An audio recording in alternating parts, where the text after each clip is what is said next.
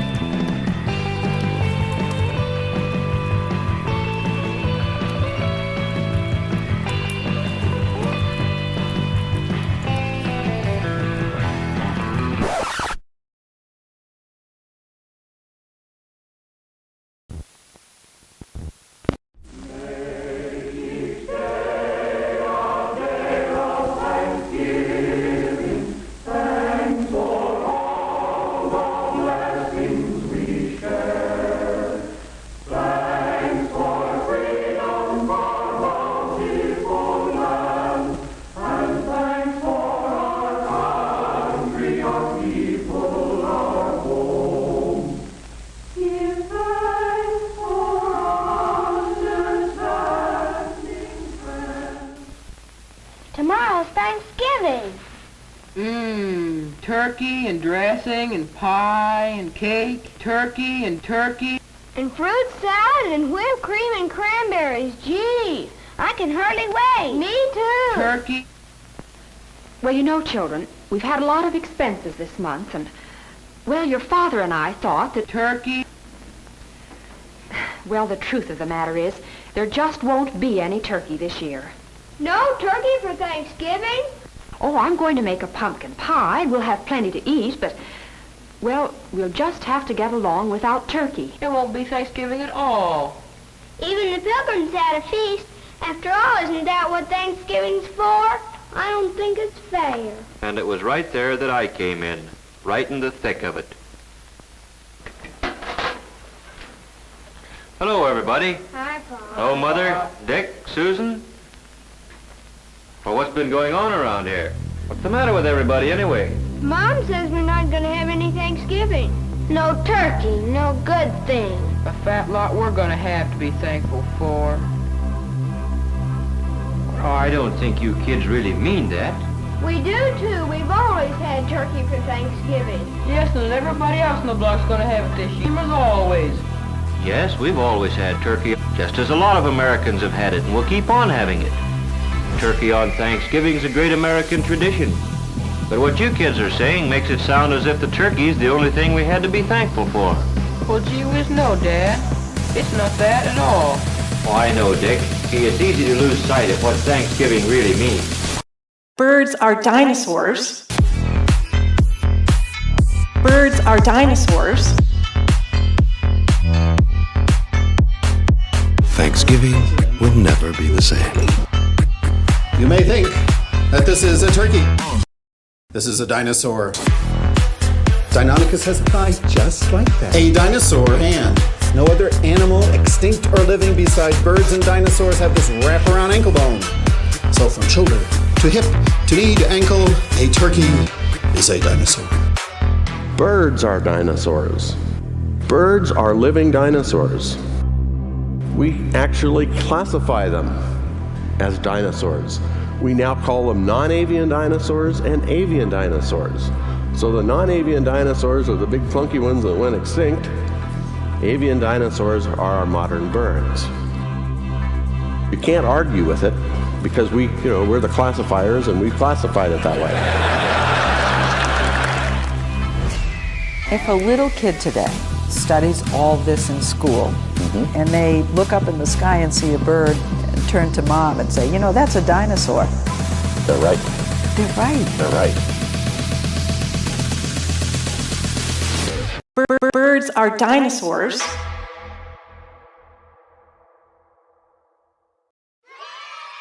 Well, hello, everybody.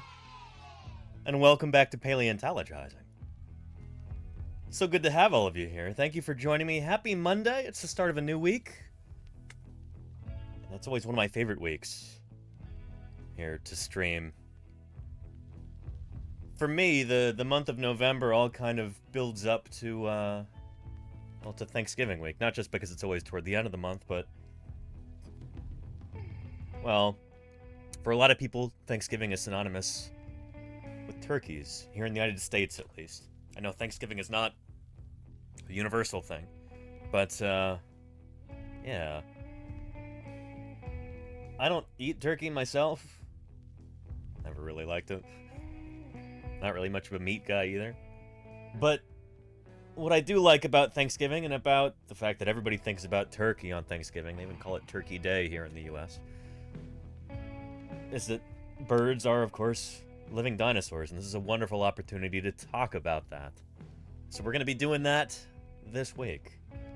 We're going to be looking at the evidence that led scientists the world over to conclude that birds are living dinosaurs. And it's pretty interesting, I think you'll find. So I'm glad you're here. Welcome to Paleontologizing. Especially anybody who might be here for the very first time. Welcome, welcome. Like you, maybe Todd in Minnesota. How are you doing? Welcome. My name is Danny Anduza. I'm a dinosaur paleontologist. So you probably know already that a paleontologist is a fossil scientist. I a paleontologist who specializes in dinosaurs. Most paleontologists do not work on dinosaurs. Paleontology is the study of fossils, and most fossil creatures are not dinosaurs. Paleontology covers everything from ancient extinct microbes preserved as fossils, all the way up to, you know, mammals and reptiles, amphibians, birds, plants, fungi, literally every living thing that's been preserved as a fossil. There is a paleontologist who studies that. Very few of us actually work on dinosaurs, but I do, as you can probably guess, looking at my office here. Anyway, on this channel we talk about, well, we talk about natural history, we talk about the evolution of life on Earth, we talk about the incredible history of our planet, and why it's important, why that matters to you and me, how that influences our daily lives, why it's relevant, you know? And we cover a lot of the most recent fossil news, new publications, especially in dinosaur science, since dinosaurs are actually what I study, what I publish on, and what I dig up. That's usually our primary focus here. Yeah. I dig up dinosaurs during the summers. If you're new around here, you might not have been present for our live streams from the field this summer. I was digging up dinosaurs in Wyoming and Utah. At least 3 new species this summer, and I live streamed as much of that as I could. So check out the YouTube page if you want to see recordings of those live streams. I think it's really, really important for scientists to be able to reach out to the public and talk to people about what we do. There is such a disconnect nowadays between science and the general populace. I think that leads to a lot of suspicion of science among regular folks. I believe it's my duty as a scientist to reach out to, you know, everyday folks and answer questions, put myself out there, you know? And explain how we actually do science, try and demystify that, because there is a tremendous number of misconceptions about science in the general public, maybe especially about paleontology, about fossil science. So that's what I'm here doing on Twitch, is trying to clear up some of those misconceptions, answer your questions, just take you behind the curtain, show you firsthand what paleontology is like, how we do it. And this is actually my full-time job, believe it or not. So, yeah, the only reason I can do this full-time, fund my research and fieldwork and everything else through this platform, is because of this wonderful community supporting me and supporting science outreach here on Twitch. So thank you for that, everybody. Now, with that being said, before we get into our bird dinosaur stuff, let me go through chat real quick, try and say hello to as many people as I can before these messages disappear. We've already lost the top. But I believe Kodali may have been first today. We've got Science Streams. How are you doing, Belinda? Welcome, welcome. Good to have you here. Adenosine. Short for adenosine triphosphate, perhaps. Famed ATP. Welcome, Adenosine. Sandwich Nom Nom, good to see you. Welcome back to Paleontologizing. Neilf, how are you doing? Grim Deviant. And Totally Tubular Tima. And Fairy Foundling, how are you doing? Fairy Foundling has discovered the cranberry sauce recipe, which I posted this morning. Excellent. I may or may not be making that this year, but we'll see. Candle White, how are you doing, Candle White? Welcome, welcome. Ominous Jorts, hello, hello. Tommy Ploticus, thank you so much for the 11 months of support. Holy cow, do I appreciate that. Thank you, Tommy Ploticus. Thanks for keeping me here on the air. Zendrufi. Hello to you, Zendrufi. Welcome, welcome. Gita Aloha, what's shaking with you? Golganek. Lovely to see you, as it always is. I hope you had a wonderful weekend, Golganek. It's good to have you here. The Trek Nerd, hello, hello. Kenzie Sanderson, that's a name I haven't seen here before. Welcome, Kenzie. Let me know if you've got any questions. I hope there will be plenty of questions by the time I get down to the bottom of chat here, so that we can get our stream started off right. Matt M33, how are you doing? Welcome, welcome, Matt. One of my most long-term supporters. Appreciate you, Matt M33. It's always great to see you. Todd in Minnesota says, proof lol 200 proof? Is that in reference to the stream title today? If you're actually doubtful that birds are dinosaurs, then I hope you stick around, Todd in Minnesota, because we're going to be talking about that all week. I'm going to be talking about why this is the general consensus nowadays. Not just among dinosaur paleontologists, but among paleontologists in general, that birds are living dinosaurs. That they evolved from small, two-legged, feathered, meat-eating dinosaurs, the group that we call theropods. And this isn't just a conclusion among paleontologists. It's also true among, well, biologists in general, ornithologists, you know, bird scientists. The evidence nowadays is overwhelming, and I'm really excited to share that with you today, so you've come to the right place. Let's see. Paleo Admer, how are you doing? Welcome, welcome. It's good to have you here. Twitch Ow 999 says birds are government spies. There is actually a history of birds doing spy work. Like, I know you're making a joke right there, but we can talk about that. Birds have been enlisted as spies for various governments during wartime. In World War II, for instance, pigeons were retrofitted with miniature cameras strapped to their chests and then flown over enemy lines. We could talk about that. It's interesting stuff. You know, I know people love to joke around because this is Twitch. That's fine. But sometimes there are actually really interesting stories that I can, you know, I can bring up when somebody's just goofing around like that. Araya Thallium, how are you doing? Welcome, welcome. MS Coggins, the biggest Thursday bird state in the US this week. Yes, indeed, MS Coggins. Yeah. Good stuff. And, let's see. Scrolling. Science streams says, what a greedy child. I know, right, Science? Those ungrateful kids. Dark Mock Rises, how are you doing? SB, hello, hello. Oh, it's me, Kay. Hello, Kay. Welcome back. And planet has experienced 5 mass extinction events. Oh yeah, Todd in Minnesota, can you name them in order? Going backward in time, it would be the KPG extinction 66 million years ago. The end of the Cretaceous, that's the one that wiped out all the dinosaurs except for birds. Then you had the Triassic-Jurassic extinction event, between the Triassic and Jurassic events. And then at the beginning of the Triassic, the Permo-Triassic boundary. Before that, you had the... Was it the Ordovician-Silurian mass extinction? And then the end Cambrian, was that it? Shoot. The first two I'm a little rusty on, actually. I don't know.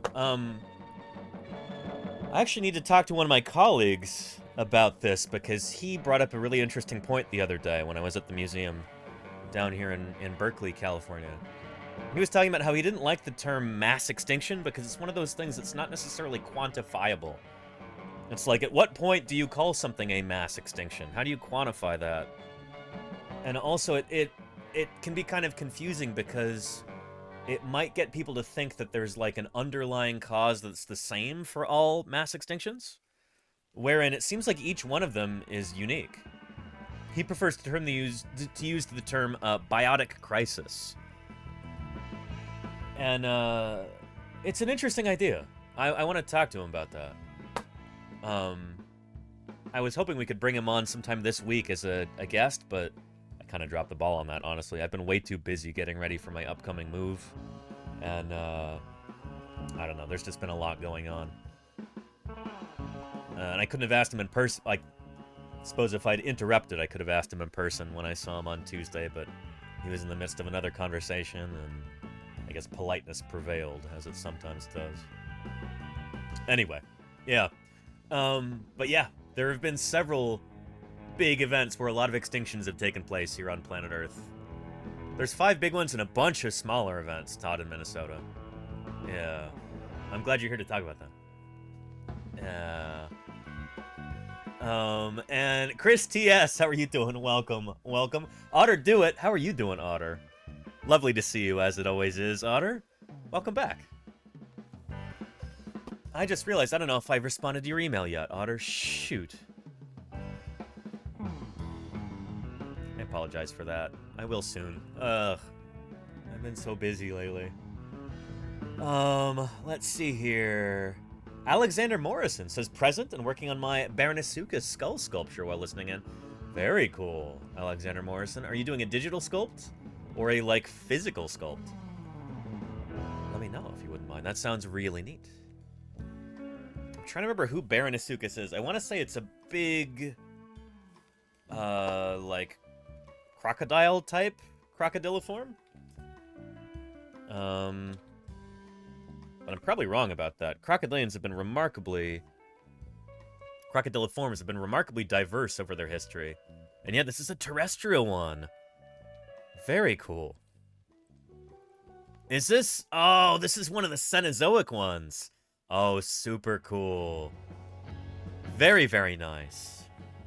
I wonder if this is related to the, like, so-called hoofed crocodiles, like, what was the... Pristichampsa, I think, is like an antiquated name for a member of this group. But anyway, these guys are super cool. After the extinction of the non-bird dinosaurs, crocodilians did some really interesting things. Sometimes they became the biggest land-living predators in their ecosystem, and they chased down and ate animals like tapirs, or whatever these critters are. It looks like a tapir to me. It's probably some sort of perissodactyl. But yeah, pretty cool animals. Yeah. Anyway, Dismodus, how are you doing? Welcome, welcome. Scrolling down further, Displacer, hello, hello. Yeah. Todd in Minnesota says, scientists don't talk to each other, they are kind of stuck in their own niches. Not in my field, Todd in Minnesota, holy cow. I've worked with a lot of different kinds of scientists just in my young life so far. You know, geologists, biologists, like engineering scientists, shoot, who else? Philosophers, like philosophers of science, chemists, physicists, some rocket scientists, computer scientists. I don't know, you'll find that paleontology is one of those really cool, like, integrative sciences. Because we have such an incredibly broad field, we need to gather data from all kinds of different fields in order to be able to figure out what life was like for creatures that lived millions of years ago, you know? Yeah. In fact, just on this platform, just last week, I had an hours-long discussion with a geneticist, with Balint of Science Streams, which we will be making a regular feature, we hope. Starting, not this week, because things are too busy, but the week after Thanksgiving. We're going to start trying to do this on Wednesday nights, and I'm pretty excited about that. It's going to be pretty cool. Yeah. MS Coggins, did I say hello to you yet? Welcome, welcome, MS Coggins. Creatrix Britt, how are things with you? Hope you had a great weekend. It's good to have you back. And Andy from Ohio, how are you doing? Welcome back. It's good to have you here. And Dinosaur Dave, how are you doing? Dave, it's great to have you here. Hope you had a great weekend, too. Dave says, as someone who is part of the animatronics department of the Australian set, I'm busy swapping out batteries and patching firmware bugs on our emus. You got me, Dinosaur Dave. You got me. Oh, whole birds are robots thing is so funny. Well, it'd be funnier if it weren't so overplayed. But yeah. Duck Admirer, how are you doing? Welcome, welcome. It's good to have you here. Yeah. Musaica, hello to you. I'm almost getting down to the bottom of chat. Trixmont. How are you doing, Trixmont? Cartoon movie Valiant, inspired by true stories of hundreds of pigeons that help soldiers in the war. There you go, Trixmont, yeah. Yeah. And, mass diversification event. Yeah, that's the thing, the Cambrian explosion might be a little...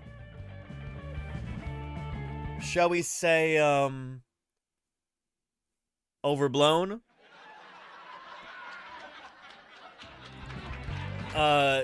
Yeah, it might be largely like sampling bias.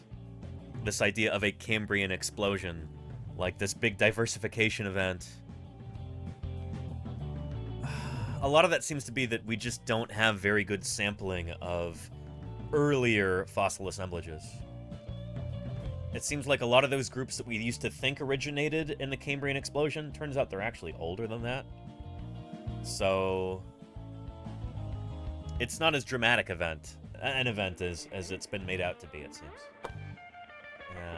And physical sculpting by very cool, Alexander Morrison. That's really, really neat. Mr. Knight, the IT guy, welcome back to you. It's good to have you here. Thank you for joining us.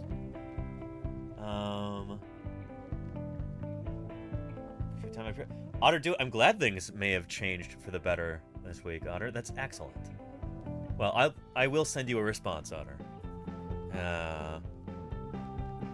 And Sebecids are those crocodilians. Yeah, Darth Goof, these big terrestrial crocodilians. Crocodiliforms, I should say.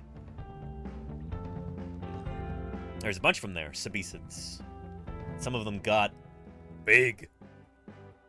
Crocodilians are such a dynamic group of animals, and if given half a chance, they diversify, they occupy all these different niches. My old undergrad advisor, Dave Verricchio, used to say that, like, yeah, if we had another mass extinction event... Some of your own advice. Aren't you the man who told me to live every week like it's Shark Week? Optic nerve. And nothing's impossible except for dinosaurs? Don't give up on life, sir. Wow. Optic Nerve, thank you for the 27 months of support. That's a long time, and I really appreciate it. Thank you, thank you. Good stuff. Good stuff. Thank you, Optic Nerve. Exquisite. What was I saying? Oh yeah, Verricchio used to say that, like, shoot, if like, birds were to ever, you know... If you're feeling a bit cheated, try blaming the dinosaur. And Todd in Minnesota, thank you for those 100 bits. I appreciate that. Thank you, thank you. Dave Verricchio used to say, only semi-jokingly, that if birds and bats were to ever go extinct, you'd have flying crocodiles within 10 million years. This is such a dynamic group, and they're so ready to occupy vacant niches. And sometimes muscle other creatures out of their niches. Yeah. And Glezerp, thank you for that follow. Welcome to Paleontologizing. It's good to have you here. Yeah. And Iguanodon. And Todd in Minnesota, thank you for following. I appreciate that. And Talaran, thank you for following too. Very appropriate alert for today's stream with those turkeys going around in a circle. Yeah. And Alexander Morrison says, no, planocraniids are just outside of crocodiles. Barinasuchus is among the last of the Notasuchians. So yeah, so like it's part of a broader group like Crocodiliformes, or maybe even broader than that. I'm not an expert on these guys. I'm a dinosaur guy. But, yeah. And Mr. Knight, the IT guy, says, glad to hear computer scientist. I have a master's in computing. I never would have guessed that based on your name, Mr. Knight, the IT guy. Has anybody ever asked you if your name comes from Wayne Knight's character? In the film, what was it called?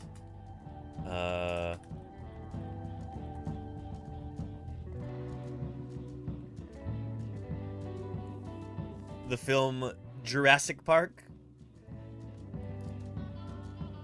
Well, they even have an action figure of him. Wow. Very cool. Also known as, Newman! Yeah.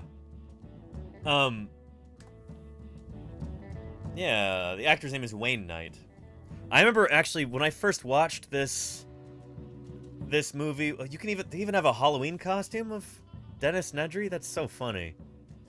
Oh wow.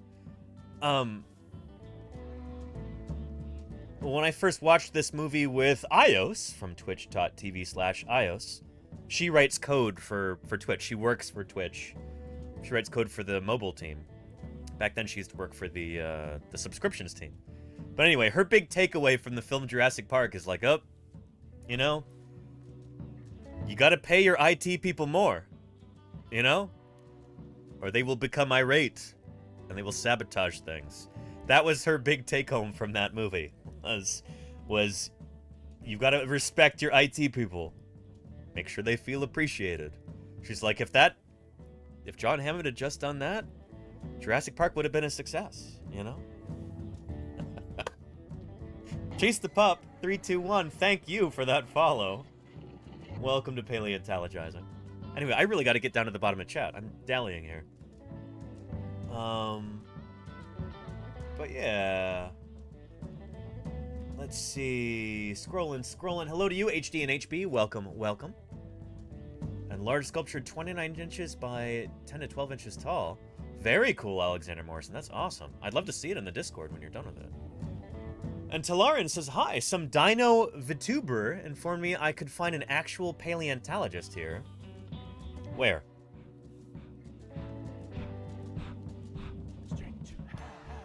Oh. Welcome, Talaran.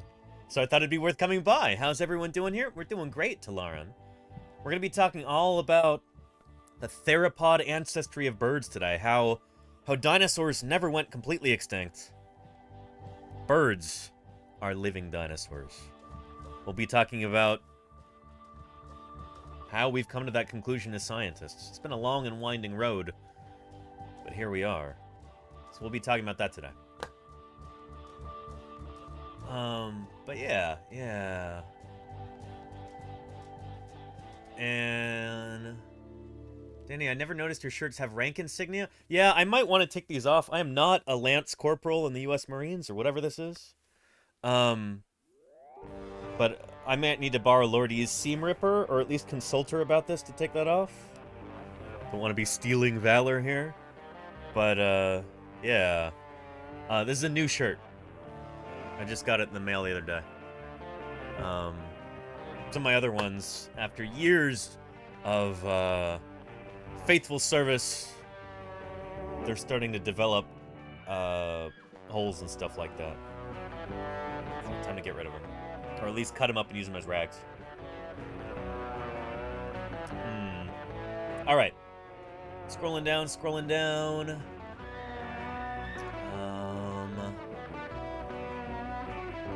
I'm disappointed flying fish don't nest in trees yet, says HD. I don't know if there's any selective pressure that'll send them in that direction.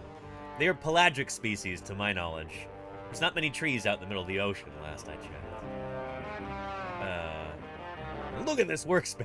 There you go, Todd, Minnesota. See? Todd knows the movie. Yeah. And we got Dodson here. We do indeed.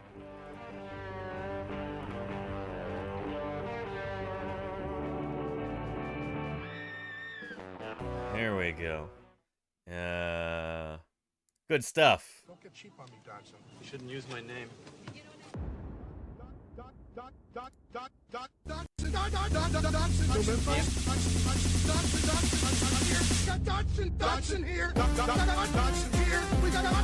Yeah. Anyway, he spared no expense except on software and on staff there, HD and HB. Yeah. Chase the Pup says, hey, welcome, Chase the Pup. That's too loud. That's better. And I like how 70s the collars of these look. It's camp. Alright, Thallium, I'm not trying to look campy. I'm gonna use this shirt in the field too. And military surplus clothing,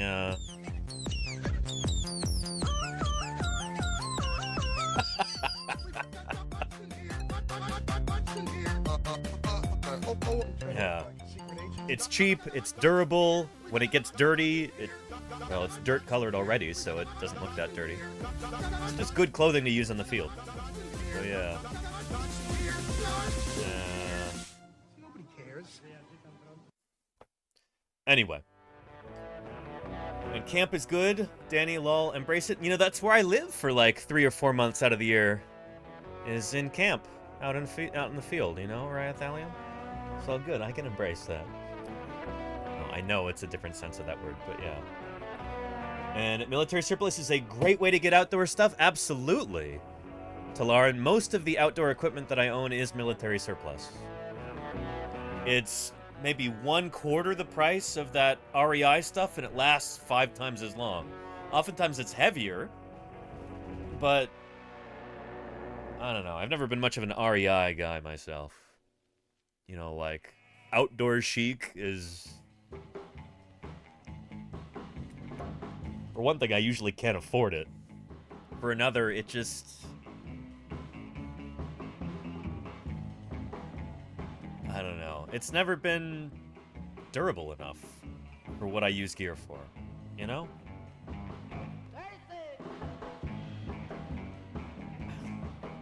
Yeah. I don't know. Outdoor chic. Here we go. Lenina, how are you doing? Welcome, welcome. It's good to have you here. Yeah. Glamping, says Dismodus. There you go. Yeah. I have never in my life been glamping. And I doubt I could afford it even if I wanted to. Outdoor chic. Yes. Exactly, Mayor Space. Join the outdoor chic on his pleasure yacht.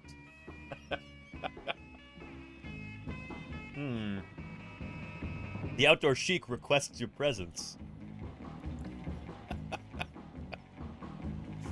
In his wilderness bungalow. Yeah. And the first Levi's jeans were made from old army tents? Is that right, Todd in Minnesota? You know where they were first manufactured, right? You know where blue jeans first originated. It was in the beautiful, sunny San Francisco Bay Area, the same place I originated. Yeah, blue jeans are a San Francisco original. Oh, but hang on a second. Esanguiner says, fresh seeing something educational on Twitch. Thanks for the fun. Esanguiner, thank you, thank you. Thank you for the 3 months of support. I really appreciate that.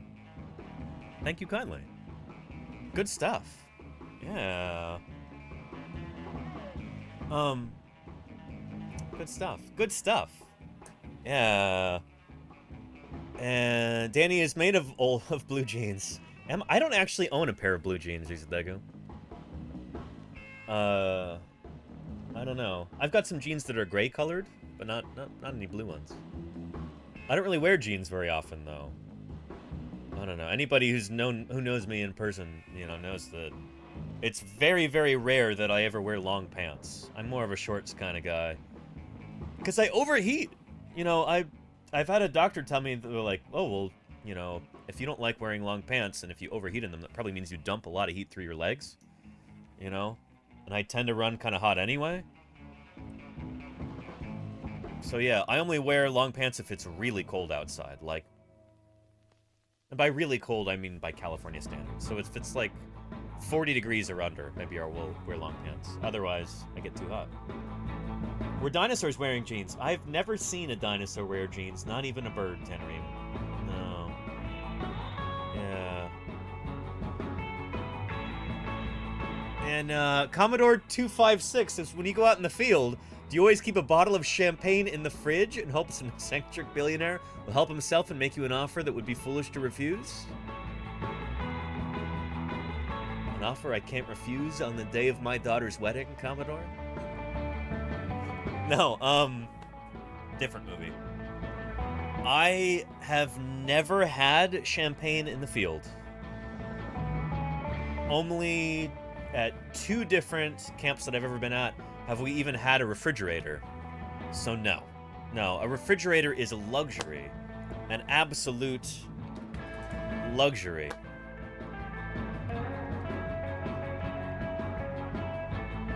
But, that being said, we did have a fridge in the field this past summer when I was in... where was that? Well, near Moab, Utah. We've got this wonderful trailer right here, and there's a fridge inside that's propane-powered, because we don't have electricity out there. But this was, I think, donated by a very generous person at some point. And so we actually legitimately have a refrigerator out there with the University of Utah, or rather the Utah Geological Survey crew. I know I took a picture of it in August of 2022. There's part of our lavish camp setup out there. There's Utah State paleontologist Jim Kirkland And there's a meal that I made for us. Quesadillas. In the field. Good stuff. Spicy black bean and pepper jack quesadillas. Let's see. There's the fridge. Yeah. It's a godsend out there. It runs on propane. And it is such a luxury to have like a cold drink at the end of a hot day, you know, when it's 110, 115 degrees out, working all day in the sun. And then you get to have, oh, that's how we wash our hands. There's the wishy-washy bucket system. But yeah, there's a paleontologizing sticker on it. I was privileged to be able to add a paleontologizing sticker to this roster of esteemed stickers from different institutions on the fridge. Weezy Diggus says, can the solar panels handle a mini fridge? No. It uses too much power. Yeah. Anyway. Yeah. Propane power, says Lenina. Yeah. But yeah. Yeah. Anyway, good stuff. And a cold drink. Where do you store the bones? Well, they get put into plaster jackets. And, yeah, there we go. There's some on one of the last days of camp. We were just getting ready to pack up camp, so there's some of our fossil jackets right there. And when we're preparing the bones to be brought... Preparing them. Preparing is a different word. When we are readying them for transport back to the laboratory, to take them out of the field back to the lab, we create these protective cocoons around them that are made out of burlap and plaster.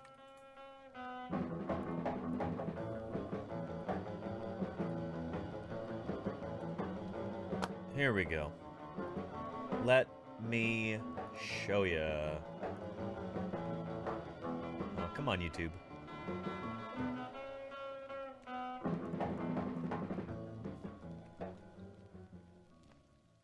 Utah Dinosaur Dig UGS.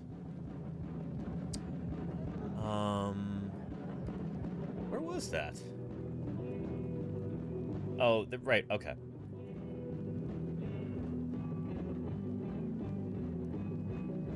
There we go.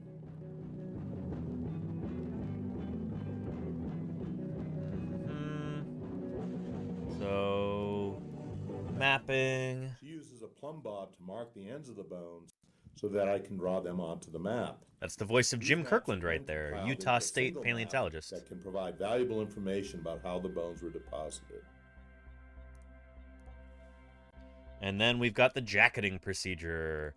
This is how we get those bones ready for... In the rock, the top surface is uncovered, just enough so that the aerial extent of the bone can be seen. The bone is then pedestaled so that a protective plaster jacket can be put around the bone. Here, a large femur is being readied for jacketing. Layered... Oh! Whereas... Ontogeny. Thank you for the 29 months of support. I really, really appreciate that, Haraz. Thank you, thank you. It's a long time, Haraz.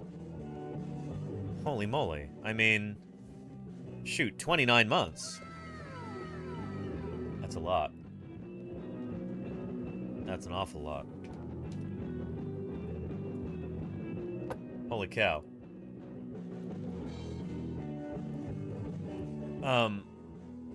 Why am I showing you a video that's, like, produced like this? Let me just show you how I did this summer. Let's go to the YouTube page. And let's find one of those streams when I was doing some jacketing.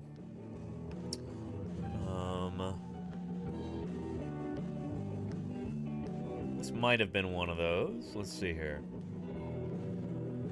But I don't know. Dinosaur brains weren't particularly large, but it didn't mean they were stupid.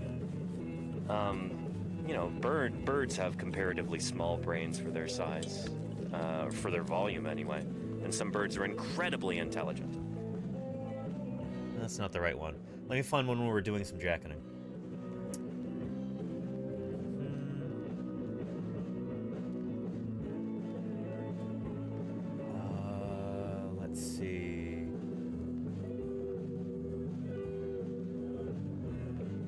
Yeah, plaster jacking a new ceratopsian. Here we go.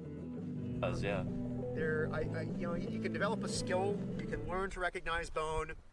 That does help you learn to That's recognize. paleontologist Nick Longrich from the University of Bath in England. That's kind of a baseline thing. That's like that's something that's necessary but not necessarily sufficient. I think some people have a skill verging on magic that they can just they're just really good at it. They almost like an intuition or sixth sense of where bone occurs. But even those people are incredibly persistent. Yeah. You can't give up in an area like this. You can't get discouraged. Yeah, I know there's some people like Phil Curry would talk about being out in the field. There's certain people he'd make him walk behind him. He's like, well, I want to find something. If you're in front of me, I won't find anything. You'll find it first. So he's like, walk behind me. And they would like find things in his footprints, literally, almost literally. So some people. That's not the one I was looking for. I'm looking for the one right before that when we're actually jacketing that ceratopsian. So bear with me here. And let's find that. There we go. This is the real deal. Yeah. So here is the actual jacketing process here. You expose the aerial extent of the bone, as Jim was saying there. And then you cover the top of it with a layer of paper towels to act as separator right here. Or, for any UK viewers, kitchen roll. Well, well, well.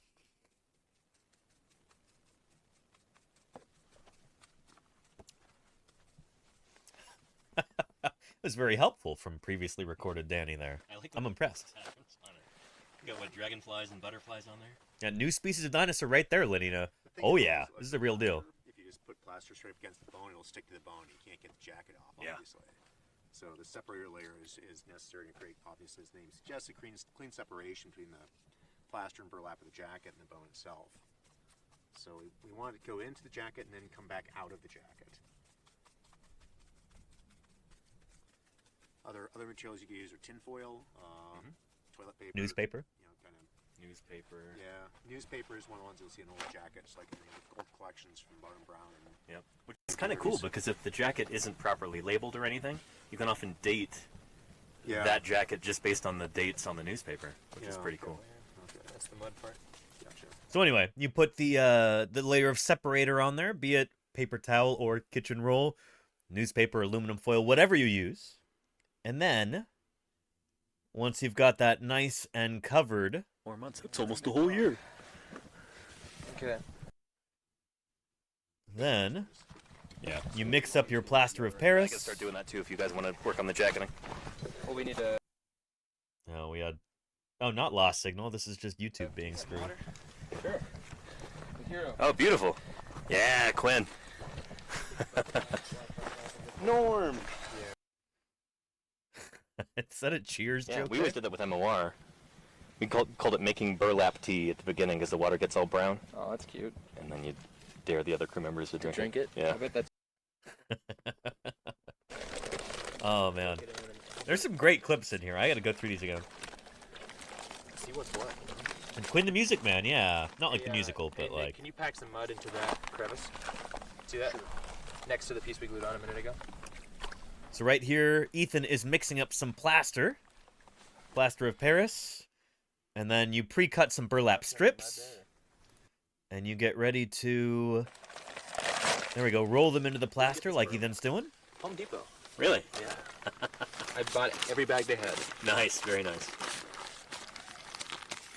We were looking at the text on it earlier. It's like, oh, safe for birds. What Great. the heck? Yeah. Bird food. I get all my bird food at Home Depot. All my bird food plaster. Sacks. Yeah. Oh yeah, hear that? That's the noise you want. If there's no liquid in your... That's some good plaster right there.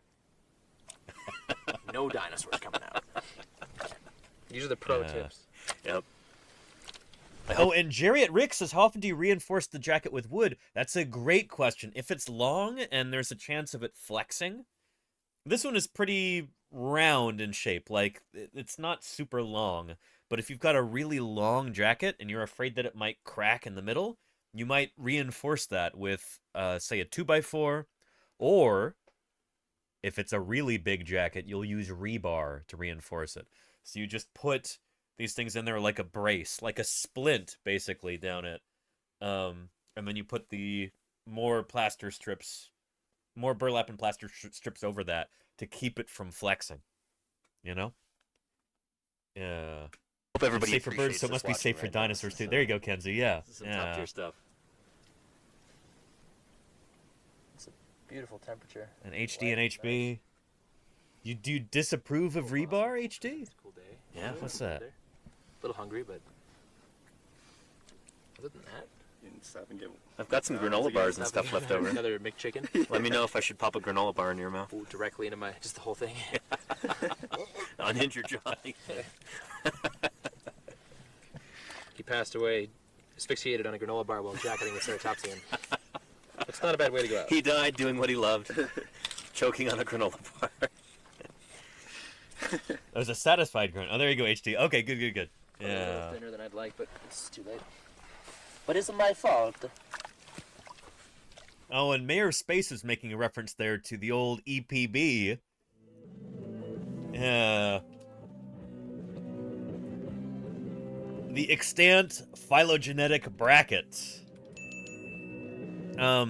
If there's something that we're not sure about for dinosaurs, well, a good way to kind of frame that problem and to make educated guesses about it is to look at their closest living relatives. Birds, which are literally living dinosaurs, and crocodiles, who are dinosaurs' closest living closest living relatives outside of birds. So yeah, if it's safe for birds, you gotta figure out if it's actually safe for crocodiles too, and then you can be pretty darn sure that it's safe for dinosaurs. I think that was the joke that Mayor Space is making there. Yeah. Araya Thallium says, are they reptiles too? Who, birds? Yeah. So birds are part of what we call Sauropsida, Araya Thalia. There we go. Let's go to our old tree of life again.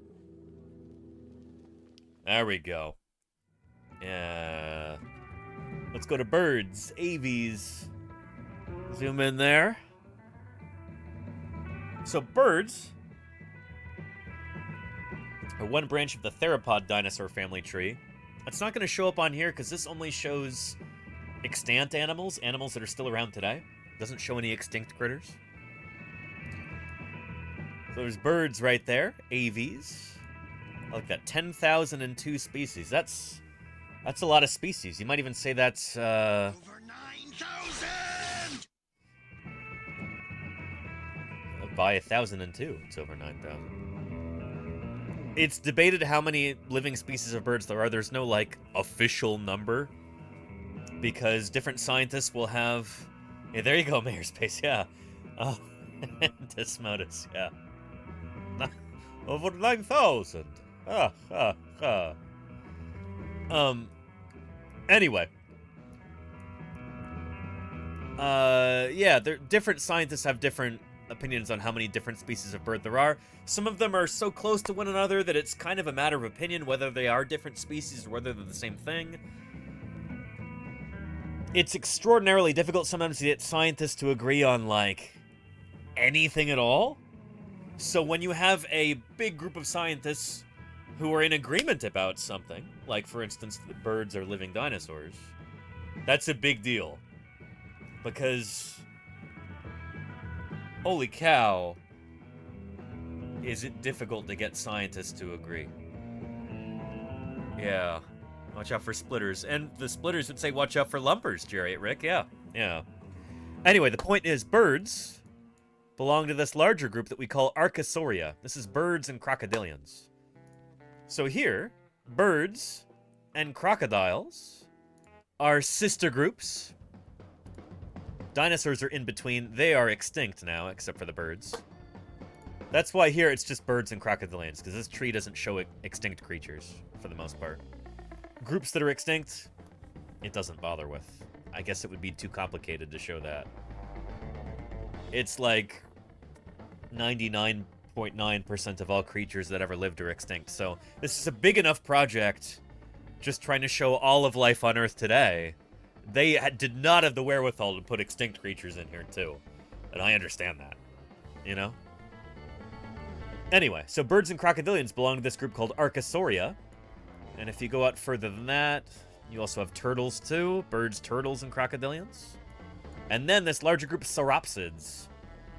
So sauropsids are the scientific word for what people in the general public might call reptiles.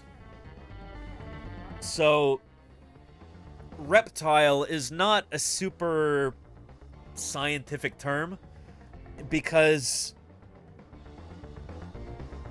well, in science, the way that we classify living things is based on their heritage, based on their ancestry, based on what they came from, what they evolved from. And so birds evolved from dinosaurs, hence they are dinosaurs. Dinosaurs evolved from earlier reptiles, hence dinosaurs are reptiles. Sauropsids is kind of the group that includes all of these. So it includes turtles, snakes, crocodiles, and birds. And lizards and tuataras and all kinds of other critters too. So the way that we classify living things as scientists is you are what your ancestors were. That's why whales are still mammals. Despite the fact that whales don't have fur or hair, they don't have limbs, you know, they don't walk on land or anything. Also, platypus are still mammals, despite the fact that they lay eggs. It's because they came from that early mammal ancestor. That's how we classify living things, you know? Yeah. And whales have legs, though. Inside there are limbs. Exactly. Todd in Minnesota, that is exactly how we first recognized that whales evolved from earlier land-living mammals like this. Every single one of these creatures that you see in this animation, we have good fossils of. It's really cool how we can now understand where whales came from. They evolved from earlier land-living mammals that had hooves. So whales are ungulates. They are hoofed mammals. Despite the fact that they don't have hoofs anymore, they evolved from ungulates, from hoofed mammals, and so they are ungulates. They are hoofed mammals, even though they've lost their hoofs. Does that make sense? Yeah. And Raisin Delta says, so dino nuggies are authentic dino nuggies? That is true, Raisin Delta, yeah. Yes, indeed. Welcome to the stream, by the way. It's great to have you here. Chicken nuggets that are formed into, you know, when that ground up chicken slurry is formed in the factory into a dinosaur shape. It's one of those weird things where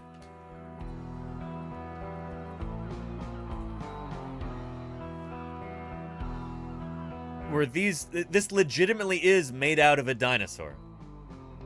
It's formed like a dinosaur, and it literally is a dinosaur, because it's made from a bird, you know? Gigantic dinosaurs attacking our boy! A dinosaur? What? Raisin Delta, thank you for the follow. Welcome. It's great to have you here. Thank you for joining us here on Paleontologizing. It's good to have you here. Yeah. And whales equals horses. No, not horses, Chails above. A different group of hoofed mammals. So whales, if we go back to our tree of life here. Let's go to whales. Cetacea. Yeah. They are on the... well, they're mammals over here on the big mammal branch. There you go. Whales, dolphins, and porpoises are part of Cetacea. Go a little bit further. And you get to some of their closest relatives that aren't whales. Hippos are right there. And then you get to this group. I think that... is this Artiodactyla? Pontius Pirate, thank you for gifting Raisin Delta. They have given 69 gift subs in the channel. Pontius Pirate, thank you for that gift sub to Raisin Delta. That is extraordinary, and I appreciate it. Thank you, thank you. Good stuff. Yeah. Here, we'll go out further to Cetariodactyla.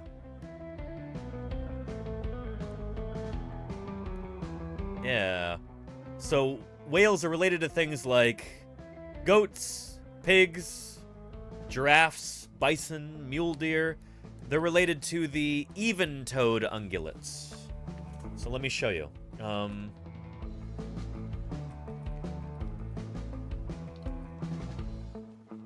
Artiodactyls versus perissodactyls. There we go. Actually, that's a lovely... if it weren't so small, it'd be more lovely. But there you go. Yeah. So artiodactyls are the so-called even-toed ungulates, because they have an even number of toes. Camels have 2. Giraffes have 2. Hippos have 4.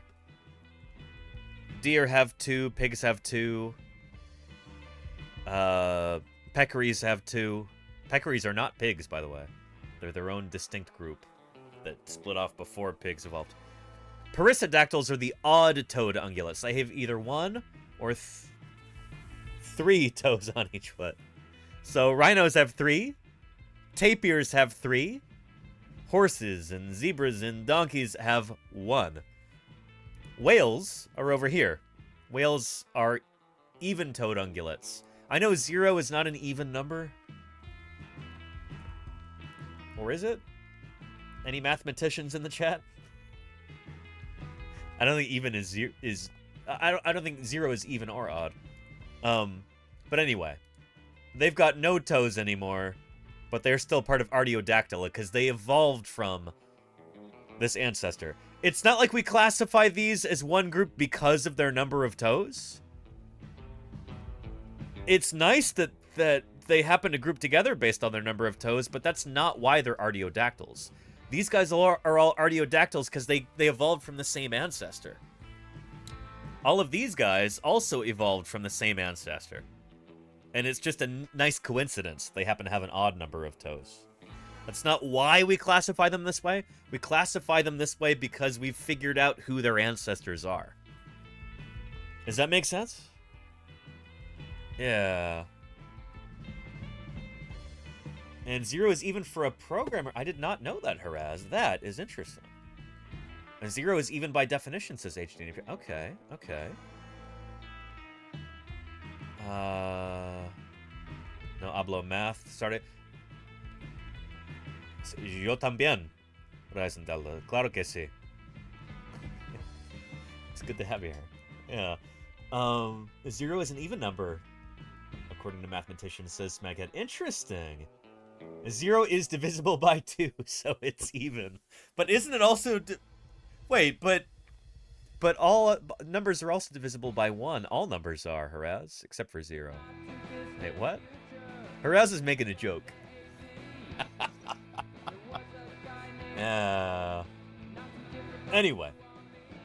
Yeah. And Todd in Minnesota says, I'm not one to speculate, but is it possible that whales didn't evolve from having legs? Or aren't evolving into having legs? They're not. They're not evolving into having legs.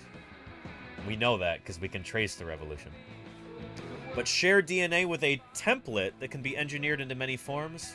Could be that evolution is true, but it's possible that it isn't linear. So what do you mean it isn't linear, Todd in Minnesota? We do have lots of evolution events. Oh, hang on. So slim they are Coffee rocks. But then on top of that, to actually find the fossil makes the world of the dinosaur hunter the world of the long shot. Thank you, Coffee Rocks, for the 6 months. Subversary. No dinosaur on my menu Thursday. Is that right, Coffee Rocks? Well, no judgment if you do eat turkey on Thanksgiving. A lot of Americans do. But, yeah, I don't. Utah raptor is the most dangerous dinosaur around. 0 is even because it is a multiple of 2. Tactical Sponge. Thank you, Tactical Sponge, for the 36 months of support. I appreciate that. You're the first person to ever trigger that new alert. Did you see who that was? Yeah. Thank you, Tactical Sponge. 36 months is a long time. I appreciate that. And that's a multiple of 6. Coffee Rocks, thank you for the 6 months. Thank you, both of you, for helping keep me here on the air.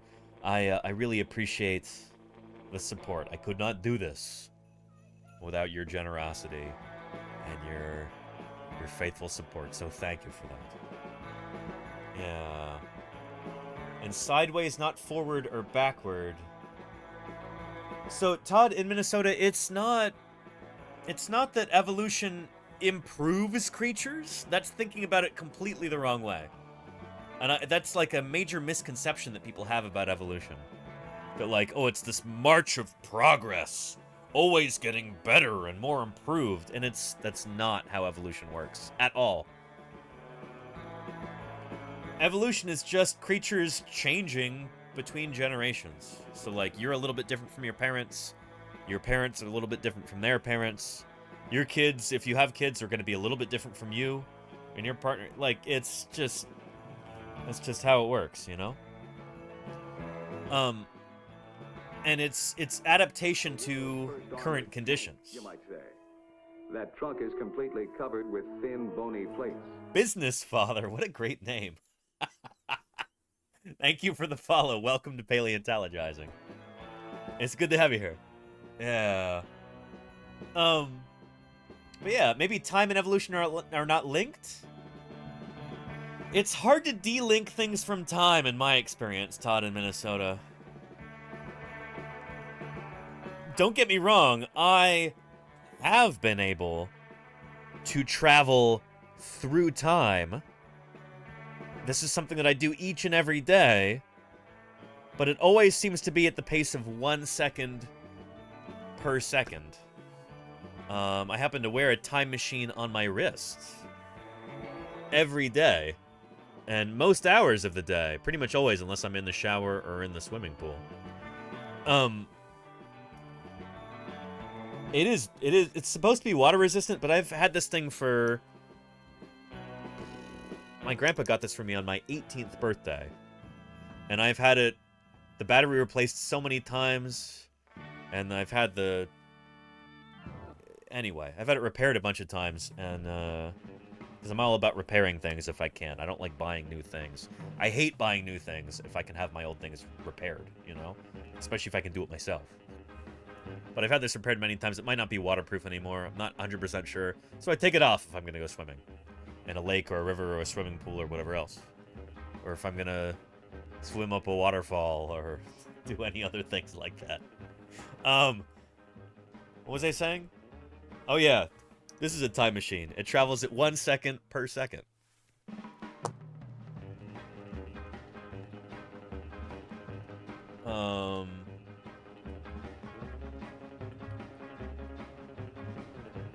Yeah, that actually reminds me of an old...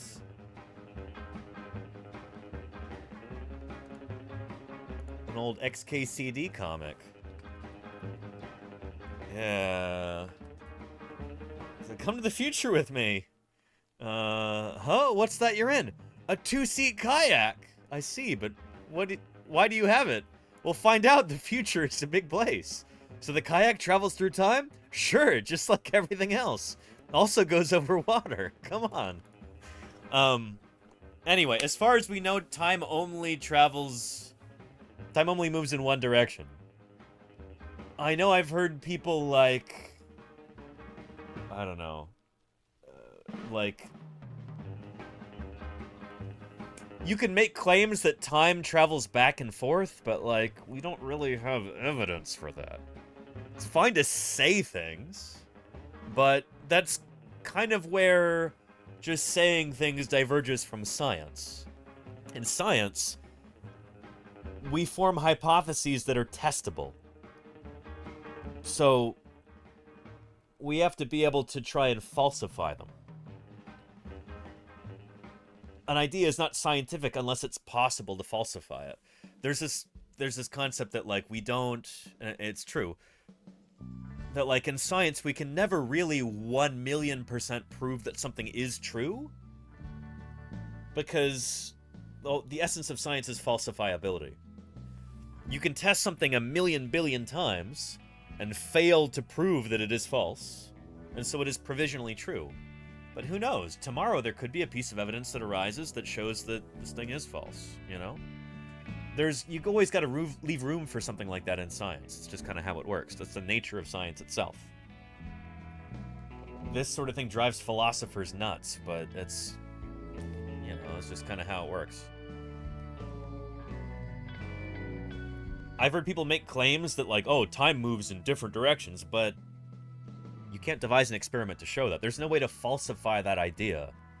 So if it's an idea that's basically indistinguishable from magic, it's not a scientific idea.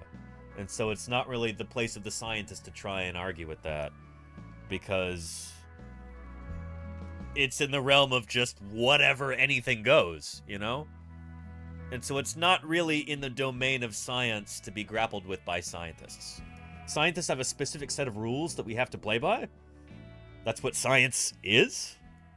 And so if you say that, oh, time can move back and forth and can do all these crazy things and, you know, whatever, like, okay, you can say that, but where the rubber meets the road, you know, in real life or in science, it's just kind of, you just smile and nod, you know? Okay. Oh, yeah. Anyway. Yeah. So we ask a wizard. There you go, Raisin Delta. Yeah, I think I've got a wizard that lives in my building. I should ask him. Yeah. Einstein said in relativity that time moves at different speeds depending on your velocity. Well, that's just relativity, Todd in Minnesota. That's different from time moving in different directions. You know? And it's more your perception of time or the way that time affects you rather than, like, time itself. It's not like time itself is being altered. It's just how time affects you individually, depending at what speed you're traveling. You know? That's my understanding of relativity. But I'm not a physicist, so yeah. Yeah. Darn it, Jim, I'm a paleontologist, not a physicist. Yeah, and paleontology is a zillion times more complicated than physics is. Because it deals with more complex phenomena than physics does. And so we kind of have to think about things in a different way than physicists might. You know, there's a lot more variables in paleontology than there are in physics. Yeah. Time never goes slow enough to stop or go backwards. There you go, Mayorspace. Yeah. Yeah. And I'm not a wizard, says Ariathalium. I wasn't talking about you. Yeah. And evolution might not be moving at the same speed our perception of time is. I mean, we can test that idea, Todd, in Minnesota. We can test that in the laboratory. And also in the fossil record. And it seems like evolution only happens between generations.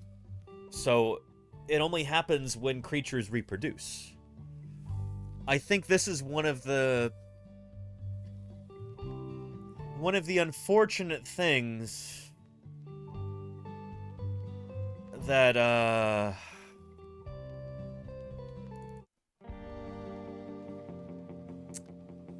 it is one of those pitfalls of Pokemon. Is that I think Pokemon, many people here on Twitch are familiar with it. And it's introduced, I think, a lot of misconceptions about evolution to the general public. And there's a zillion other misconceptions too, so it's just another straw that's completely severing the camel's back. The camel doesn't have a back anymore. The camel itself has been vaporized by all of these straws breaking its back. There's no more camel. We're trying to build the camel here on this channel by teaching people about how evolution actually works, as we understand it as scientists. Evolution doesn't happen during an organism's lifetime. That's not how it works. Evolution is the change between generations.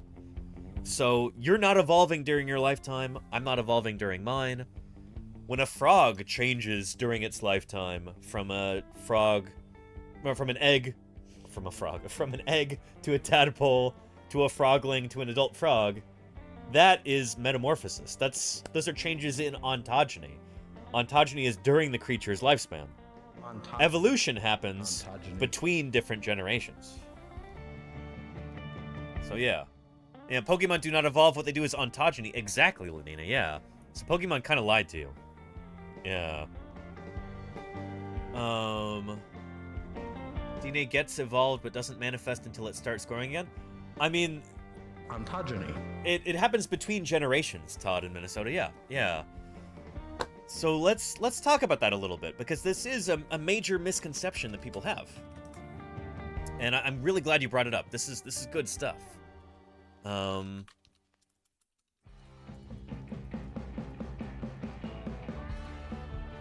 Excuse me.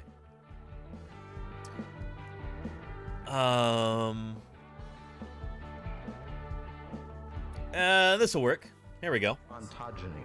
Yeah.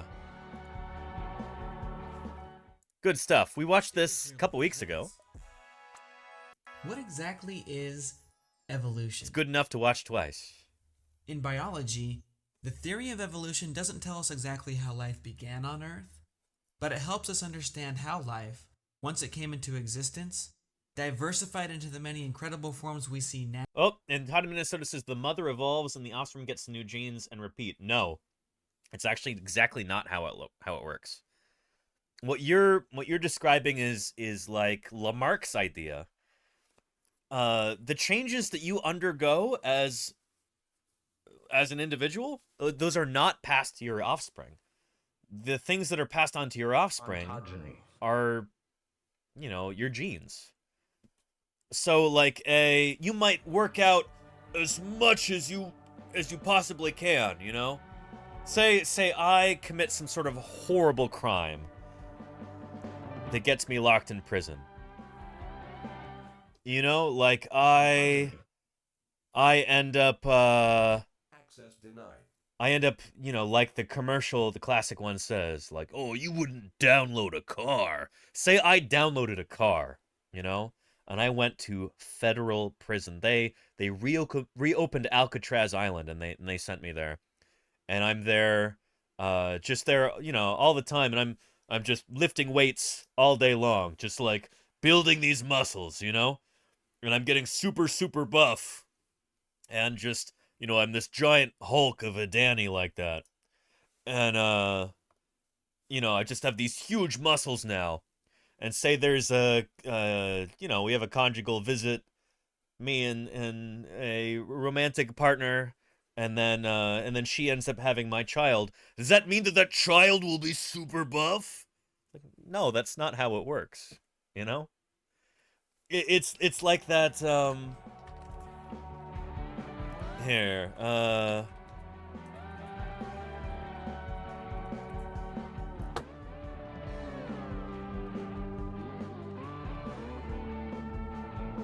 where was that?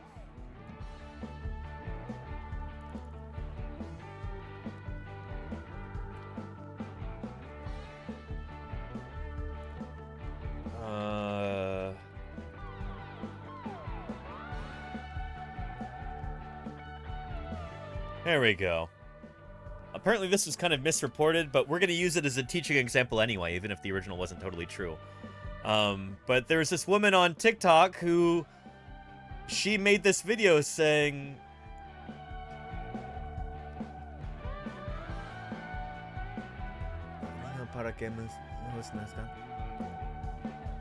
Is this in Spanish or Portuguese? No, Spanish. A woman from Argentina has gone viral for joking that the results of her nose job would be passed down to future offspring, prompting a backlash from viewers who couldn't sniff out the satire. New York Post is actually... they're actually reporting on this objectively, and they got the story correct. So good for them. Holy cow. They actually realized that she was joking here. Yeah. Me getting a rhinoplasty so that my kids are born with pretty noses. So the things that happen to you during your lifespan like this are not passed on to your kids. Not in terms of their things that are coded for in genes like that. Yeah. So you're joking. You're kidding, says Neverwinterful. No, they got it right. Yeah. She never actually received a rhinoplasty, instead claiming that she underwent a simple surgery to rectify a deviated septum that is not considered cosmetic. The video of the rhinoplasty was fake. I just wanted to get a joke out about my surgery, she told the Post, noting that her nose was the same as always. Okay.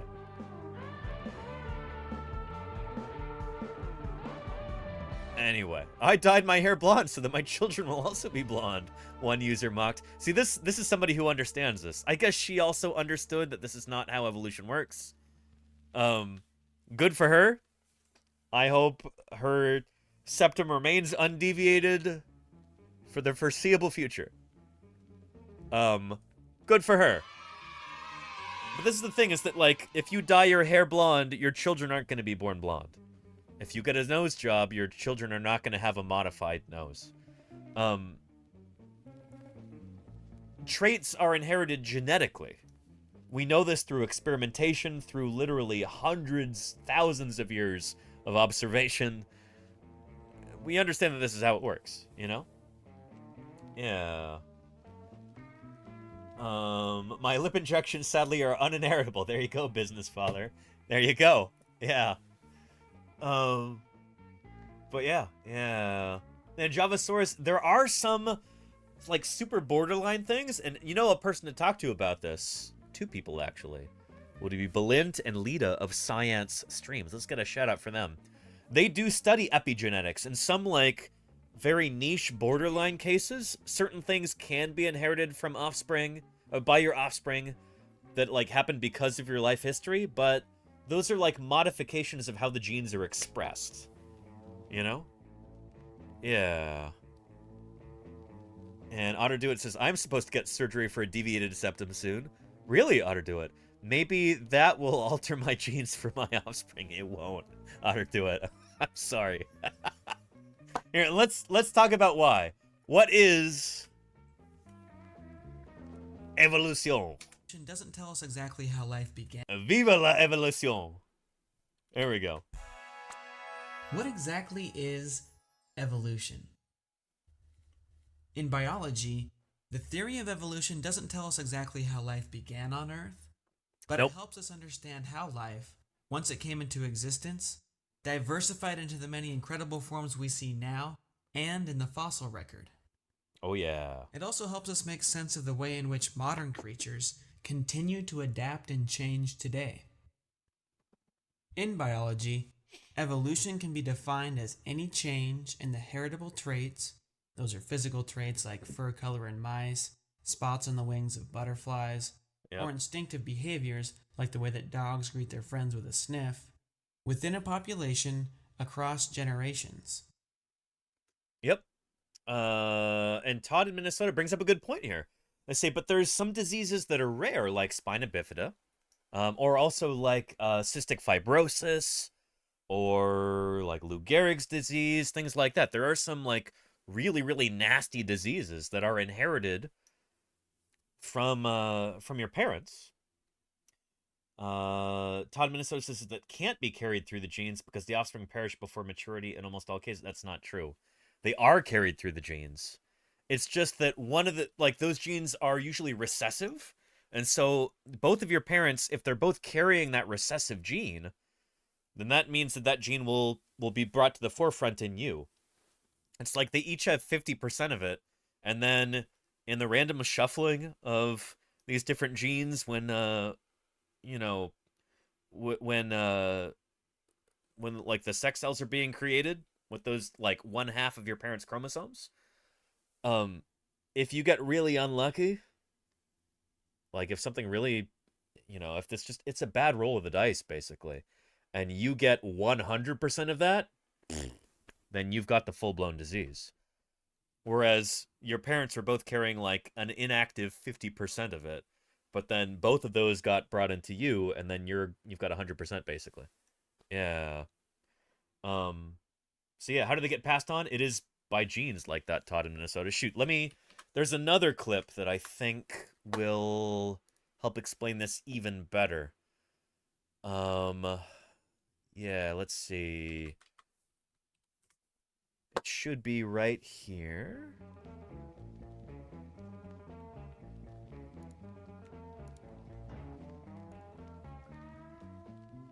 part with the butterflies. Where was that?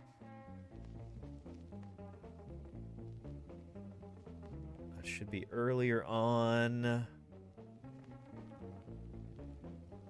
Where was that?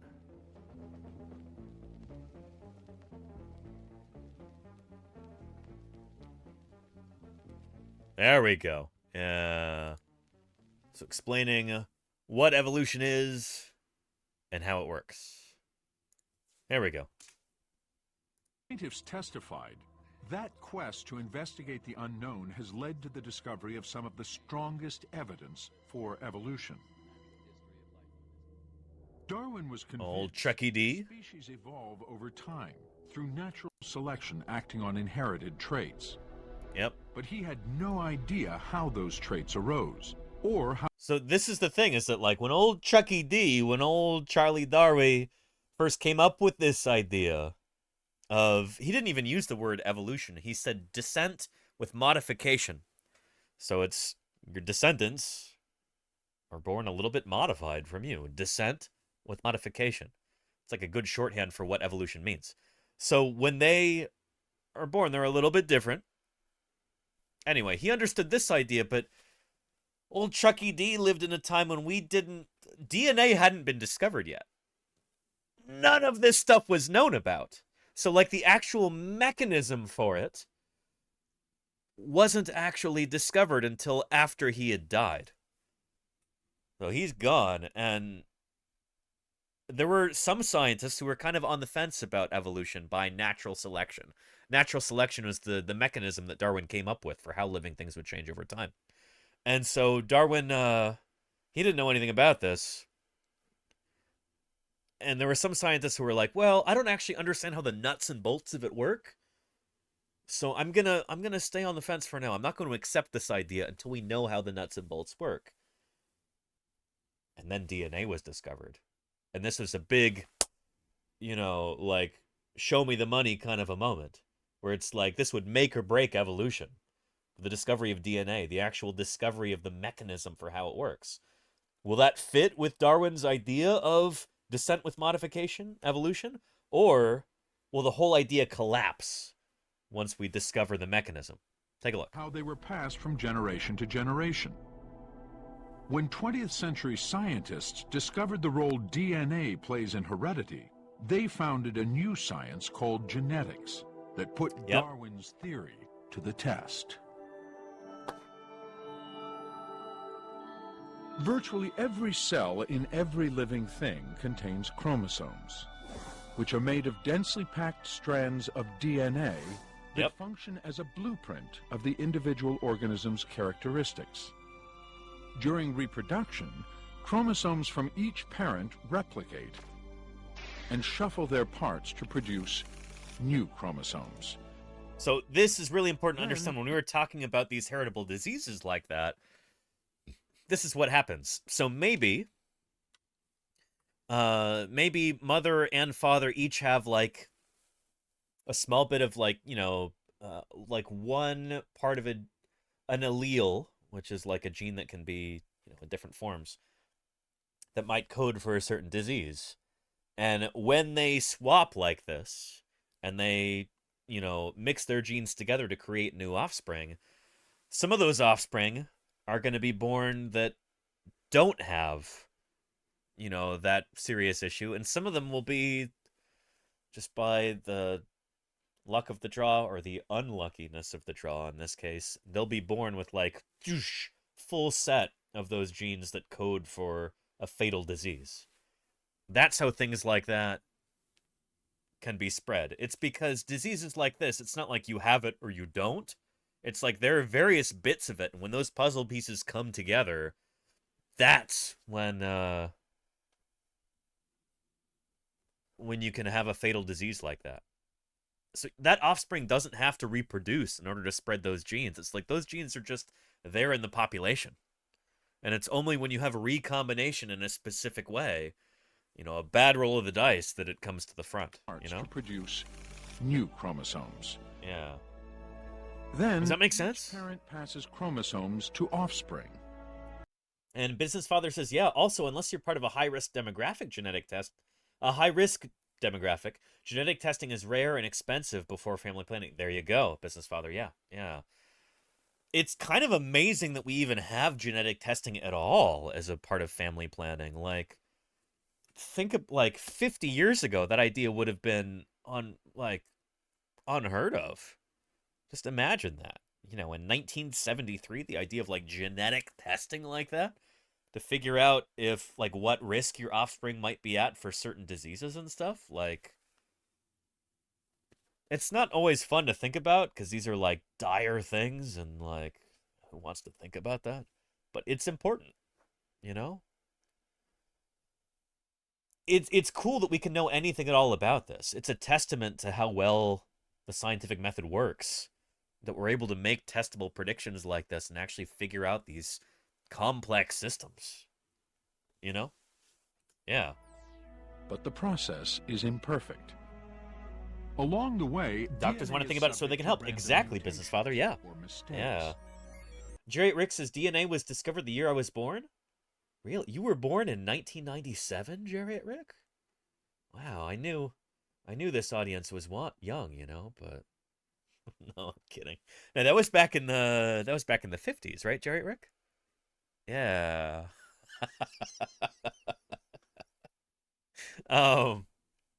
Yeah. Watson and Crick and Rosalind Franklin, who often doesn't get any of the credit. Yeah. Anyway. Yeah. Anyway. An uncredited female scientist, Rosalind Franklin. Big paleo salute to her, business father. Yes, indeed. Yeah, you know what's up. Yeah. Her name is Robert Paulson. No, different person. Yeah. Giving each offspring its own unique blueprint. Yep. Sometimes this produces characteristics in offspring that are benign. Other times it produces harmful characteristics. Yeah. So this is like, you know, a fatal disease that you might inherit, which hopefully, through further scientific research and medical advancement, we can learn how to, you know, make the lives of people who have inherited fatal diseases more comfortable and fulfilling. Maybe we can even help mitigate those through things like gene therapy. This is why it's important to understand stuff like this. Like, it might seem esoteric, these ideas of inheritance and evolution and natural selection and everything else, but these are extremely important if you want to actually improve people's lives. It is extraordinarily important to understand these things so that we can ease human suffering and we can make people's lives better. That's, I think, one of the reasons why this sort of thing needs to be taught in schools more often. There is so much opposition to the teaching of evolution and inheritance and natural selection and everything else in American schools. And it's I just want to bang my head against the wall as somebody who studies this sort of thing, you know? But there are a lot of people who are, like, vehemently opposed to these ideas. They find them extremely offensive and scary. You know, the idea that living things change over time. And religious fundamentalism plays a huge role in that. And also, well, frankly, people like me are not doing a good enough job of reaching out to the public. Like, I think it would be unfair not to accept some responsibility on us, you know, on the part of scientists, for not, collectively, we have not done enough public outreach on this front. These are some of the coolest, most important, most fascinating and exciting discoveries. You know, natural history, this grand pageant of life on Earth and how life on Earth has changed according to changing circumstances. How different groups of organisms have evolved and survived and adapted and often gone extinct. Like, this is the grandest story that the Earth has to tell. And so we as paleontologists have a responsibility to relay this information to the public. Because especially here in the US, this sort of thing isn't being taught in schools. And it's deeply frustrating. So that's part of the reason why I'm here, you know? So anyway. Yeah. Let's continue. Like a misshapen wing. Here, let's go back a little bit. Subject to random mutations. Random mutations. Yep. And recombination. So it's mutations and recombination that causes diversity among living things. You know, this remarkable, beautiful diversity that we have among different people and among different other organisms. No two people are exactly the same, not even identical twins. They'll have different life histories, slightly different, even if their genes are more or less identical. But most siblings have got a lot of genetic differences between them. And that's because of things like differences in recombination and genetic mutation. So that's the oil that runs the engine of evolution, is that individual variation. Unique blueprint.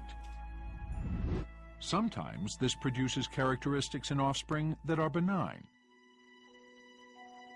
Other times it produces harmful characteristics. And sexual reproduction was a prerequisite here too. Wing. Business father, that's a good point. When we're talking about animals like this, that reproduce sexually, that's the reason why you have that recombination between between partners like this. Each parent replicate and shuffle their parts to produce new chromosomes. That's sexual reproduction.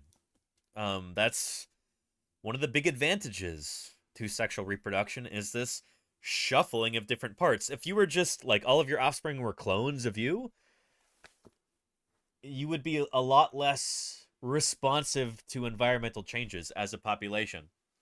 You'd be more likely to go extinct. But having this beautiful diversity that's caused by this recombination like this, it means you're more resilient. It means that you've got lots of individuals with different strengths and different weaknesses, but focus on the different strengths, and so you're more likely to survive when conditions change over time. You know, generation by generation, you've got lots and lots of different individuals with all kinds of different strengths. Your species is more likely to survive than if they were all just clones of each other, you know? Does that make sense? So Business Father makes a really good point there. Yeah. Business Father says this is why bananas are very vulnerable. Yes, there you go. Monoculture like that. Yeah. Yeah, almost all commercial banana farming is cloned Cavendish bananas. Yes, and Cavendish? Yeah, and shoot, let's find a video on that, because that is a really, really good point.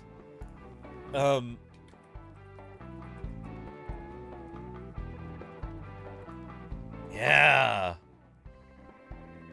Oh, boy. I'm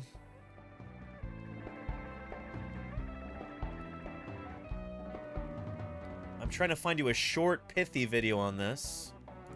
Let's take a look at this.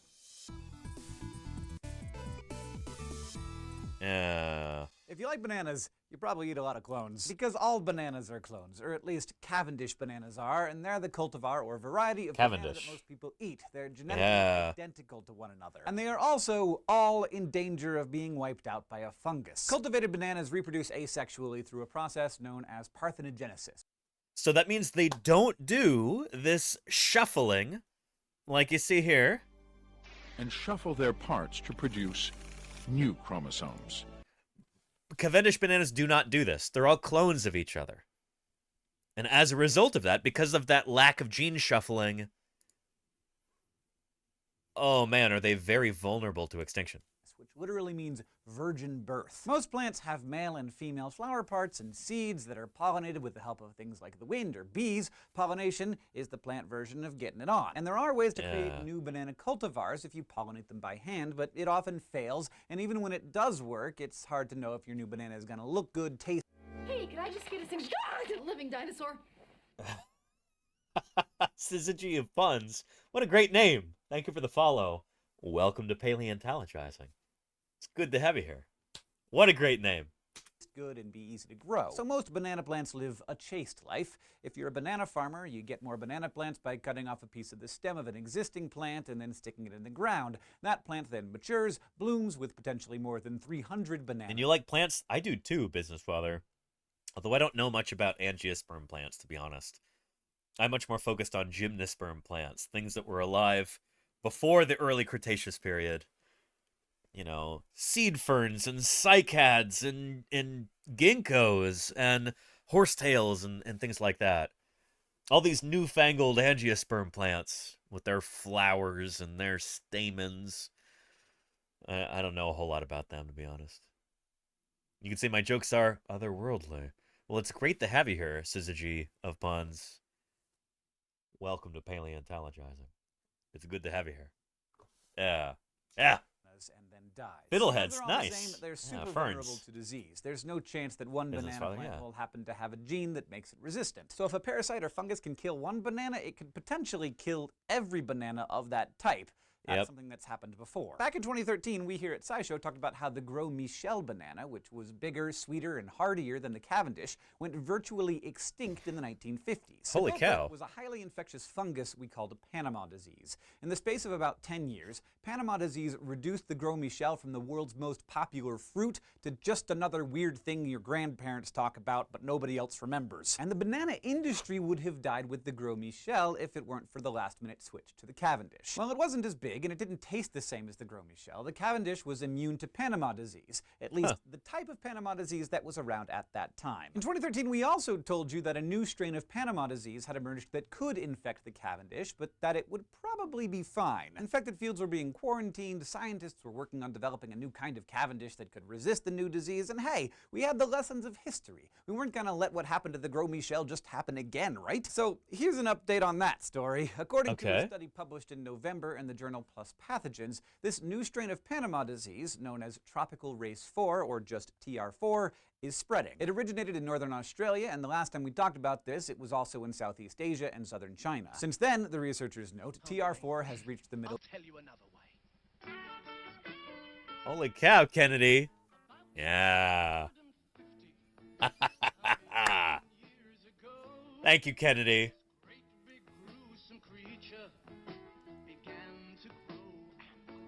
Thank you for the 17 months of support, Kennedy. Thanks for keeping me online for that long. I really appreciate it. Thank you, thank you.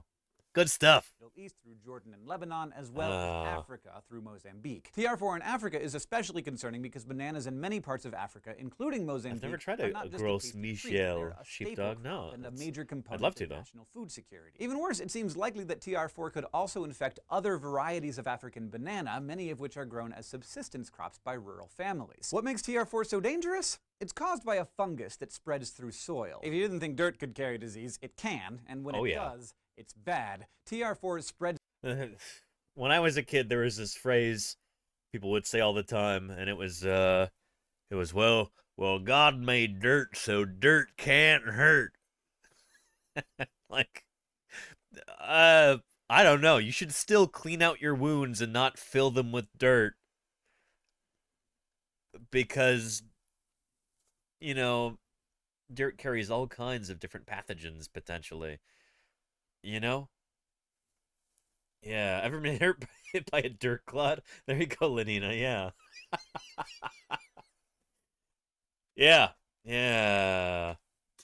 Families. What makes TR4 so dangerous? It's caused And there you by go, a business fungus father, that yeah. spreads Good through point. soil. If you didn't think dirt could carry disease, it can, and when it does, it's Chestnut bad. trees. Yeah, there you go, TR4 sheepdog. spreads through the dirt and infects plants via their root systems. Worse, it produces chlamydospores, or resting spores, which can lie dormant in the soil for decades, so just destroying an infected crop won't solve the problem. Once the soil has been infected, it can't be used for growing that kind of banana anymore at all, like maybe forever. The only way to actually get rid of it is through fungicidal soil treatments, which which are so toxic and harmful to the environment that they're prohibited pretty much everywhere. And TR4 is so infectious that even a single clump of dirt lodged in the tread of your shoes would be enough to carry the disease to a new plantation. Business father, so far, it hasn't gotten to Central and South America, which produce more bananas for export than anywhere else in the world, but it probably can't be kept out forever. All told, it's looking more and more likely that the Cavendish is going to go the way of the Gros Michel. The questions now are when, and will we be able to develop a new type of banana that can replace it in time? Either way, Holy cow. if you really like bananas, you might want to enjoy them now while you still can. Thanks for watching this episode of SciShow News, and thanks especially...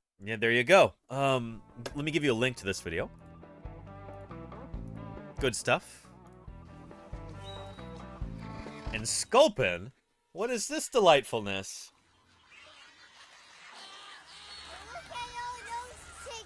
Look at all those chickens, Sculpin. Thank you for the 6 months of support. I do really appreciate you. Thank you, Sculpin, for keeping me online for the past 6 months. This would not be possible without the generous support of good folks like you, so thank you, Sculpin. Thank you very, very much. Here.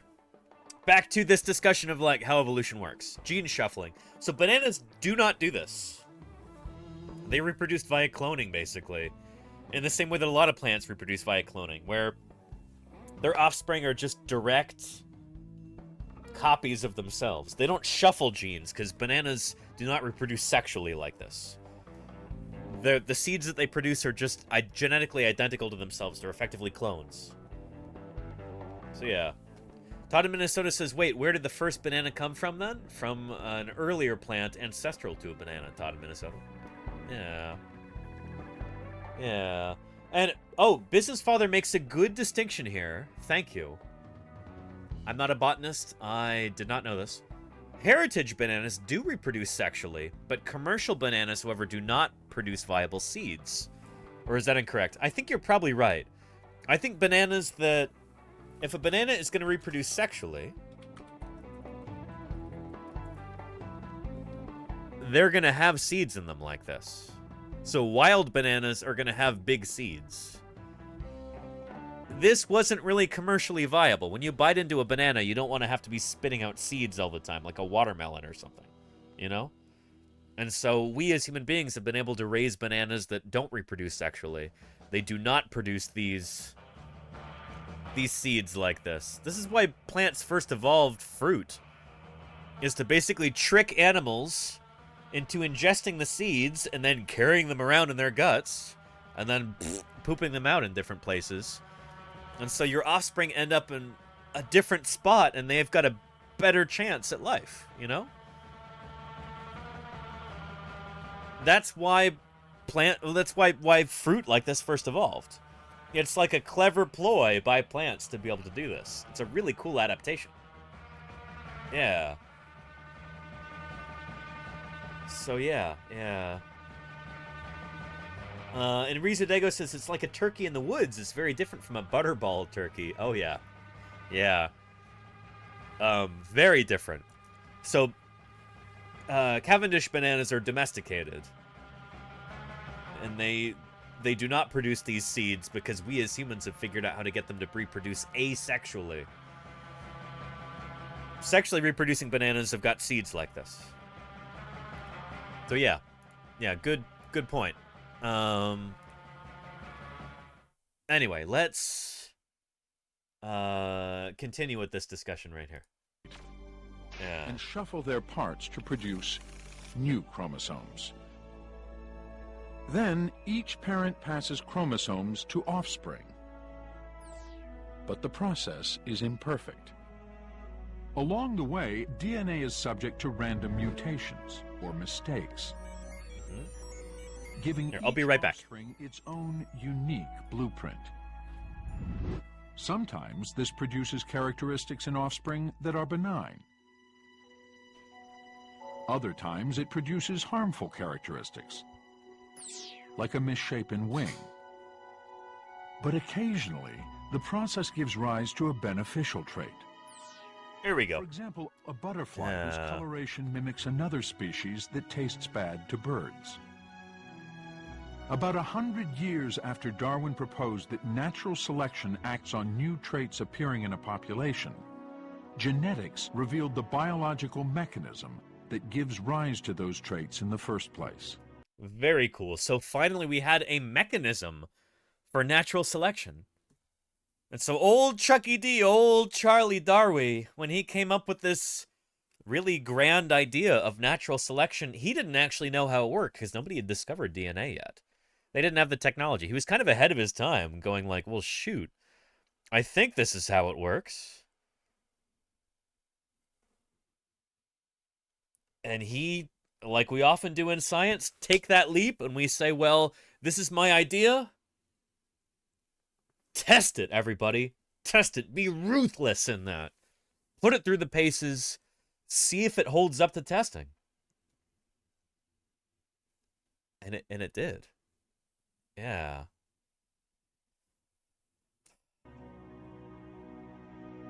And therefore you could say that when modern genetics came into being, everything in Darwin's theory was at risk.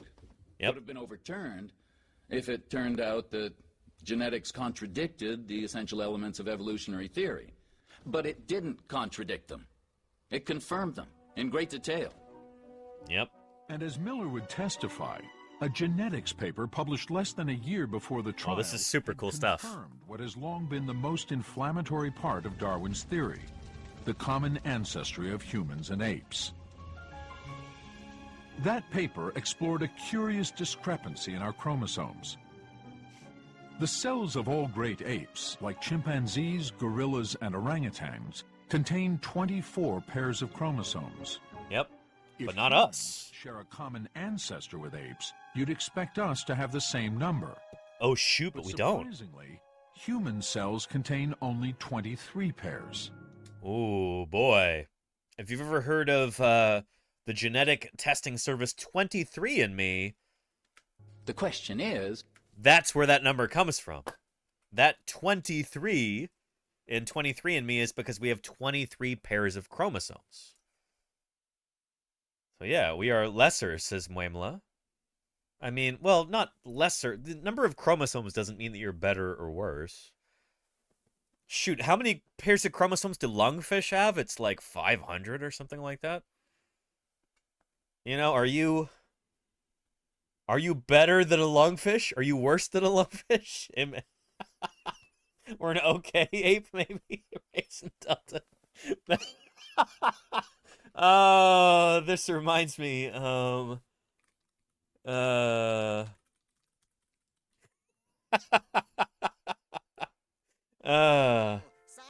have discovered that even monkeys can memorize 10 numbers.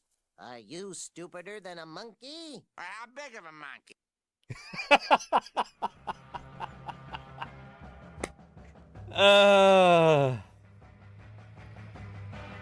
Anyway, yeah. How big of a monkey? Are you a lungfish? Is Javasaurus? Now, lungfish just have a really, really big genome. Yeah. Having a bigger genome doesn't mean that you are...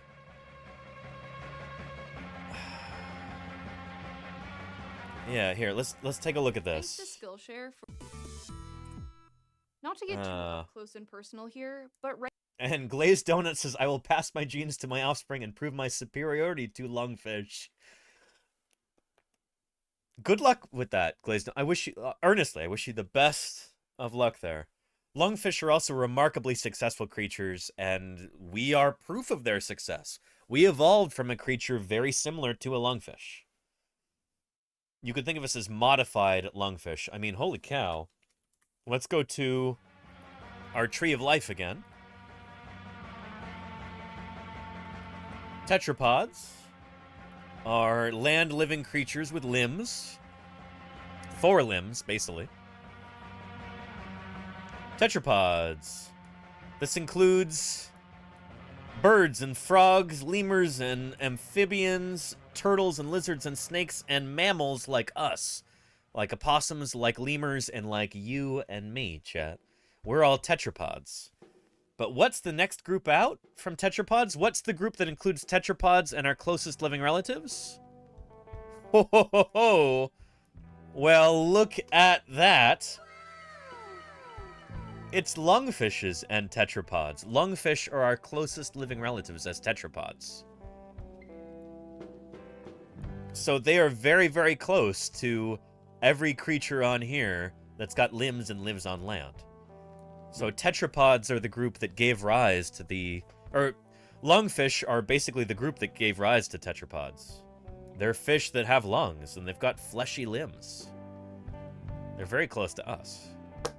They're very close to the group that gave rise... Well, they are basically the group that gave rise to amphibians and reptiles and mammals. Mammals including us. So yeah. Yeah. I was about to say Scots. Luckily, I waited, Waimla. Is that a... You making fun of people from the northern UK? Oh, no. And dinosaurs, too, are tetrapods. Yeah, Alex Vixen, yeah. Dinosaurs are included within reptiles, just like birds are. Yeah. And shoot. Oh, man, that reminds me. Well, okay, I'll give it a temptation. I'll show you this clip. The oldest living aquarium fish in the world, I'm looking forward to seeing tomorrow. Check it out. Check her out. Yeah.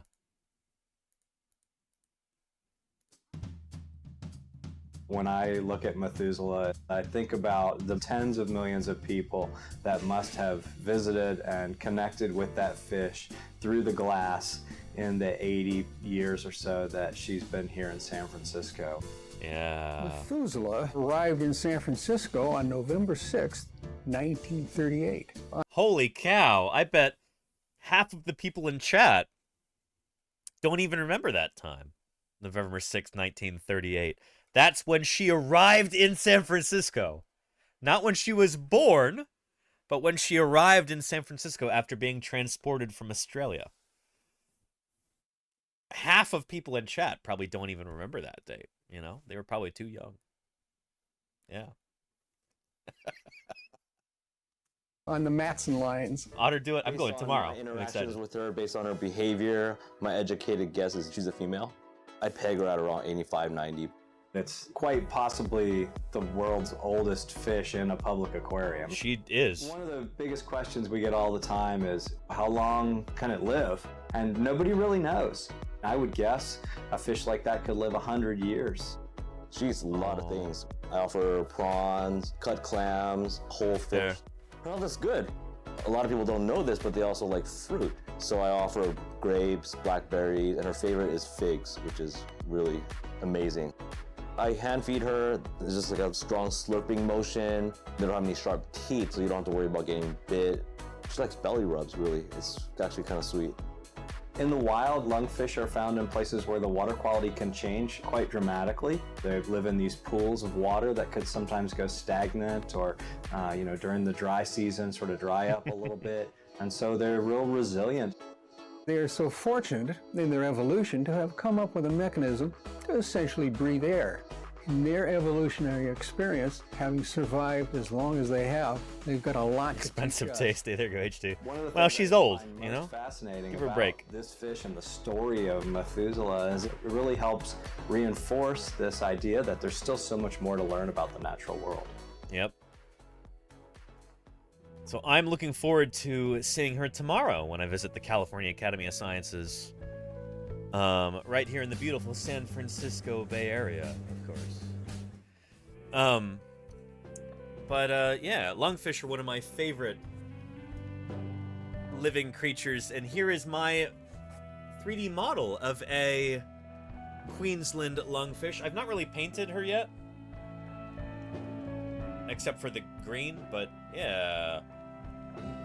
Very cool.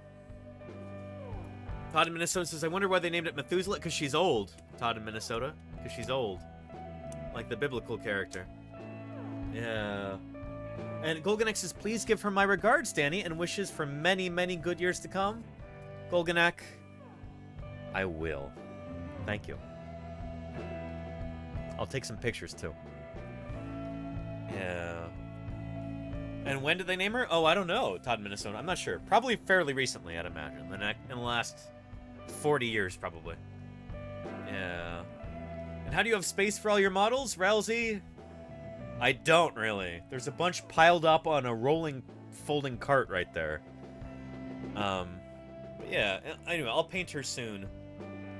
And I'm getting ready to move right now. But yeah, there's my beautiful Queensland lungfish right here, like Methuselah. Anyway, lungfish have got a huge genome. I think they have the largest genome of any vertebrates.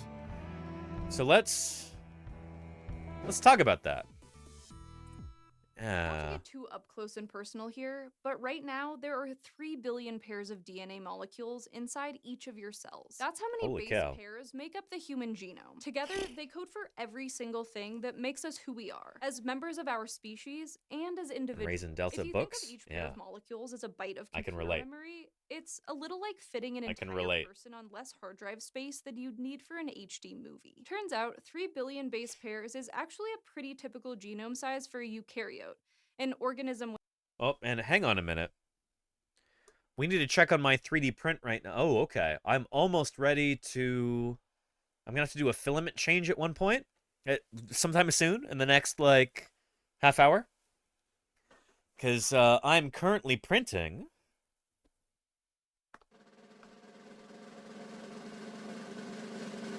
It's not that exciting. I don't know why I'm drum rolling here. A paleontologizing logo in 3D like this. And it requires 2 different kinds of filament. So I'm going to have to change the filament spool. This is for when I move to my new office. I'll occasionally have this in the background. And isn't that cool? One of the cool things you can do with a 3D printer is make neat signs like this. So this is the back half of the paleontologizing logo. The front half is printing right now, the larger half. Larger of 3 halves. Yeah. And if you're visiting on a Sunday or Wednesday afternoon, you might be lucky enough to visit Methuselah's Mealtime. Oh. I will not be able to see HD, but yeah. And Fairy Foundling says, is your keyboard actually wood? You bet it is. Check it out. Yeah. Look at that wood grain on there. Good stuff. No joke. That is made of wood. Yeah. Yeah, real wood. It's a bamboo keyboard. And a bamboo mouse. Good stuff, right? Yeah. Anyway, I like it a lot. Back when I sold cars for a living, and I had this on my desk, I would have people walk to my desk, customers walk to my desk from across the showroom, and they'd be like, is that a wooden keyboard? And I'd be like, yeah. You want to see it? Let me show you. And then we get to talking, and then we start talking about, you know, trees, and we start talking about natural history, start talking about dinosaurs, and then before you know it, I sold them a car. This is back in 2016. 2016? Yeah, 2016. I was working at a Toyota dealership in Bozeman, Montana. So yeah. And it's not homemade. No, I'm flattered that you would think I'd be capable of that kind of thing. No. You can type an ! keyboard and you'll find a link to it.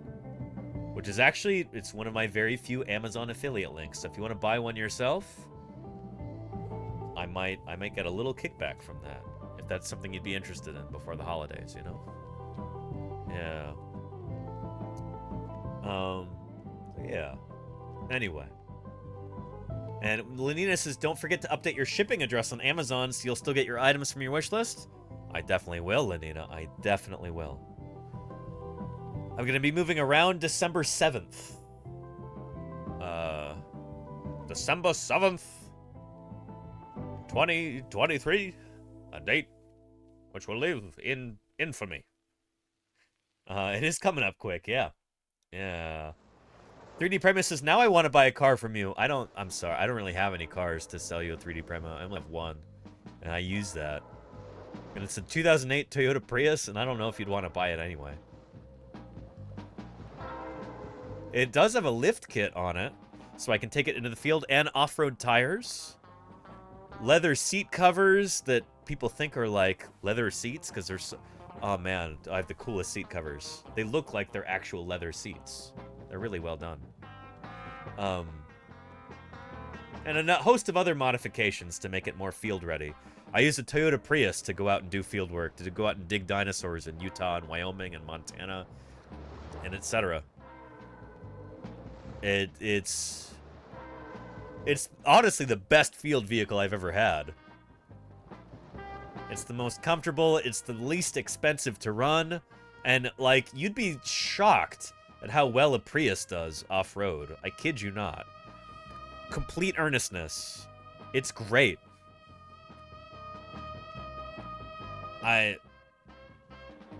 Yeah. Yeah. And you have a lifted Prius? I do HD and HB, yeah. Yeah. Does Prius Off-Road have a YouTube channel yet? Let's see. Let's see.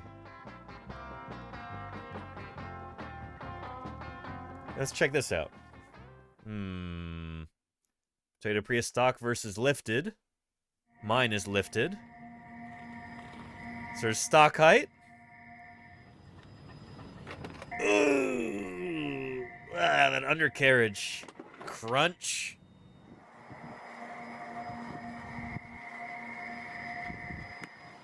That's what I've got there. Yeah.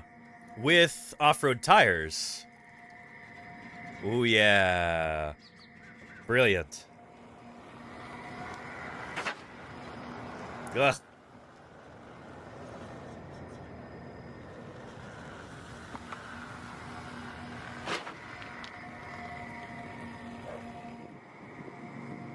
Look at that. 1.5-inch lift from Prius Off-Road. That's just the lift stock tires. Right there. This is a cool video. I like this. As a scientist, I appreciate this. And I have got actually taller tires than this. They just barely don't scrape on the inside of the wheel wells. They're bigger than this. Yeah.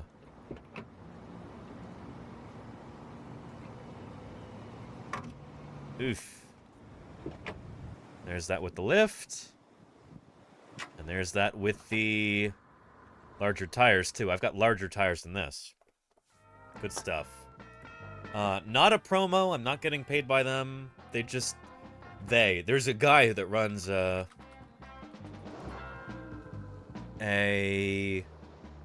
cool business. I guess he's going on vacation for Thanksgiving.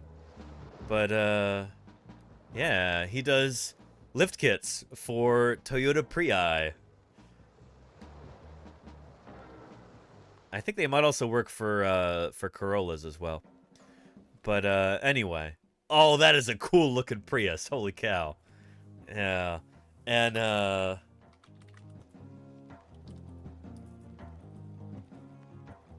anyway, it's the best off-road vehicle I've ever had is a Toyota Prius. And Road and Track Magazine might agree with that. Range, capability, and durability make a car we typically don't think about into the perfect solution for a Mad Max style scenario. I don't know if I'd put a Gauss 6 cannon on the top of it, like in an A10 Warthog. Was it Gauss 6 or Gauss 7? Anyway, but just the vehicle itself, phenomenal. Yeah. Yeah. Is it Gau 8? Lugnudo? Okay. Anyway, that's what that looks like. I'll give you a link to this article, because I find it amusing. And I'll give you a link to Prius Off-Road as well, for anybody curious. A 30mm cannon? Yeah, there you go, Kennedy. With, I hear they're often stocked with uranium-tipped rounds, armor-piercing. Anyway, how did we get on this topic? I don't even remember. We were talking about critters with big genomes. Let's get back to that. With a nucleus in its cells. But there are a few plants and animals with genomes so huge they completely blow this number out of the water. They have And mayor we're space, not that's totally nuts. sure why. So far, we've found 10 species with genomes of over 100 billion base pairs, including a few lungfish, salamanders, flowering plants, and a fern. So there you go. There's your lungfish right there. Beautiful. Based on the giant genomes we know about, it looks like there's an upper size limit of around 150 billion base pairs. And for good reason. Beyond that, there are just too many problems involved in maintaining all that DNA. The energy cost of making it, the need for really big cells to store it in, and the fact that cell duplication takes a really long time. But even 100 billion base pairs takes an enormous amount of maintenance. And we're still figuring out exactly how and why these species ended up with so much DNA. You might think a larger genome would allow for a more complex organism. I mean, that's usually how it works with computer data. But the Okay, did you catch that? This is really important. Like, I feel like here on Twitch, we've got a lot of people who are into computers. We've got some tech people here in chat. We've got coders and computer science majors and computer scientists, all kinds of cool people here. On Twitch, like, there's a bit of a sample bias here for computer folks, you know? And so this is an important point here, you know? Yeah. Why these species ended up with so much DNA. You might think a larger genome would allow for a more complex organism. I mean, that's usually how it works with computer data. But the organisms with the biggest genomes aren't especially complex. As cool as it is that lungfish have both lungs and gills, they don't need a genome 33 times the size of ours to code for that. And yeah, 33 times larger than the human genome. This critter right here, the lungfish, which is very close to our ancestry as tetrapods. Say it's just bloated code, says Waymola. It essentially is. Yeah. Yeah, it's you got a lot of, I don't know if you call it bloatware, but also I need to check on this. Ooh, here, let me check on this right now. It might be time to swap out this filament. Let me look.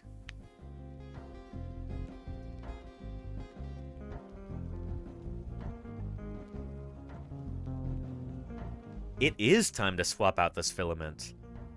Give me a second here. Let me swap to this other color so we can print the other half of our Paleontologizing logo here.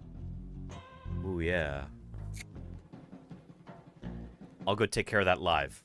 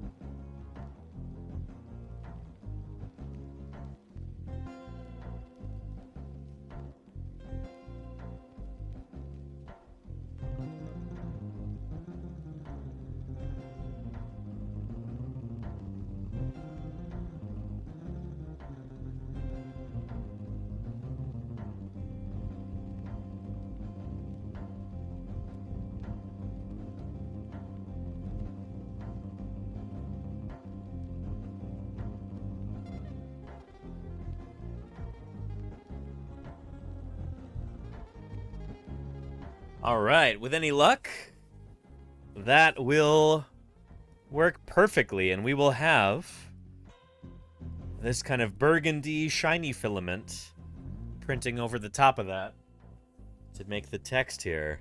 for the second half of our paleontologizing sign here. Lovely. Yeah. Anyway, yeah. Like, we get less and less DNA as we evolve, says Todd in Minnesota. It doesn't actually work that way. So it's not a linear thing. The amount of DNA in your genome does not go up in a straight line or down in a straight line. Different organisms will just have different amounts of different numbers of base pairs in their DNA based on a myriad of different factors. It's not like less is better or more is better. Or I should say fewer base pairs, less DNA is better. Or more base pairs, more DNA is better. It doesn't work that way. It's much more complicated. In fact, it seems like more DNA doesn't mean more unique genes. Yeah. Sequencing an entire giant genome is really hard, so we haven't been able to do a lot of analysis so far. But researchers have found that huge genomes contain a lot of repetitive sequences and non-coding DNA. One way genomes balloon in size is polyploidy, the accidental duplication of an organism's entire set of chromosomes during reproduction. Most organisms, us included, are... So it's like accidentally copying your entire hard drive, maybe? Is that an analogy that works? I don't know.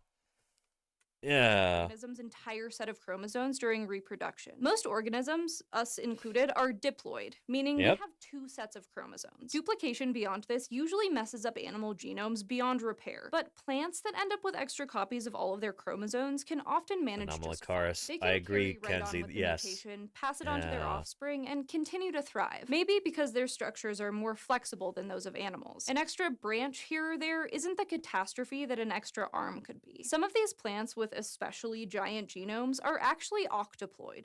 That's 8 sets of chromosomes. Even though polyploidy isn't really a thing in animals, our genomes do have sequences called transposable elements that frequently duplicate themselves and jump from one spot in the genome to another. Animals with huge genomes, like those weird salamanders and lungfish, have probably built up a lot of sequences like this over time. They eventually get deactivated if they're not being used, but they still sit there and add to the total genome length. Usually, genome expansion is balanced out by other forces that encourage downsizing, like when a chunk of DNA is swapped out for a shorter segment from another chromosome. In fact, even though a tiny minority of flowering... Oh, and Todd in Minnesota, that's a great question. We'll get to that. It's one ancestor, as far as we know.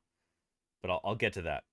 Let's finish this first. Plants have enormous genomes. Some scientists think that pruning the size of their genomes is what allowed flowering plants to take over the world. It made their cells smaller, which let them pack more equipment for photosynthesis into their leaves and outcompete other types of plants. So rather than giving them an advantage, maybe these few species have unusually enormous genomes because they just didn't have any particular reason to prune them. For example, one group of plants that tends toward larger genomes, the geophytes, store up energy in bulbs or tubers. Think of a sweet potato or an onion, or a flower that grows from a bulb like a daffodil. Those energy reserves might be what enables them to synthesize lots of DNA without too much trouble. As for what the deal is with those salamanders and lungfish, well, scientists are still working on it. We know some of the how. They build up DNA faster than they lose it, and have lots of the kind of sequences that jump around and copy themselves. But we're still figuring out the why. Some researchers think salamanders built up a larger genome early on in their evolution, and some of that DNA was later incorporated into the genetic code for their more unique traits, like the ability to regrow limbs, which means it may have been worth it for them to keep their larger genomes around, despite the energy costs. But we have no idea if this is actually what happened. Clearly, we still have a lot to learn about the species that have ended up with more than their fair share of DNA.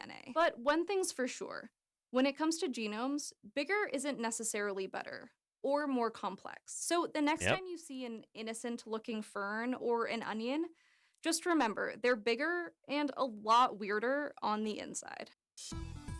Very cool. Very cool. I'll give you a link to this video as well. There you go. Yeah.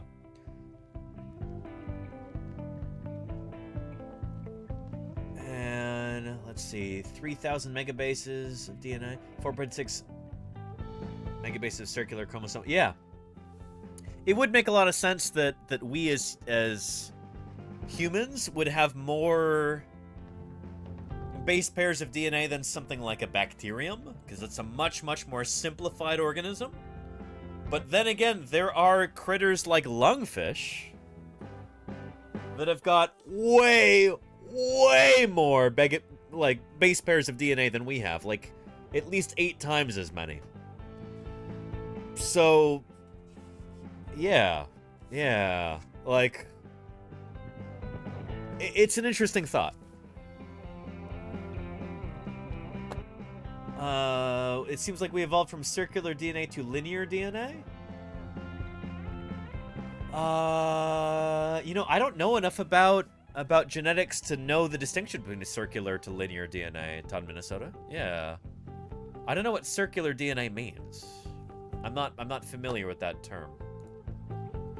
But the whole reason why we talked about this in the first place is that, and it's been a while. Shoot, let's and apes. Let's get back to this. Part of Darwin's theory, the common ancestry of humans and apes. And Charlie's Dragon says some of that lungfish DNA is just like hoarded junk, like someone with too big garage and they just keep filling it without using anything in there. That's kind of what's going on, Charlie's Dragon. And lungfish are just so good at surviving, and there's not a lot of really strong selective pressure on them to lose that, and so it's cheaper to just hang on to it, you know? And I think that's kind of what's gone on with lungfish. Yeah. Raisin Delta says, what do sunfish have by comparison? They're a weird type of existence. They are, Raisin Delta. They are very, very different from lungfish. So sunfish are osteichthyon fish. They are... Excuse me. No, they're actinopterygian fish. They are osteichthyon. They're bony fish. But they're ray-finned fishes. So let's jump to our lungfish here. We've got lungfishes right here. But sunfish, like the ocean sunfish, Mola mola, they are going to be way over here within your bony fish, within your actinopterygian ray-finned fish. They're way over there. Yeah, and they are vulnerable to extinction. They're incredibly weird animals. I once got to hold a lungfish, a dead I don't know if I'm able to find this. Let's try, I think it was October 2021. Monterey Bay Aquarium.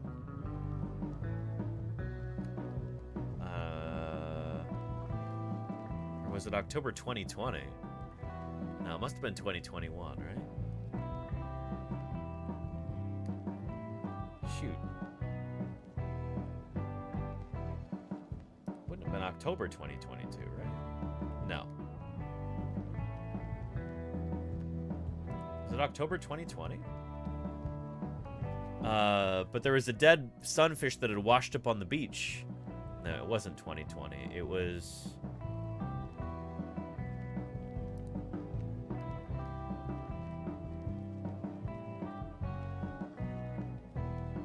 been October 2021. There we go. Yeah.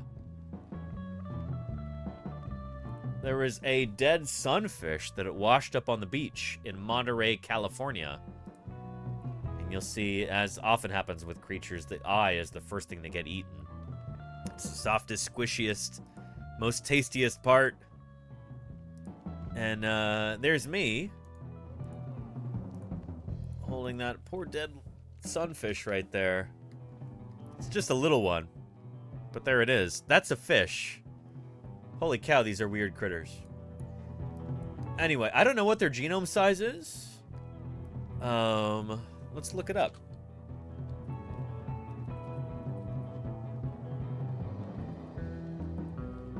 Yeah, the genome of the largest bony fish, ocean sunfish, provides insights into its fast growth rate. Yeah, so they sequenced the genome and performed a comparative analysis with other teleosts. Those are other fish with, like, mobile mouth parts like that. Teleost, most fish that you can think of are teleost fish. They really took off during the Cretaceous period. They're all over the place now, yeah. Several sunfish genes involve the growth hormone insulin-like growth factor 1 GH/IGF-1 axis, blah, blah, blah.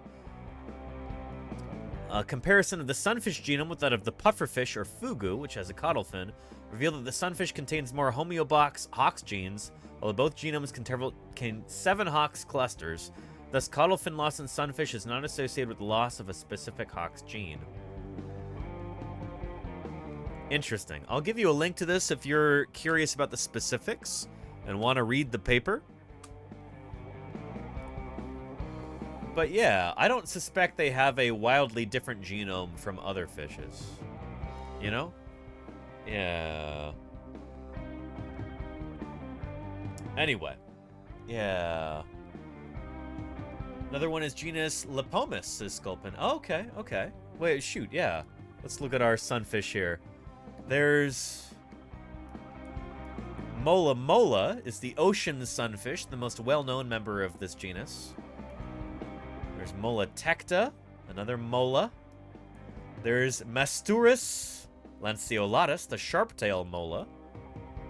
The tsunami fish, Ranzania laevis.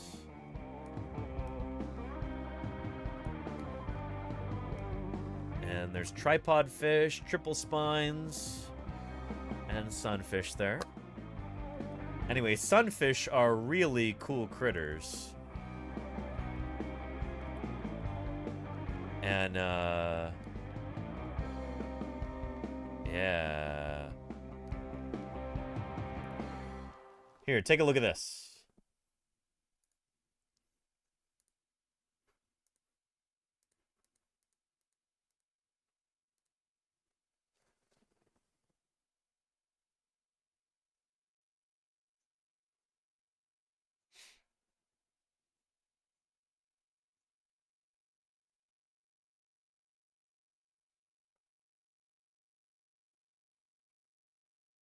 Huh.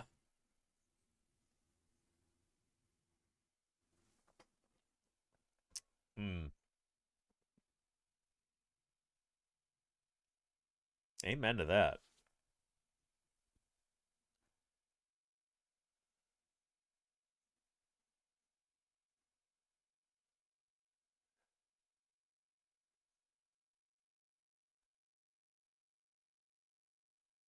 Yeah.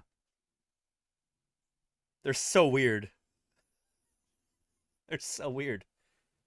Holy cow. She first saw a picture of an ocean sunfish in grad school? That's nuts. I specifically remember the first time, or I specifically remember in kindergarten seeing a picture of an ocean sunfish and being like, oh, weird.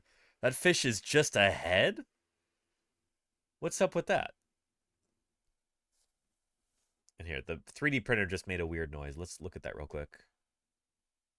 Oh, it's working as instructed. Excellent. Good stuff. Okay, let's continue. And I saw a little tiny picture of an ocean sunfish on the door of my advisor's office. And I said, that is the most ridiculous looking fish I've ever seen. It They're looks so like weird. a mistake. Where did the tail go? And I was studying biomechanics in graduate school, and so that was a biomechanical Very cool, Alex Vixen. Yeah. Yeah. So I've been following these fish all over the world, from So Africa weird and cool. to Bali to California to Japan. They're Mayor's face says, what's up with sunfish? Seinfeld baseline. Boom, doo doo doo doo doo doo. You can actually watch these fish live.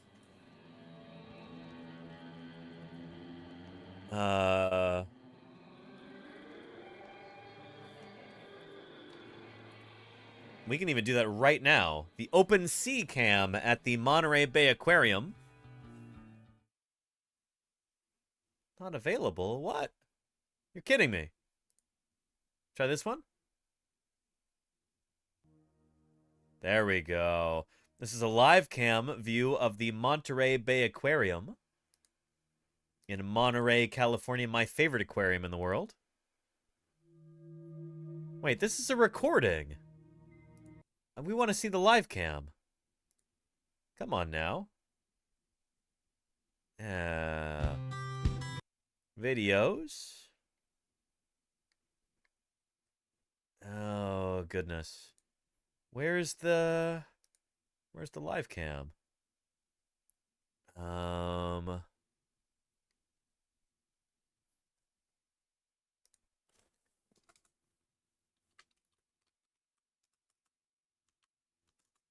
Live open sea cam. It was working yesterday when I checked. Oh, goodness. Here, give me a second here.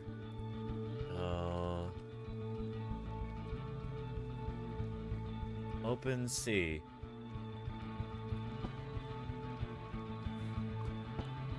Oh. Are they closed already? On a Monday? Holy cow. Anyway, sometimes you can see the molas, the ocean sunfish swimming by, which is really, really cool.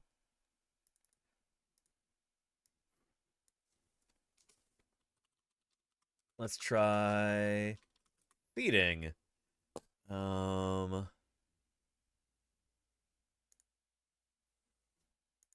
Let's see here.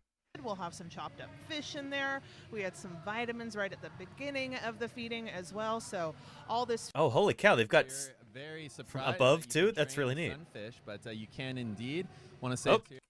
Sometimes you'll hear it. Stingrays and our hammerhead sharks. They're eating things like salmon and squid that we're hand feeding to them. But for that ocean sunfish, that mola mola, we've got some chopped up shrimp for it, and then we also have a vitamin sausage that we kind of prepare for it, that gelatinous sausage, sometimes you'll hear it called. Gelatinous sausage. Doesn't that sound appetizing? And then put them inside of a sausage casing, and so we can hand it to those mola molas directly when it comes over to its target. Excellent. And yeah, we've got a lot of folks here. Here, let's see. Mola mola. There we go. Yeah.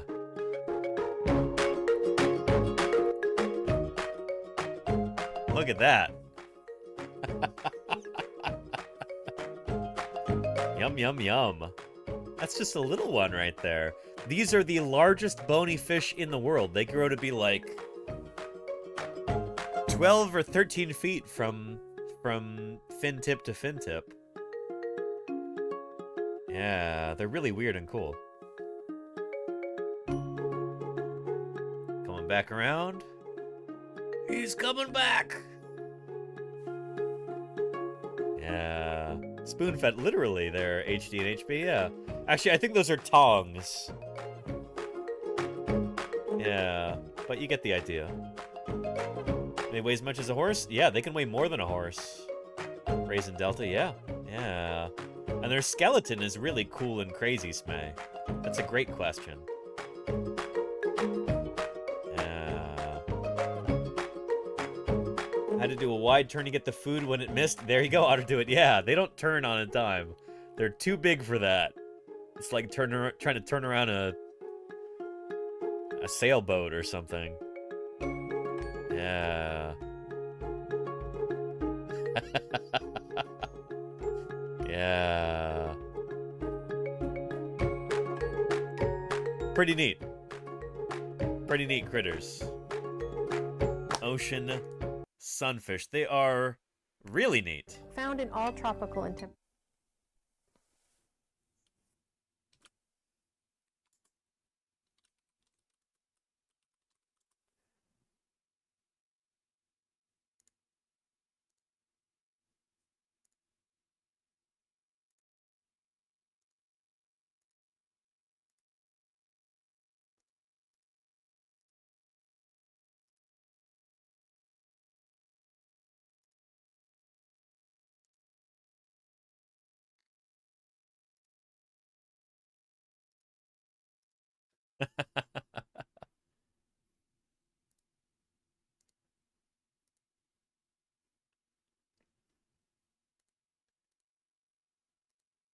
We do, and well, shoot. Here is a gonna Reddit images.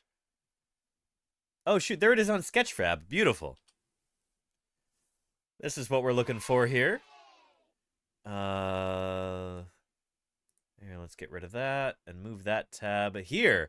This is the skeleton of an ocean sunfish. I think this is genus Mola, species Mola, Mola. But this is what the skeleton of one of these critters looks like. So there's your skull up front right there. Your lower jaw.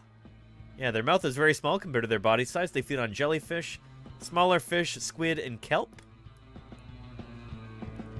We've got the breathing. Visible here are the gills of the sunfish. It is very unusual to see a skeleton with the gills.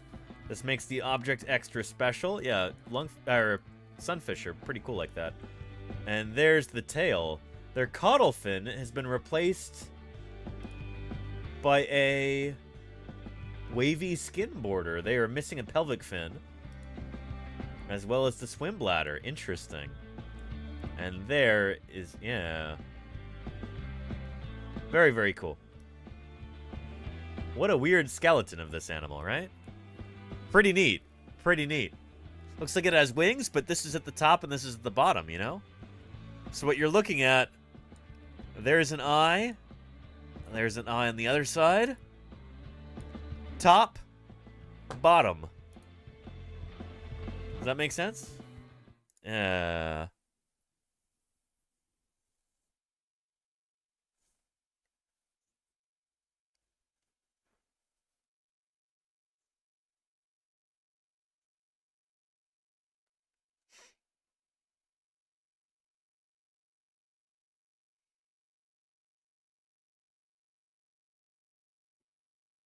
Yeah.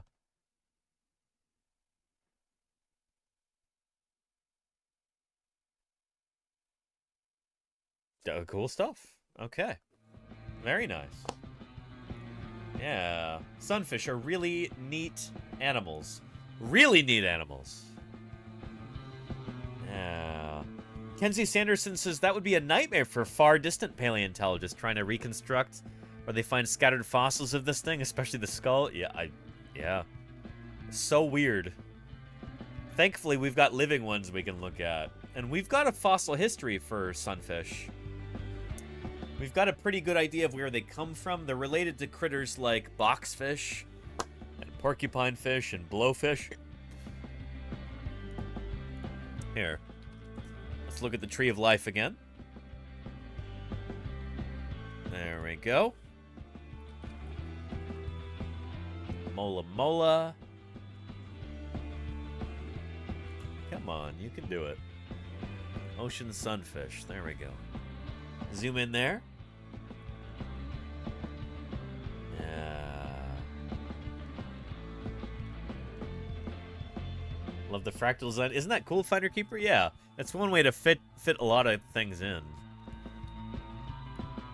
The actual shape of this is not indicative of, like, relationships. It's more how close these things are to each other. It doesn't have to be a fractal.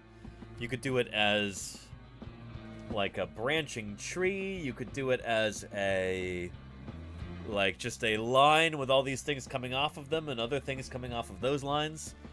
But they just did this as a fractal because it would be really cool, and that's one way to fit a lot of stuff in by zooming in further. So yeah, sunfish are related to triggerfish and puffers, tripod fish, and toados, porcupine fish, but they are tetradontiformes, which includes pufferfishes, molas, fugu, which are the famous extremely poisonous fish, the one that almost killed Homer Simpson, if you remember that episode. One fish, two fish, red fish, blowfish. Good episode. Early episode. Porcupine fishes, filefishes, and boxfishes. These are all kind of like weird looking fishes that are all, they've got a weird shape to them. You can just kind of look at them and go like, yep, I get it. They're all related to each other, you know? Yeah. The ones you need special training to butcher. Exactly, Raisin Delta, yeah. Yeah. And is that Tree of Life a website? It is indeed. Yeah. There you go. Oh, I just beat you to it, Lydia. Sorry. Yeah. And Bonrook, thank you for the follow. Welcome to Paleontologizing. Yeah, let's get back to our video on Where was that? There we go. On human genomes and how we can tell where we came from based on DNA. Cool stuff. That paper explored a curious discrepancy in our chromosomes. The cells of all great apes, like chimpanzees, gorillas, and orangutans, contain 24 pairs of chromosomes. If humans share a common ancestor with apes, you'd expect us to have the same number. Huh. But surprisingly, human cells contain only 23 pairs. And that's interesting. That did kind of pose a problem. Let's jump to humans. Homo sapiens. On our tree of life. Good old Homo sapiens. Dope!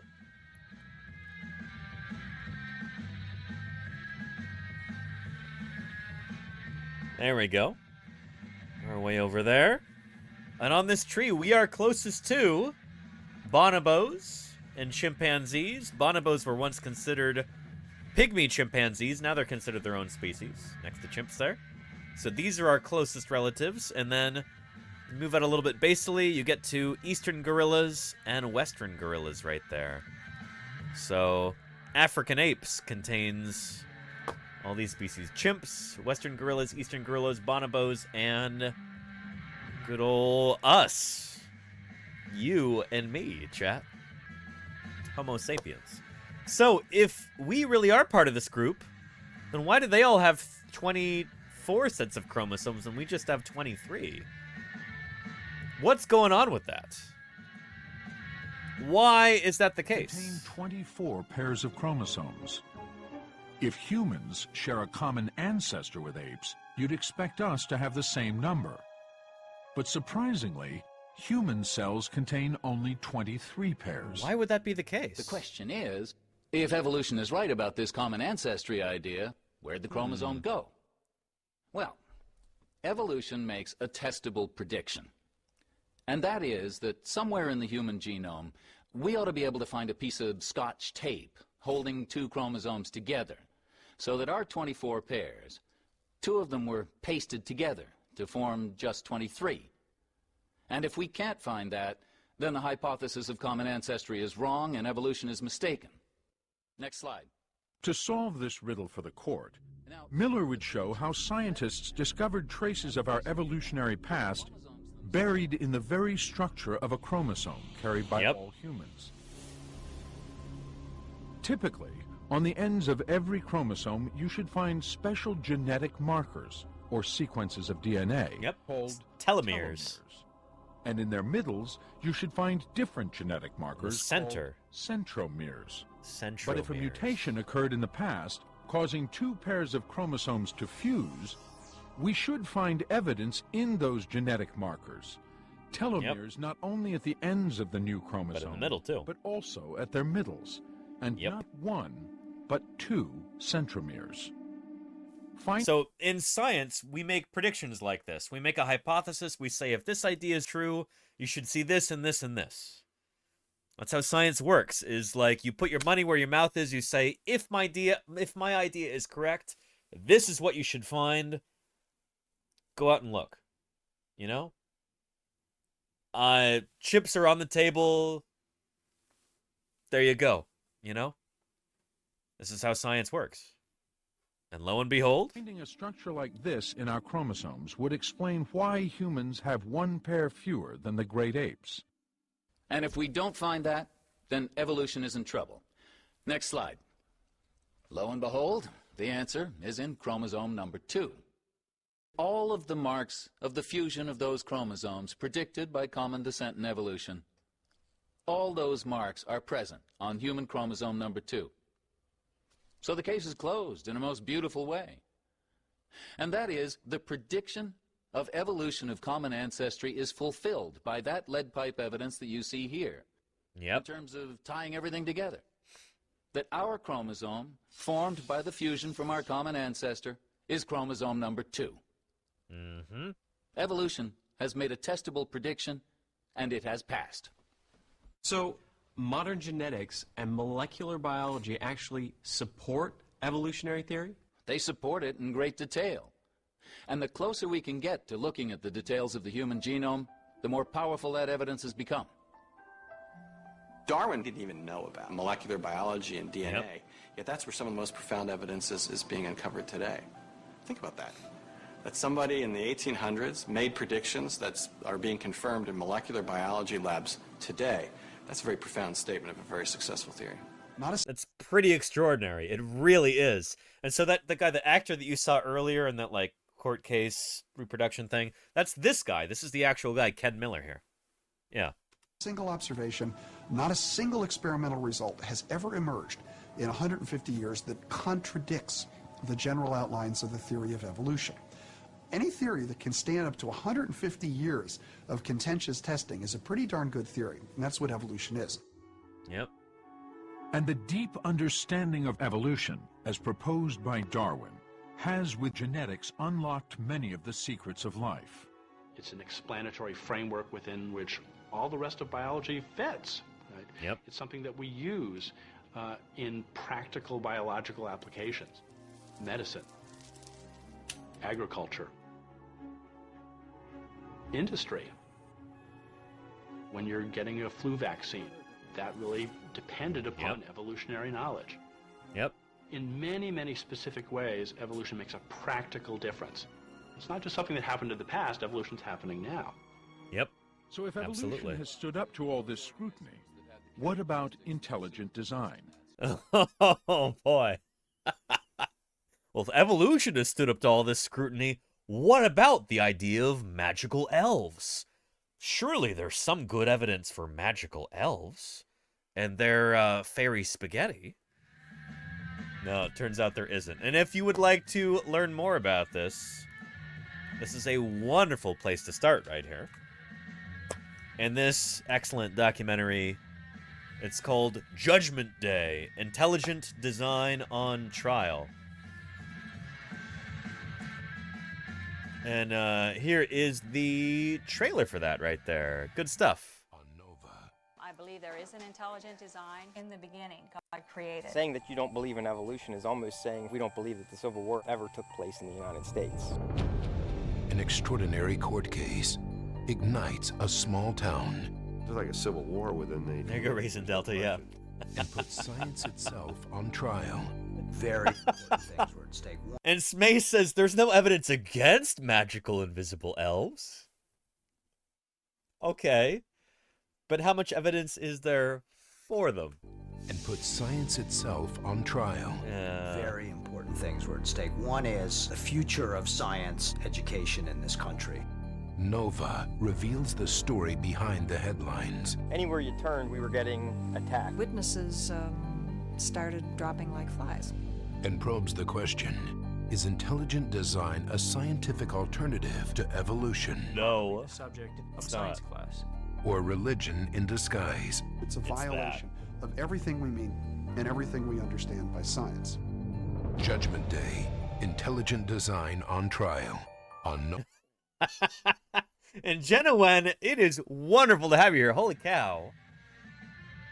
You're going to be right at home in this channel. Jenna Wen. Jean Wen. Is it Jean Wen or Jenna Wen?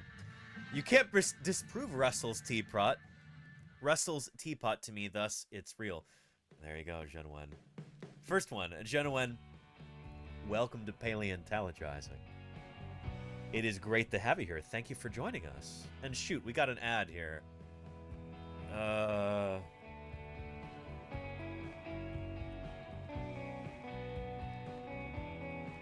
Yeah. And then on trial, dun dun. Finders keeper, yeah. Yeah. Typing in a chat.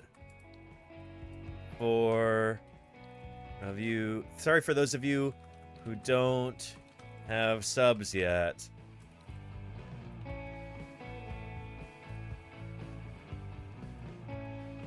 Stick around. Paleo salute. Yeah. And we've got an ad for the next 30 seconds. Plus a few. Yeah. Anyway. Maybe we can get a since Genuine brought up this idea of Russell's teapot, we can talk about this idea very quickly.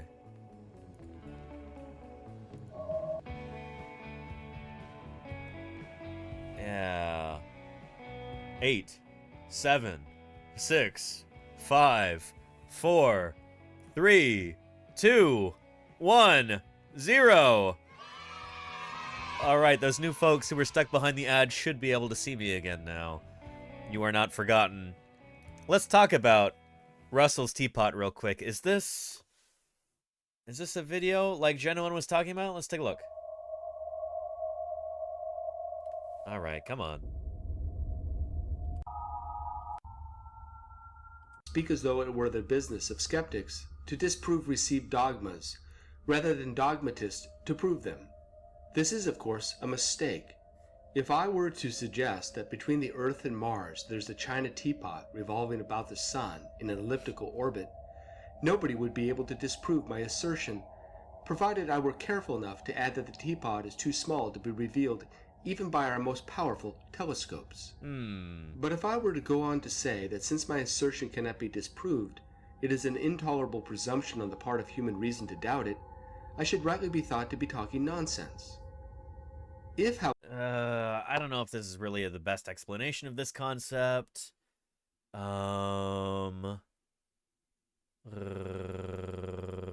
Let's try this.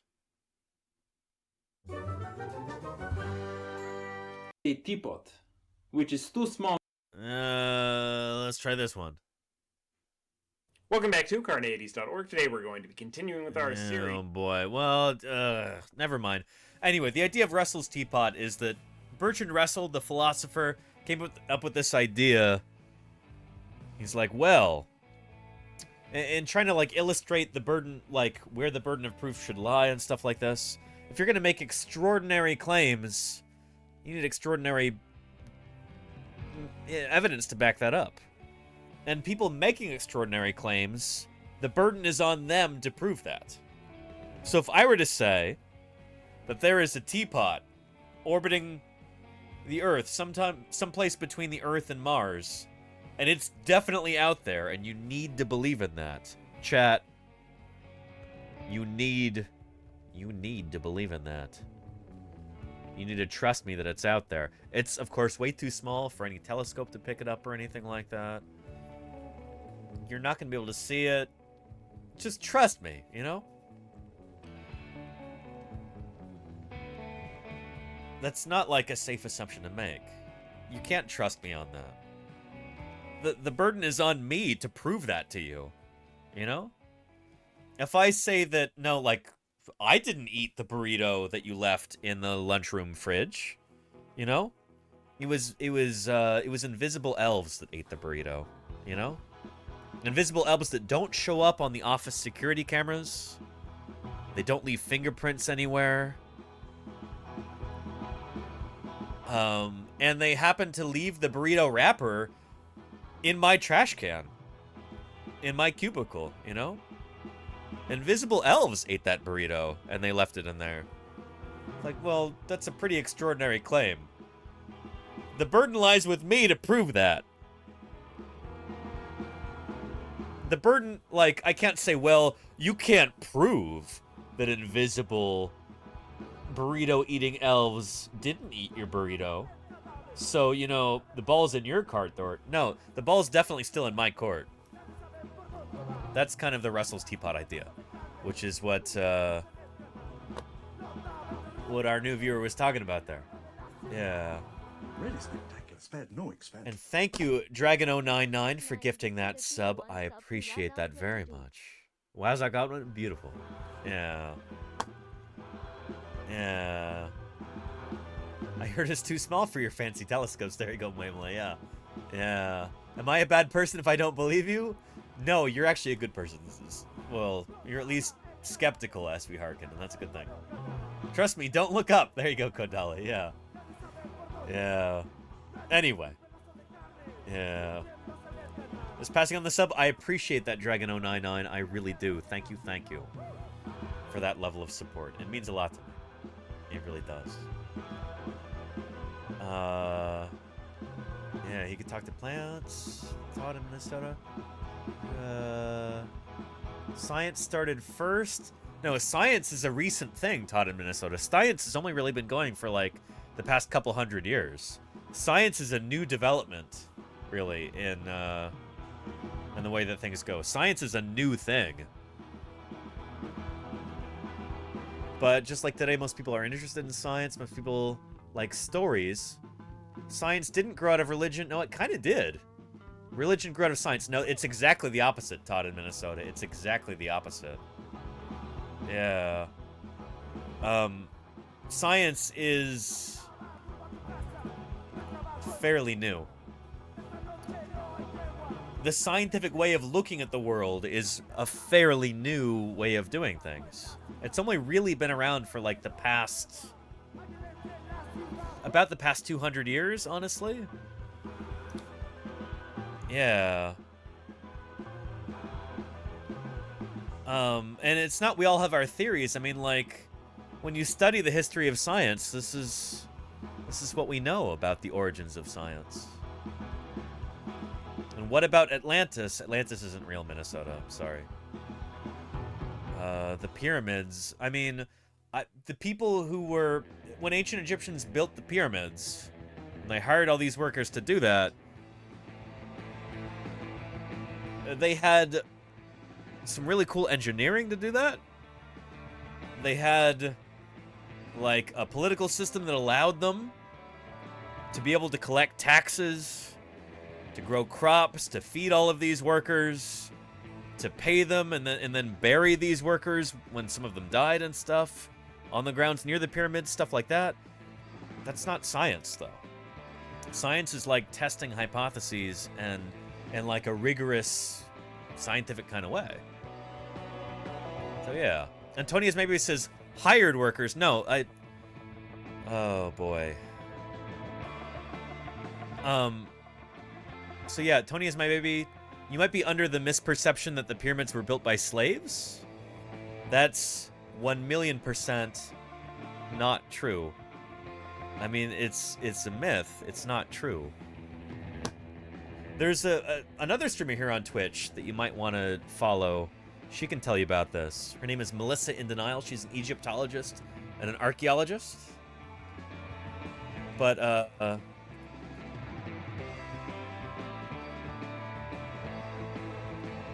yeah, this idea that slaves built the pyramids, especially like Jewish slaves, is completely wrong. It's a popular story, but all the evidence tells us that no Jews were in Egypt at the time of the pyramids. I mean, yeah. This might come as a shock to a lot of people. But here, I'll give you a link to this, and there you go. Yeah. I mean, just, well, shoot. Talk to literally any Egyptologist, any archaeologist. They'll tell you the same thing. Here,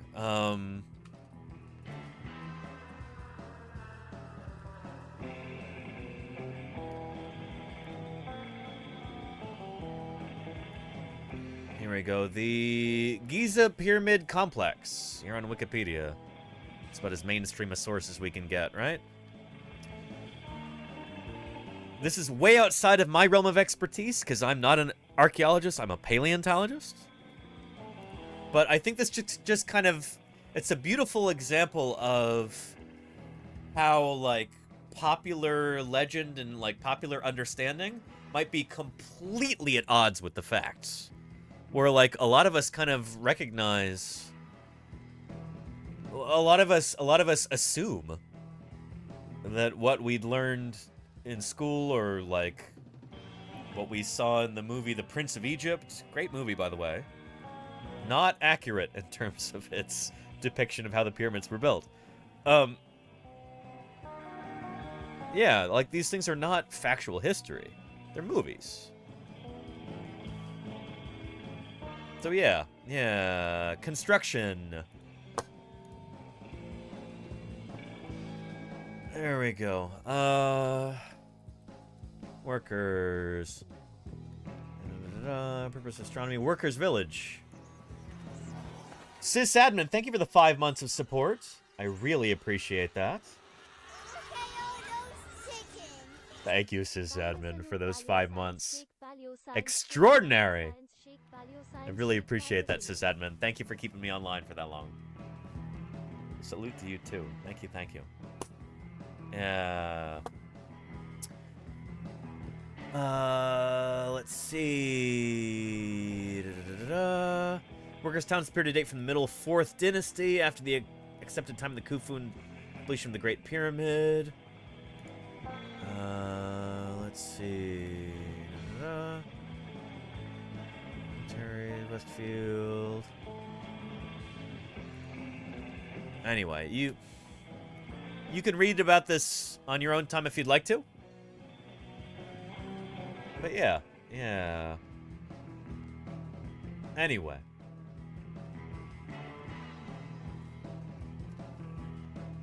I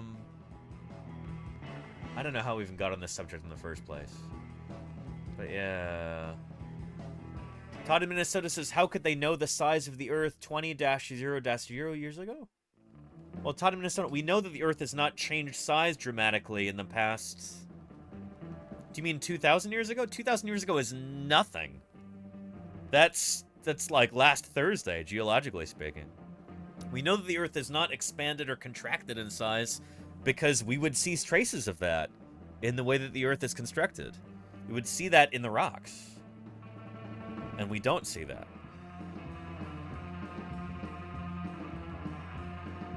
But how did 2,000-year-old people know the speed of light?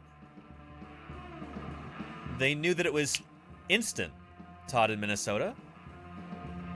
There was no concept of the speed of light back then, because to them, it was instant. They didn't have instruments that were capable of measuring the speed of light, because to them it was effectively instantaneous.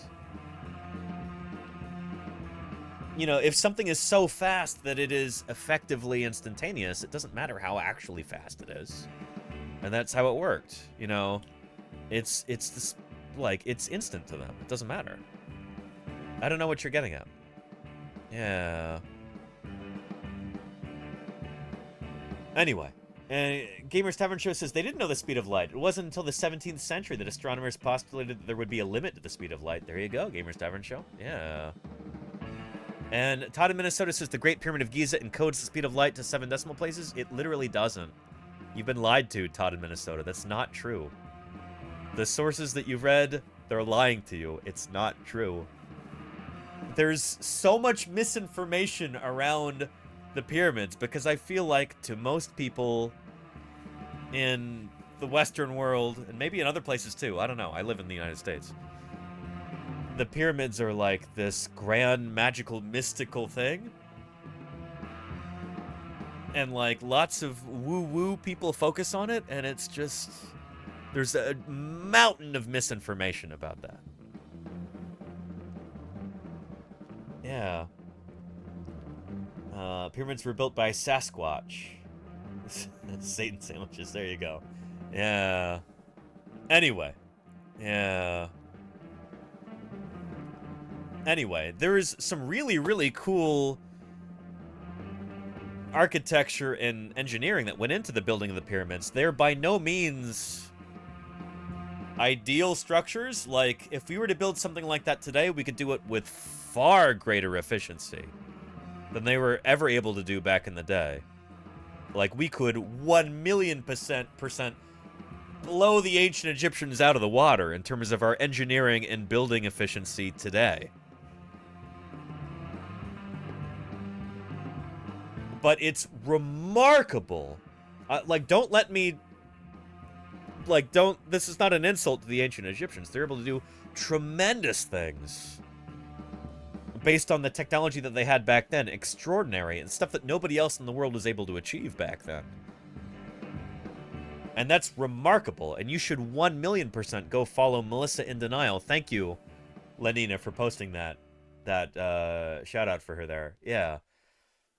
So yeah.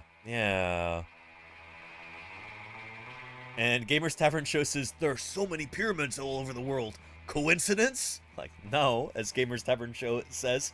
It turns out that pyramids are a great way to stack up a bunch of shaped rocks in a way that they don't fall down. Exactly. And when people tried stacking up rocks in other ways, they fell down and they're not around today anymore. And it's like, it's almost natural selection in that sense. You know? Yeah. Anyway. Yeah. But in no way could we do it now. It's uneconomical beyond imagination. Waymola, when I went to TwitchCon, just like a month ago, I saw one from the modern day.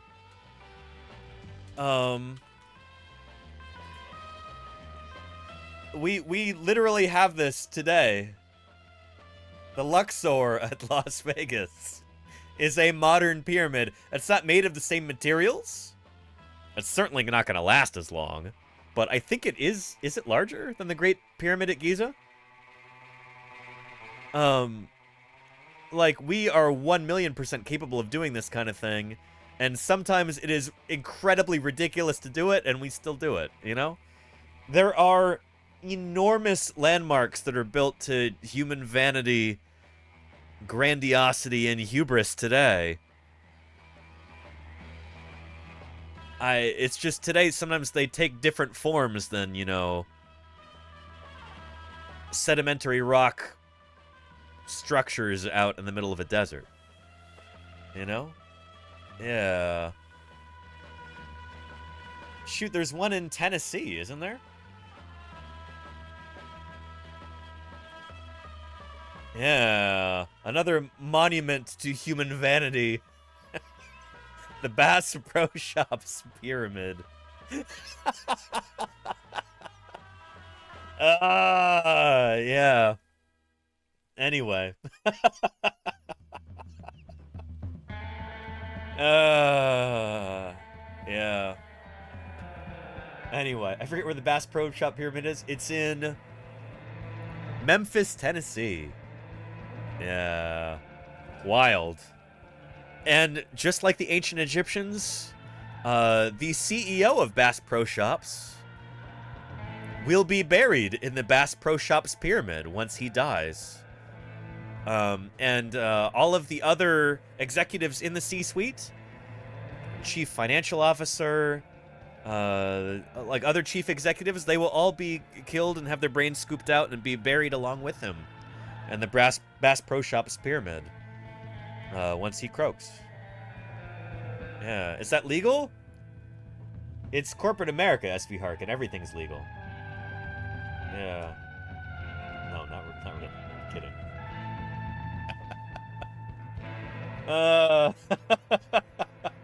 Don't forget the spices, Danny. Yeah, and the, you know, everything else.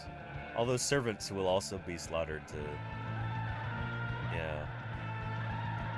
And Miss Hire makes a good point. The James Webb Telescope is a greater feat of engineering than the pyramids. Oh, yeah. By, like, orders of magnitude. But both are wonderful? Absolutely. I do not mean to disparage the works of the ancient Egyptians. But I wonder if anybody in chat knows...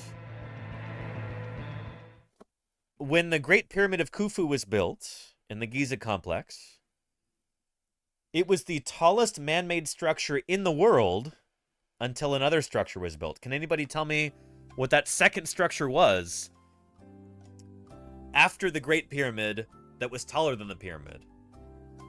What was the next structure that was taller than the pyramid that was built?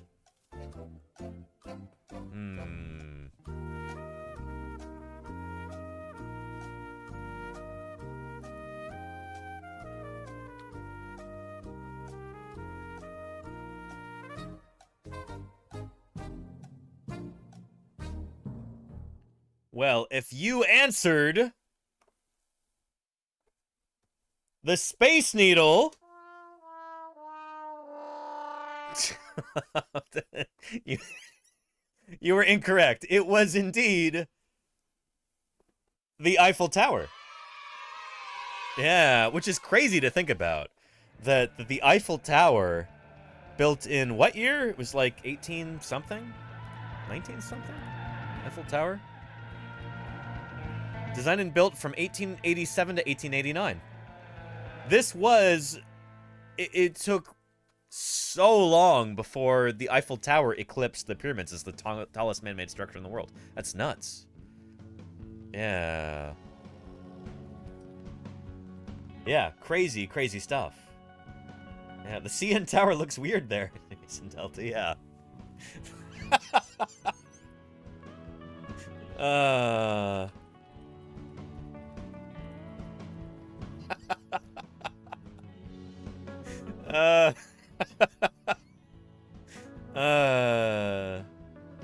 Yeah, of course, the Eiffel Tower was destroyed by Mothra in 1964. Now, that's Tokyo Tower, famously. Yeah. Well, these not embiggen. There you go. Yeah. Anyway. Satan Sandwich says, I feel like they are overcompensating for something with their huge landmarks. Maybe they're not overcompensating if what you're talking about is indeed very diminutive. Maybe it's just commensurate with the amount of aggrandizement necessary. I don't know. Yeah. Has the Eiffel Tower ever been attacked by a monster? I believe it has been, Pfizer. And maybe in 1966's Destroy All Monsters?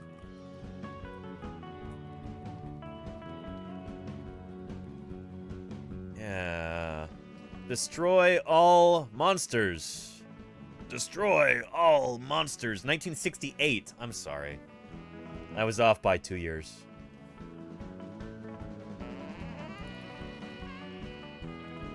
Yeah. Here. Let's give that a shot. There you go. Yeah. Anyway, I don't even know how we got here, but here we are. What do they need Earth for? Well, I mean, some of us live here, Raisin Delta. Let's try and keep it nice, you know? Yeah. And all the older Godzilla movies are free to watch on YouTube, right? Is that true, Lugnudo? Holy cow. Are you sure? Are they, like, pirated, or are they... Pirated, sorry. Using copyright normative phrasing here. Anyway. To quote Morgan Freeman, good luck. There you go, Jody Fish, yeah. Origin of Science, Pyramids, Eiffel Tower. Got you, thank you for tracing the origins of our current discussion. Anyway. Well, what do the monsters need it for? For monstering, you know? Raisin Delta?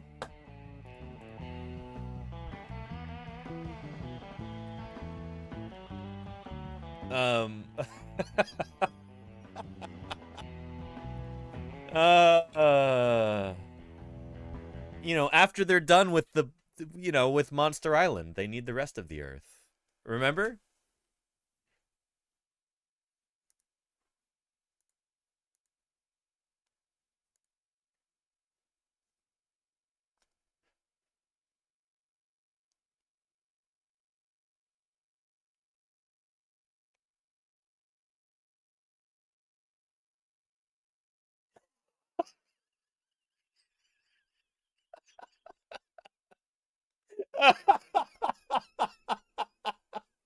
Look at Milhouse's teeth.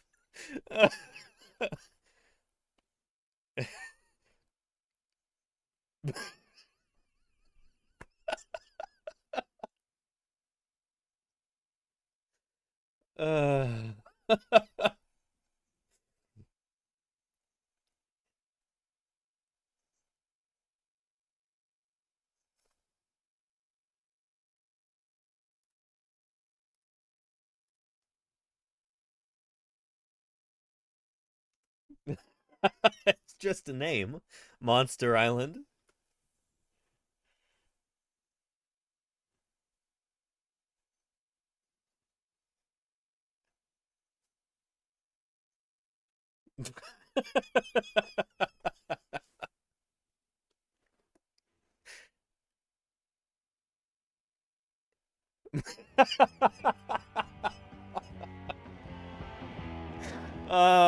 Anyway, yeah.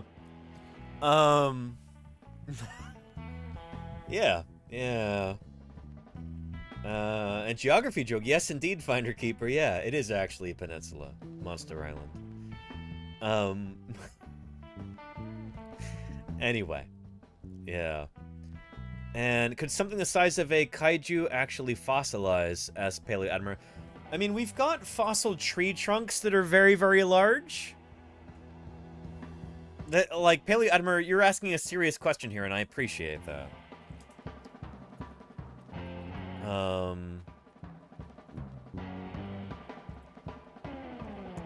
So, like a Godzilla skeleton. If you look at a critter like Godzilla, like Godzilla,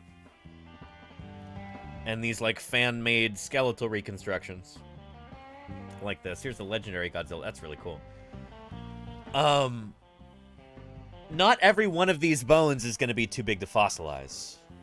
Ancient predecessor of the Tyrannosaurus. Reganation, thank you for the 5 months. Of the Jurassic Age. Giant meat. Holy cow. Long dagger-like teeth. Reganation, thank you for the 5 months of support. I really appreciate that. Yeah, as you can see, he's got a long tail, and at the distal end of that tail, the vertebrae are not that big. They're, like, not that big than a... Not that much bigger than, like, a... I don't know, like a sauropod vertebra? I think that's supposed to be a T-Rex skeleton right there.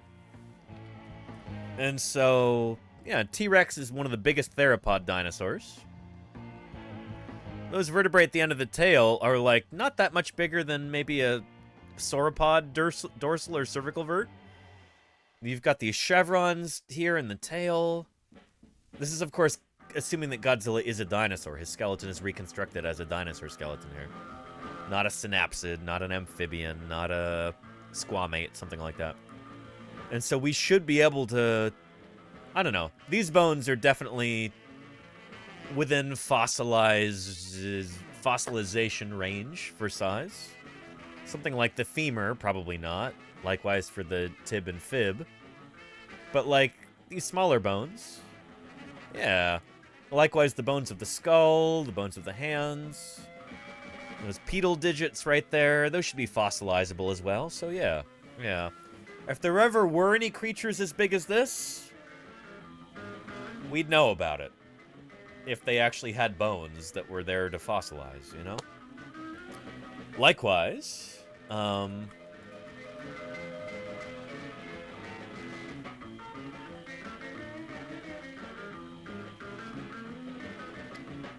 there we go.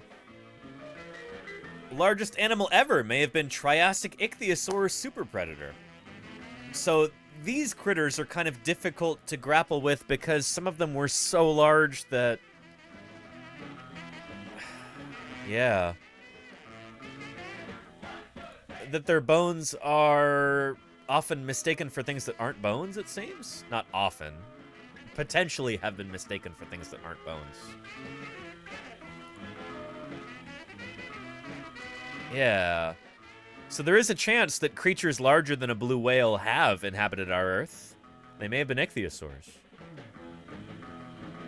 So there is a tooth right there from one of these creatures. Absolutely enormous. So I can find you a YouTube video on this.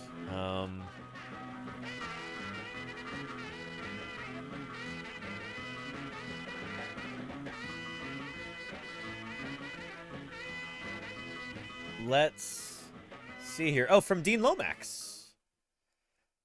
The ichthyosaur was discovered by Paul de La Salle, identified by Dean Lomax and Judy Massare after 205 million years. This was like bone I'd seen before because it was absolutely massive.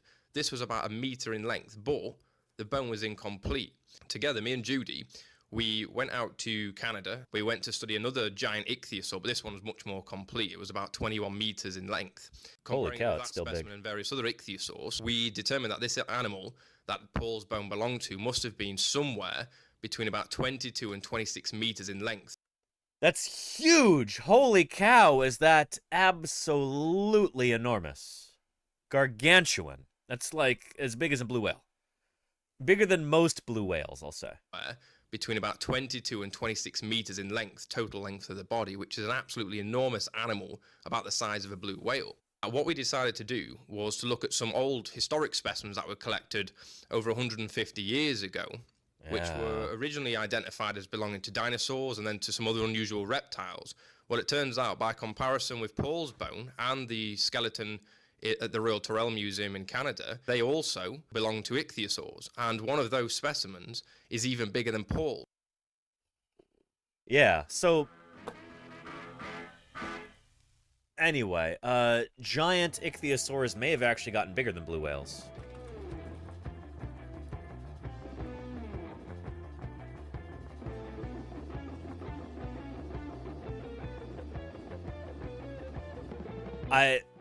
And think about the unlikeliness of one of these creatures being preserved in the first place and then dug up after being discovered and the scientifically studied, reposited in a museum, all that stuff. If just fragments of ichthyosaurs that we're finding from the Triassic are already seeming to rival blue whales in size, I think time will tell, so don't quote me on this necessarily. Don't put all your chips behind this bet, but I suspect that we will find ichthyosaurs that are larger than blue whales in the future. We will find that the largest creatures that ever inhabited our Earth were not blue whales, but were instead giant ichthyosaurs. Because the sheer unlikeliness that the largest of these specimens would ever be preserved, like if we're finding pieces that suggest that they're bigger than blue whales, and those pieces are extraordinarily rare, think how much bigger than they got than that, and we just haven't found those fragments yet, you know? It's a testable hypothesis. As more people go out and scour the world for ichthyosaur fossils and reinterpret these specimens based on this evidence, I think, I don't know, maybe in the next 20 years, we'll find out that ichthyosaurs were actually the biggest creatures to ever inhabit our planet. And that'd be pretty cool. So yeah. Anyway. And Alexander Morrison says, with 99% species being dead, it's very possible for such things to blow us away. Absolutely, Alexander. Agreed. Yeah. And OtterDoIt says, it's surprising they went extinct. They seem like they'd be able to survive a lot. Well, they were actually wiped out by one of Earth's biggest extinction events. By the end Triassic extinction event.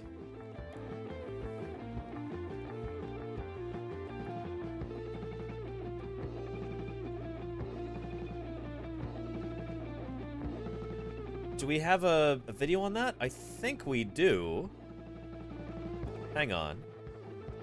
Let me see if they talk about the end Triassic extinction here. But there are all kinds of really weird animals in the Triassic. It's funny, like, the Triassic does not get enough attention. This is the very beginning of the age of dinosaurs. And I'm going to play this video, and then I'm going to run to the bathroom and be right back. So, yeah.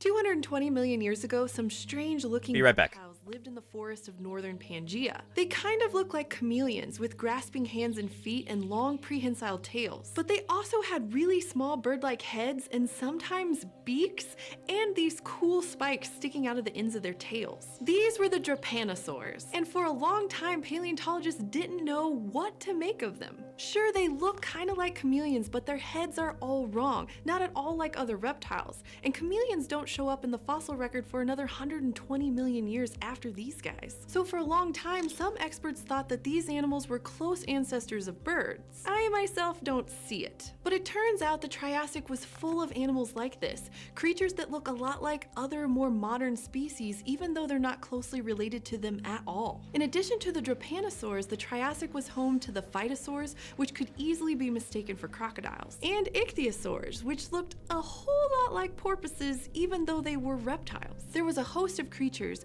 whose body plans would show up again and again, much later in time, by completely unrelated species. So why were the animals of the Triassic like this? What made them look like animals that lived much later and that they weren't related to? The answer has to do with how evolution works and with the timing of the Triassic itself, when life was trapped between two mass extinctions.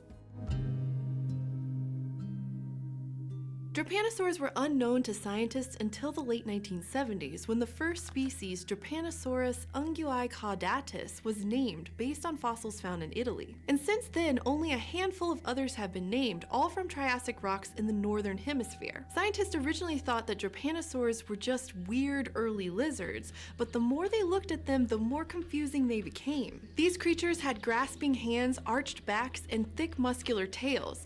Some kinds, like Megalancosaurus, even had prehensile tails, with a claw-like hook on the end that helped them hold on to branches. And the heads on these animals weren't like those on other reptiles.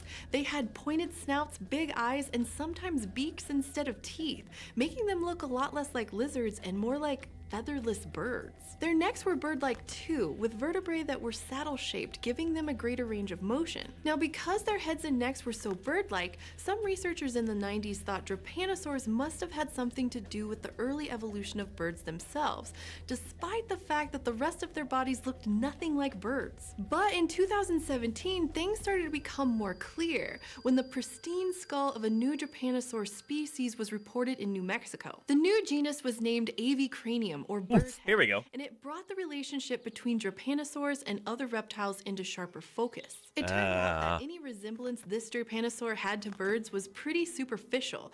And this is great because this will help segue us into our discussion of bird evolution, which we're now 3.5 hours into the stream and haven't even talked about that yet. Oh boy, that's supposed to be today's topic. But, you know, we've got a whole week to talk about the origin of birds from dinosaurs before Thanksgiving and after Thanksgiving. Boyd's, yes indeed. Its ears, for instance, lacked eardrums and were more like the ears of early reptiles than those of birds. In fact, researchers compared more than 300 of its anatomical features with other early reptiles and concluded that Drepanosaurs were one of the earliest branching lineages of reptiles, probably diverging in the late Permian period. Wow, like that's all early. Early reptiles, the ancestors of Drepanosaurs probably looked superficially like lizards, even though they weren't closely related to them. They had short necks, low-slung bellies, and long tails with limbs sticking out from the sides of the body. So what happened to them? How did Drepanosaurs go from being pretty familiar lizard-like reptiles to animals so strange it took experts decades to figure out what they were? And well, a big part of that is just what's going on in the Triassic. So in the Triassic, you had the biggest mass extinction event in Earth history, the biggest biotic crisis, as Kevin Padian would say, in Earth history at the beginning, between the Permian and Triassic period. That's what kicks off the Triassic period. It's like 80% of life on Earth goes extinct. And then life is able to run rampant and develop all kinds of really cool, weird critters, and they're all doing their weird, unique things. And then, well, shoot, then you have another extinction event at the end of the Triassic. That's why all these critters look so weird to us today, is because many of them did not leave descendants. But that extinction event at the end of the Triassic is what allowed dinosaurs to take over. Dinosaurs survived that extinction event, and then they're able to stumble out of the ashes there and take over the world. Because it's just, like, clear-cut after that, you know? Lizard-like reptiles to animals so strange it took experts decades to figure out what they were. And how did these changes happen in such a short span? Oh, and that has to do with our giant ichthyosaurs, too. Giant ichthyosaurs, they're able to exploit these niches during the Triassic because, like, so many of their competitors had died out. It's a brave new world. They're able to get humongous for a short time, and then blammo! You have another extinction at the end of the Triassic period. And then the most giant of the ichthyosaurs died out. Some ichthyosaurs survive, and they do really well during the Jurassic period. And during the beginning of the Cretaceous, they do pretty well, and then they go extinct completely. So anyway, I guess the point here is that, like, the history of life on Earth is this really interesting chain of events. Like, it's like this grand pageant with all these casts of characters, all these different dynasties. It's like a Game of Thrones, I guess. I've never really seen Game of Thrones, but, you know, I don't know. Palace intrigue is not something that I'm interested in at the least. That's why the Dune books were so boring to me, despite that they should have been really cool and interesting. So much paleocentry. Like, I just don't care, you know? Anyway, the history of life on Earth is far more interesting and fascinating. The rise and fall of these different dynasties, all competing against one another, and, you know, outside influences descend upon them, and certain groups do well, other groups don't do so well. You've got new groups that emerge. It's endlessly fascinating. I think a zillion times cooler and more interesting than any Game of Thrones. But yeah. SV Harkin says, are bigger animals more susceptible to extinction? In many cases, yes. Yeah. Bigger animals need larger territories. They need more food, more resources. They often have slower population regeneration times. So, like, they've got longer generational spans. And so if the individuals die out, that's a much bigger burden on their reproduction rate, like on their replacement rate. So, yeah. But there's exceptions to that, too. Anyway, yeah. Mary Space says, except with likable characters. Yeah, I think that's one of the reasons I can never get into Game of Thrones. It's just like, oh boy. I hate everybody. They're all awful. Anyway. It's kind of like The Sopranos in that regard. But at least The Sopranos was well written.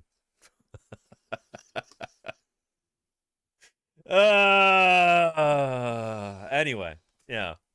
It's because the Triassic was basically the meat in an extinction sandwich. The entire Triassic period is a window of just 52 million years between two major extinction events. At the early end, there was the Great Dying, which eradicated about 70% of terrestrial species and 90% of marine life. Yeah, so marine species did a lot worse at the end of the Permian than terrestrial species did. The extinction in the oceans was... This biotic crisis was more severe in the oceans than it was on land. Of marine life. On the other end... And yet the trilobites died out completely, Kenzie. Exactly. R.I.P. those trilobites. F's in the chat for those beautiful trilobites. They went completely extinct at the end of the Permian. Trilobites had already been doing... They'd already taken a few bad knocks in previous extinction events. I think the end Devonian extinction and the end Ordovician extinction...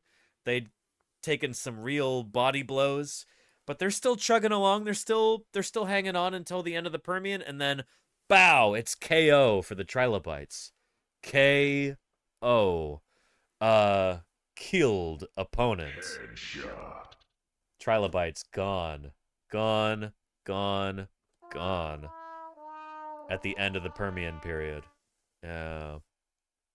Really spectacular, spared no expense. And Reaganation, thank you for gifting Kenzie. One sub to Kenzie_Sanderson. I do appreciate that, Reaganation. Thank you. Yeah. And Trilo buys. Yeah, Mwemla. Oh man, F's in the chat for those trilobites. I need some more sounds on my...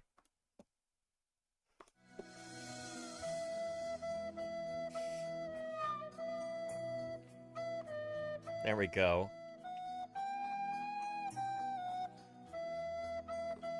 Let's pay our respects to the trilobites. These critters... I'm sorry if this sounds sarcastic, it's not meant to be.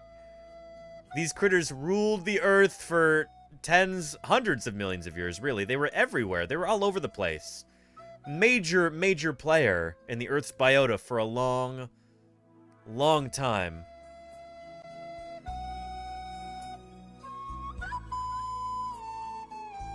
And then they went extinct. At the end of the Permian. This is one of my favorites. There's Phacops. Phacops rana from the Carboniferous period, I want to say. Could be wrong. Anyway, too soon, says my shiny. Trilobites. In memoriam reel. Birth date and death date. Birth date 520 million years ago to 250 million years ago. R.I.P. the trilobites. Big paleo salute to them. Will you join me, chat, giving a big paleo salute to the trilobites? A once dominant group, now taken from us too soon by the end Permian extinction event.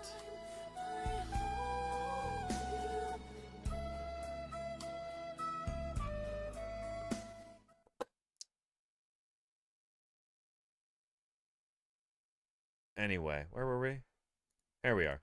About 70% of terrestrial species and 90% of marine life. On the other end, there was the aptly named in-Triassic extinction, which wiped out more than half of all animal species. But in between, there was this whole wide, still mostly livable world. The Triassic. It was the time of the weirdos. The Triassic is an incredibly interesting time. In between these huge extinction events. Yeah. Yeah.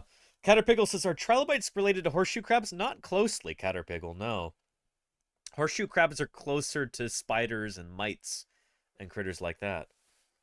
Yeah, Triassic party time up in here. There you go, Finder Keeper. Yeah. Yeah.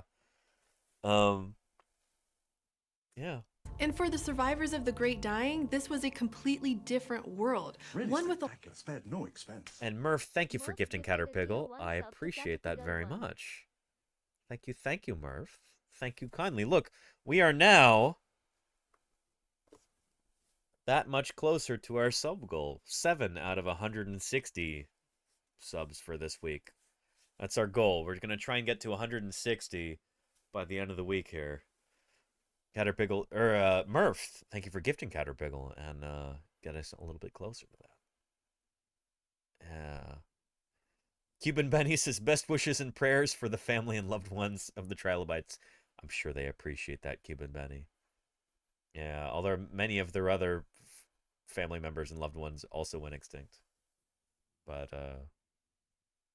yeah. A whole host of ecological niches that needed to be filled. And at the same time, there was almost no competition. And in any given environment, it's competition that usually regulates the rate of evolutionary change among living things. By and large, the less competition there is, the faster the rate of change will appear to be. That's because a lack of competition allows empty niches in an ecosystem to be filled by new species. Then, over time, as those niches fill up, competition increases, and the rate of evolutionary change appears to slow down. I say it appears to because genetic mutations keep showing up like they always do. But if those mutations don't offer big advantages right away, they get weeded out and body plans keep looking basically the same. So if you're an animal that's found your niche, say preying on fish in rivers, then natural selection tends to let you keep doing what you're doing. Your rate of evolutionary change, at least outwardly, appears to be slow. And that's a really good, I'm really, really glad that she added outwardly, because the genes of these animals are still changing. There's still a lot of genetic drift and stuff like that. These animals are still evolving. They're just not evolving in crazy different directions anymore. They're like continuing to evolve within narrow parameters of like being an alligator type creature in a river, you know? So as long as they're able to keep doing that and they've got like pressures outside that are competing with them, they're going to continue doing that. And so this is why we've got crocodile-like creatures basically from the Triassic up till today.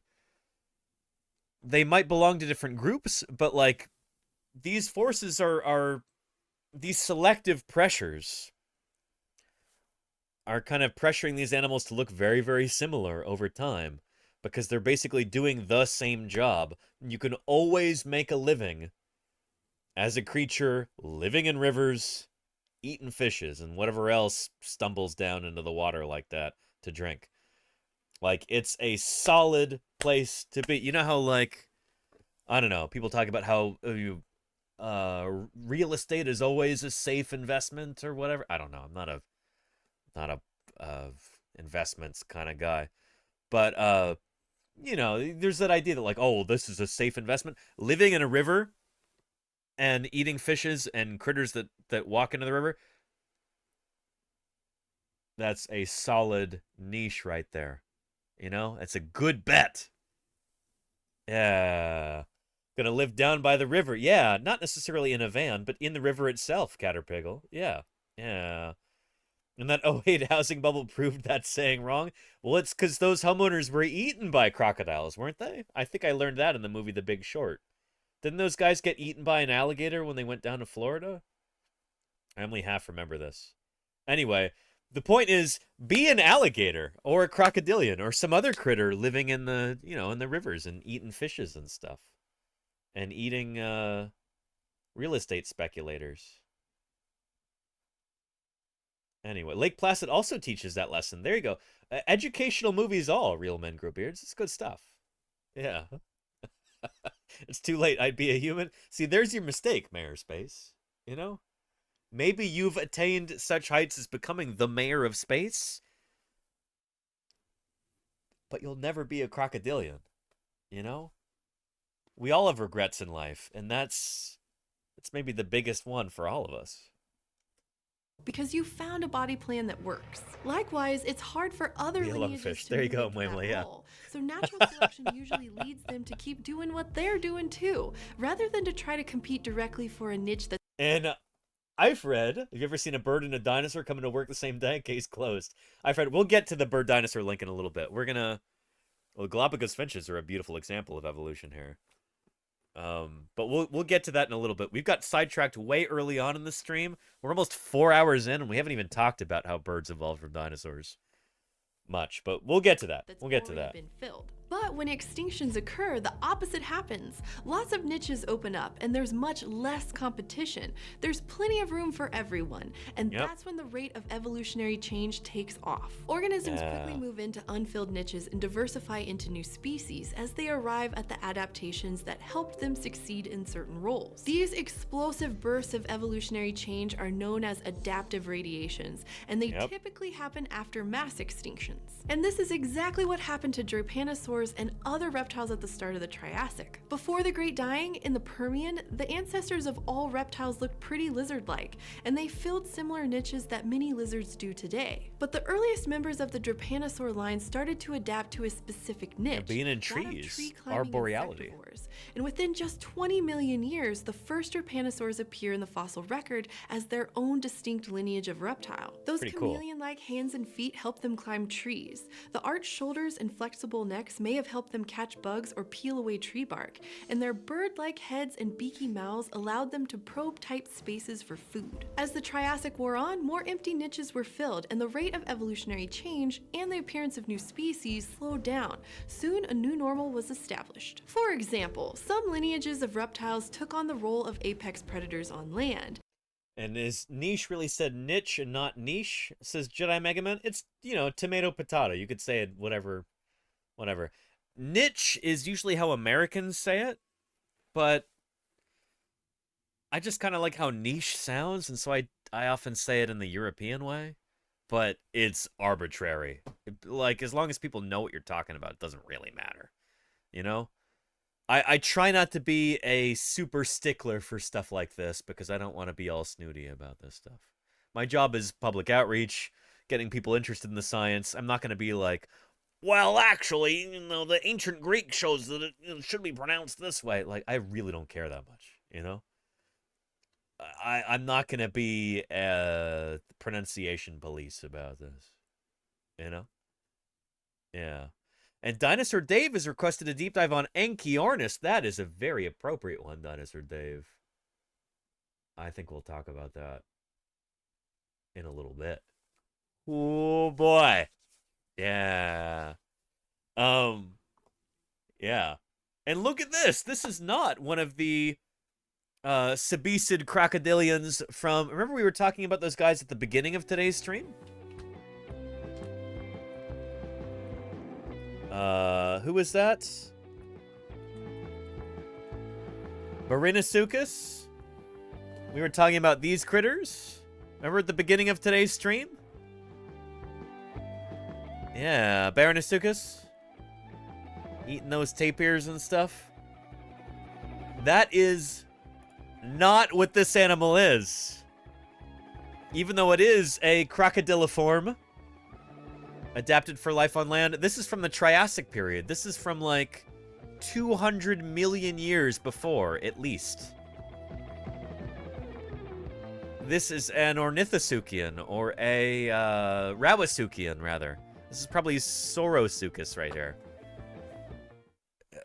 Yeah, it just kind of goes to show that, like, 200 million years later, this basic body plan for crocodiliforms is still viable, and, like, they will still evolve into that. Like, if we have another major extinction event, you'll probably have massive land-dwelling crocodiliforms again. Ah, so cool. So cool. And by 240 million years ago, and I think that's probably supposed to be Saurosuchus there, Alexander Morrison, because I think this is supposed to be Eoraptor. So I'm guessing this is supposed to be the Estigulastio Formation about 235 million years ago, give or take, in Argentina. Unless that's supposed to be Coelophysis, which I don't think it is. The skull doesn't quite look right for that. But anyway, Postosuchus and Saurosuchus, members of the same group. Group of archosaurs, the Rauisuchids, appear in the fossil record. Meanwhile, with these predators running around, another line of plant-eating Gamers Tavern Show, that's interesting. Niche is the older pronunciation. To be covered in bony armor. And another lineage became adapted for catching fish. These reptiles, called phytosaurs, developed long, narrow snouts lined with teeth in just... That's not a crocodile right there. This is not a crocodile, not an alligator, not a crocodiliform. This is a phytosaur. So before crocodiles existed, there were creatures like phytosaurs that are basically doing like a crocodile job. You can think of crocodiles as being like phytosaur copycats. So this is a crocodiliform. This is not. This is closer to crocodiles than this is. It's not a tuba, man of space. Yeah. Anyway. And our Eoraptors, sauropodomorphs, they up for debate, Kenzie Sanderson. Yeah. A lot of people say so nowadays. A lot of paleontologists. We're not totally sure. Yeah. That's a rude place to bite, but an effective place to bite, HD. If you're trying to get a meal. Fish. These reptiles, called phytosaurs, developed long, narrow snouts lined with teeth in just a few million years, thanks in part to the lack of competition for the role of river-dwelling fish eaters. Yeah, and then they went extinct at the end of the Triassic, I think. Our phytosaurs may have been hit really hard, and then they died out in the early Jurassic. I'm not totally sure when phytosaurs died out. Somebody in chat can look that up. But, yeah. So, yeah, sometimes you do go extinct, even if you are a crocodile-like creature in rivers and lakes. There's no perfectly safe thing to be. There's no perfect investment, you know? Yeah. But you know what happens next? Starting around 201 million years ago, a wave of volcanic activity, along with Pangaea's breakup, released tons of CO2 into the atmosphere, causing rapid global warming and ocean acidification. It brought an end to the Triassic period, and also the end of about 3/4 of the world's species, including the Aedosaurs, Phytosaurs, and the Drepanosaurs. This time, it was the dinosaurs who were the giant big winners, ichthyosaurs, too. because they were small and unspecialized, which may have helped them survive. And then they went on to fill the empty ecological niches that were once filled by the Triassic animals, setting off a whole new round of adaptive radiation. The Aedosaurs, for example, were gone, but Stegosaurs and Ankylosaurs eventually took their place as armored herbivores. Likewise, with the disappearance of the Phytosaurs, Spinosaurus... I just talked about how it doesn't really matter, the pronunciation, as long as people understand what you mean, but that kind of bothered me a little bit. Ankylosaurs. Ankylosaurs is how you pronounce it. Probably because, like, Ankleo, it's like, it implies that the L is before the Y, and it's not. The Y is before the L. Ankylosaurs. Aedosaurs, for example, were gone, but Stegosaurs and Ankylosaurs eventually... It's not Ankleo, it's Ankylo. Oh well.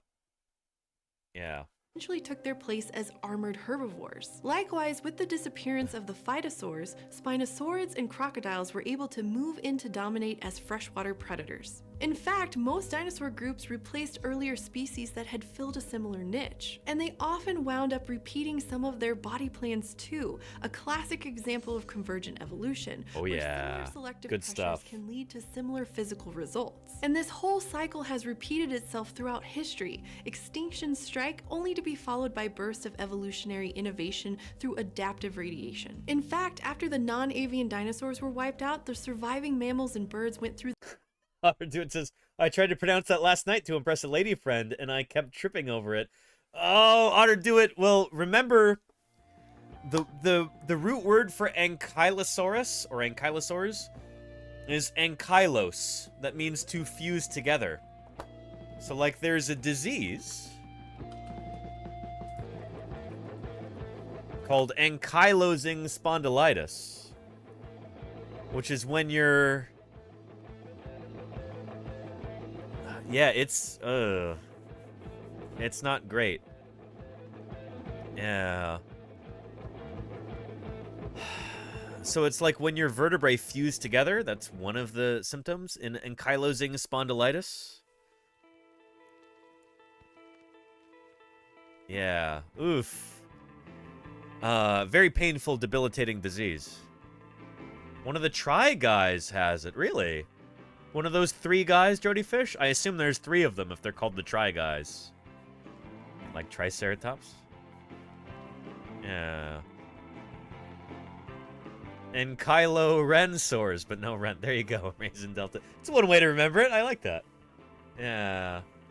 And I thought it was Ankylosaur. I suppose if you want to be fancy or be from the UK, you could call it an Ankylosaur.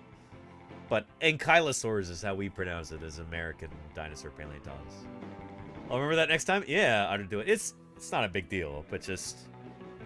Yeah. Ankylosing spondylitis. Here,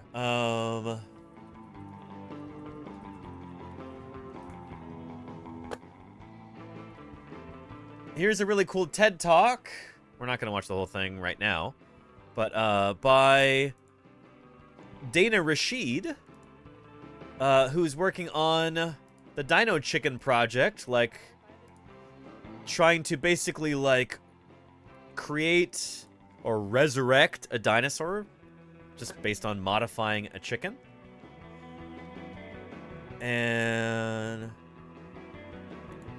there we go. That snaps a whole bunch of puzzle pieces together. If a mouse mutant has the same sort of change, it has a short tail. It has fusion of vertebrae in that tail. It also has changes in the formation of spinal nerves, all of which are exactly what we see in the modern bird tail. So maybe the fruitless search for Cretaceous intermediate forms is because I'll be right back. There were no intermediates. A single genetic mutation could have been responsible for both shortening the tail and fusing it up at the end. A single genetic mutation can actually have a huge impact on what an animal looks like. Human dwarfism is an example of a single genetic change. You can look at dogs. You may think that there must be hundreds, if not thousands, of altered genes between a Chihuahua and a Great Dane, but scientists are finding out that all of the differences between all the different dog breeds boil down to just 3 genes. If we can understand how changes in DNA cause physical changes, we can better understand how traits evolve, and we can better interpret the fossil record. Yep. Since the Dino Chicken project is an out-of-the-box type endeavor, we've made some out-of-the-box discoveries. One surprising finding is a correlation with ankylosing spondylitis, a human disease where your vertebrae fuse together and the discs between your vertebrae can erode. It's a rather horrible, debilitating disease, and it looks a lot like the fusion of bones at the end of the chicken tail. Since there's no good animal model for ankylosing spondylitis, And you know what? Data here is saying ankylosing spondylitis. I would say ankylosing spondylitis, because I say ankylosaur, but you know what? As long as you say it with confidence, Otter do it, that's really what matters when you're on, like, when you're in a date situation. So, yeah. ankylosing spondylitis, ankylosaur, ankylosaur. Just don't say ankylosaur, because if she knows much about thyreophorans dinosaurs, she'll call you out on it, you know? Proposing to study it in the chicken. Tomato, potato. Ooh. Following all of these clues in genetics and development makes me feel like a detective in my very own whodunit story. Like detectives, we as scientists have hunches or hypotheses as to how we think something happened or how something worked. I can tell you I've had many, many hypotheses, cervical vertebrae finder and I am keeper? almost always wrong. But I don't mind, really, I don't, because in every case I've been wrong, the real biology has been far more amazing than my imagination could have ever conceived. Every day I walk into lab and ask, how will my mind be blown today? That's beautiful. I am rarely disappointed. This reverence for nature I've had since I was a kid, when I found out that the world is actually billions of years old, and we didn't just magically appear, but we, like every other living thing on this planet, have long and rich, varied and beautiful evolutionary histories. It's been an incredible privilege working on this project, and it's been an absolute privilege talking to you today. Thank you. Sister. Beautiful stuff. If you would like to watch the whole talk right here and learn about the program to try and like back engineer a chicken into something resembling a Mesozoic dinosaur, check out that link. Cool stuff. Yeah. Pretty neat. Pretty neat. Yeah. Backwards nuggification. There you go, Raisin Delta. Yeah. Yeah. Anyway. We are now 4 hours and 10 minutes into our stream. Let's get started talking about some birds, shall we?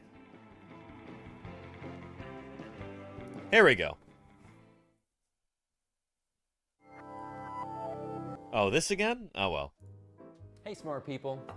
Joe here. This holiday season, I bet many of you are going to sit down with family and friends to celebrate. And I bet a lot of you are going to be sitting down to eat some nice, delicious dinosaur. Yes, indeed.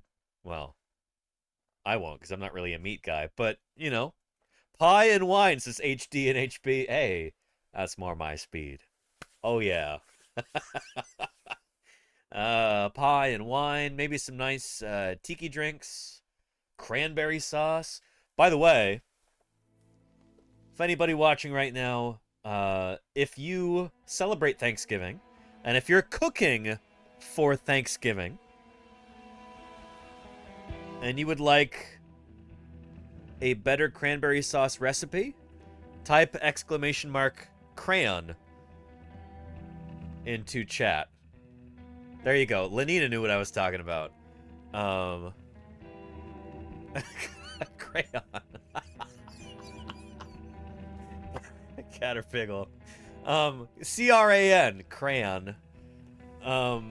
But yeah, I've got a special cranberry sauce recipe that I've used many, many times in the past. I like it a lot, and I thought I'd share it with you this year. So check it out. Yeah. Cranberry orange sauce. This stuff is darn good. It's usually my favorite part of the Thanksgiving meal. I know cranberry sauce usually ranks at the very bottom. In fact, I talked about that in the thing, but like, what is the least liked Thanksgiving food? Per the Vacationer? Cranberry sauce. The top 10 most disliked traditional Thanksgiving foods are as follows. Number 1, cranberry sauce. Number 2, turkey. So yeah, if you want to elevate your cranberry sauce, I would highly recommend using this recipe. It's never failed me. Good stuff. It's excellent. Yeah. But yeah. Yeah.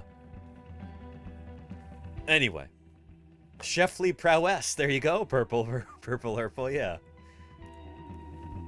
Anyway, Turkey Day. El Día del Pavo. El Día del Pavo, as they say in the Latin American Spanish-speaking world. Day of the Turkey. It's coming up this Thursday. Or Theropod Dissection Day, as paleontologists like myself call it. You are going to be sitting down to eat some nice, delicious dinosaur. Birds are dinosaurs. But why is that? That's what we're going to talk about today. It's not just okay to be smart, it's generally positive. My friend's Anna Rothschild, who makes Science Magic Show Hooray at the Washington Post. And fun fact, she's 25% mashed potatoes. It's true, I am. And Dr. Shay Montanari, who is not only a pumpkin beer aficionado, but is a dinosaur expert extraordinaire. Really happy to be here, Joe. We have all heard that birds are dinosaurs, but what exactly does that really mean? That's a great question, Anna. So the way that we can even tell that anything is related to something else is through looking at their anatomy and what kind of characteristics that they share. These are called synapomorphies. Oh, good word. Two or more groups of Good word. That's an excellent Scrabble word right there. I hope it's in the Scrabble dictionary. Can somebody look this up in chat and see if synapomorphy is in the Scrabble dictionary? Because if it's not, we should riot. It's an excellent word, and it's a word that paleontologists use way more often than you might imagine. A synapomorphy is... It's basically one of those keys for finding out that critters are actually related to each other. So it's a trait that's shared by two or more taxonomic groups, yes, that actually shows that they share a common ancestor. So a synapomorphy is like, wow, there's a key that shows that these creatures are related to one another. Does that make sense? Yeah. How many Scrabble points is that worth, by the way? Anybody in chat calculate that out? Yeah, synapomorphy. There's a Y, two Ys, one Y, two Ys. Could you even make this word? Are there more than two? Is there more than one Y tile in a Scrabble game? 12 points? That's it, Raisin Delta? No.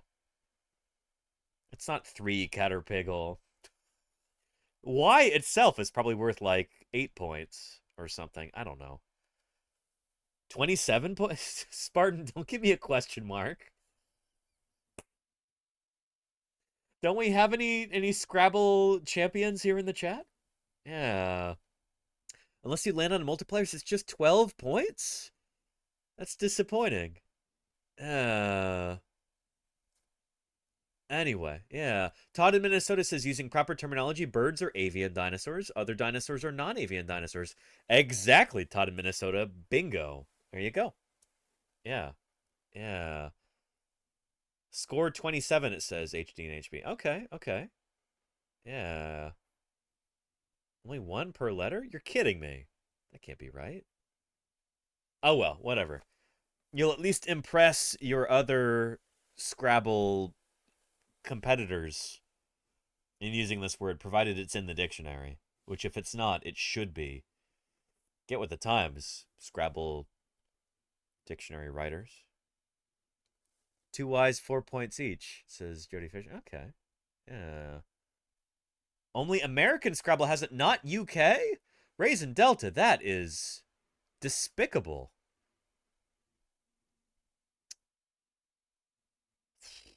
Although you still have a queen, don't you, Raisin Delta? So, I don't know. UK's a little behind the times there. Yeah. Anyway.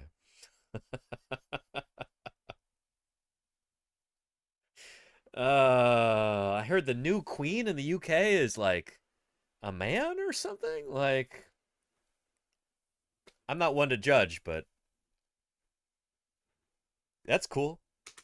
And derived from a common ancestor, like how humans and chimps both have opposable thumbs. So there's different kinds of dinosaurs, and we can look at the characteristics of birds to figure out exactly what kind of dinosaurs they are. There's actually lots of clues preserved in their bones that show that they are very closely related and that birds are actually dinosaurs. And we're going to find those today with this. So we couldn't get a turkey. And Oh, they don't have a turkey there? Shoot. This looks like a turkey skeleton. I don't even have a turkey skeleton. I have a chicken skeleton that I was going to assemble that live on stream and put it all together and talk about all these individual bones and everything, but I did not have enough time to get that together this year. I'm moving in like 2 weeks. There's a lot going on in my life right now. I didn't have the wherewithal to be able to get this done before this Thanksgiving, so let's hope for next Thanksgiving. Cross your fingers. Yeah.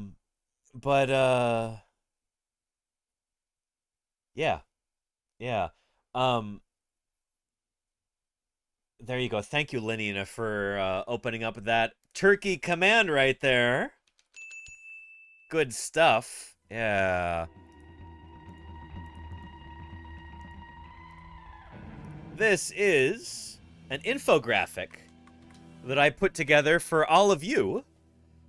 I made it especially for you Twitch viewers and other folks, too. Right before Thanksgiving of 2021, I think it was. Your Thanksgiving turkey is literally a dinosaur. You'll be learning about why as we continue this throughout this week, but this is a nice little cheat sheet for you. On Thanksgiving, many Americans will dissect a dinosaur, a turkey, Meleagris gallopavo here, and you might notice some interesting features of its anatomy. Those are outlined, some of them, just some of them. There's literally hundreds of them, but like, the broad strokes are outlined here. Almost everything that makes birds unique among modern animals, from their S-shaped neck, to their hinge-like ankle joints, to the half-moon-shaped bones in their wrist that allows for that kind of swivel like that, to their wishbone, the structure of their hips, even their feathers. None of these are actually unique bird traits. I know they're totally unique among birds today. Every single one of those that I mentioned first evolved in dinosaurs. And that's where birds got these features from. It was from their dinosaur ancestors. This is outlined in this document. Feel free to use that command. Save the picture, print it out, share it with your friends and family. Bring it to Thanksgiving dinner if you celebrate Thanksgiving. If you want to. If you want something fun to talk about. If you want a placemat for the kids. If you want a coloring page. You know, I made sure to make it black and white so it'd be cheaper to print. You know? So, yeah. Or print them out, hand them out on the bus. Stick them under people's windshields. Under their windshield wipers. Whatever. Post hundreds of them around your city, Mayorspace, yes. Tape them over security cameras. Do whatever you want to do with them, you know? Yeah. And Misadventures in Astro says, Thanksgiving is our yearly reminder to the dinosaurs that mammals rule the earth now. I mean, dinosaur species... The most dangerous dinosaur around. On your own security cameras, though. There you go, Spartan, sure. Thank you for the 39 months of support. Holy cow, Spartan. Extraordinary. Thank you very, very much. I appreciate that. Yeah. Put the poster on a sandwich board and begin ranting outside City Hall. There you go, Mayorspace, yeah. Yeah. For sure. For sure. Lenina says, I didn't get around to take... So, in previous years, I think last year, the Lenina actually printed out a stack of these and brought them to the supermarket, stuck them in the turkey freezer with all the turkeys. I'll be sure to do so at Christmas time, though. If you want to, Lenina, you don't have to, but I'm very much impressed that you did that. That's super cool. Yeah. You're buying a billboard, Caterpiggle? Awesome. Yeah. And all of the turkey freezers. Lenina, that's actually super cool. When I made this and posted it to Twitter a couple years back, I was actually contacted by a radio station in Ireland.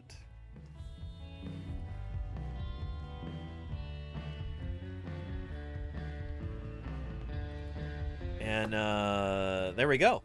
news talk radio in Ireland,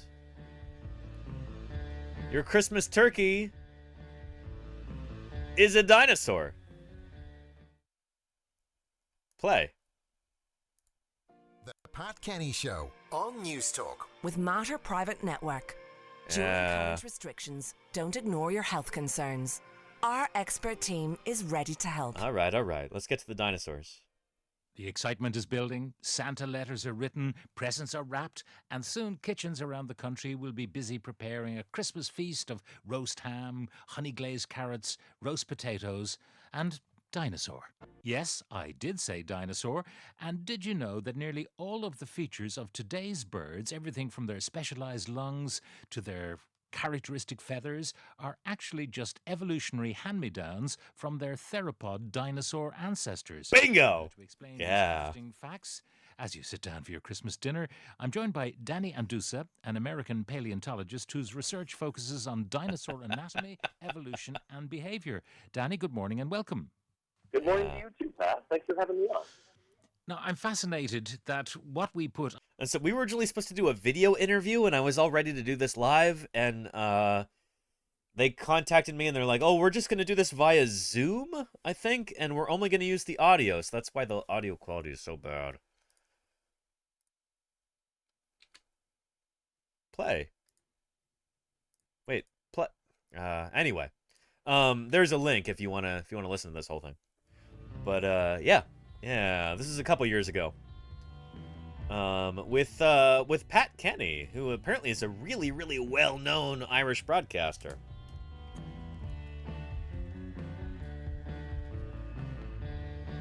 Yeah. Very well respected. Very, very well respected. How do they find you? Via Twitter, back when Twitter was still a thing, before it had completely been engulfed in flames like it is today. Yeah. Anyway. And what's up to you too, Connor Potato? Welcome to Paleontologizing. It's good to have you here. Thank you for joining us. How are things?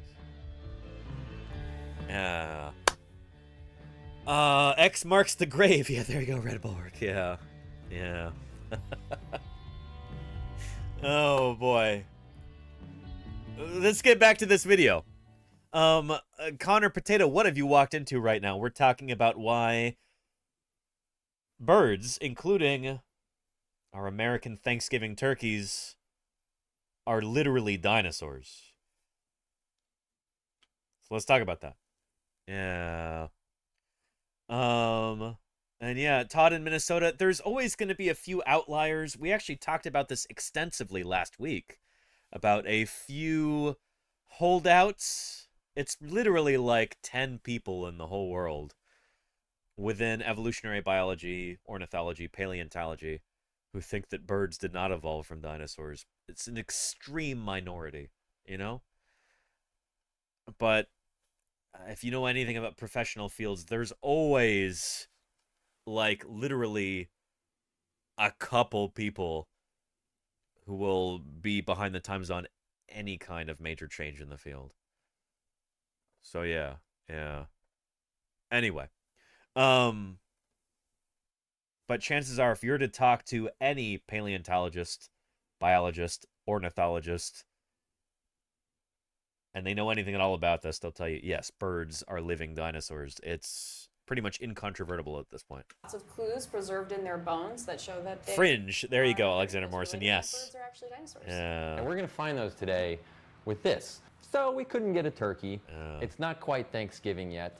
But everything we show you, we promise that you can do at your holiday table with the people that you're celebrating with and explain to them the science of why they're eating a dinosaur. This is super cool. In the 1860s, scientists unearthed the most famous feathered dinosaur fossil, Archaeopteryx. Yeah, and I happen to have an Archaeopteryx. This same Archaeopteryx right here in my office.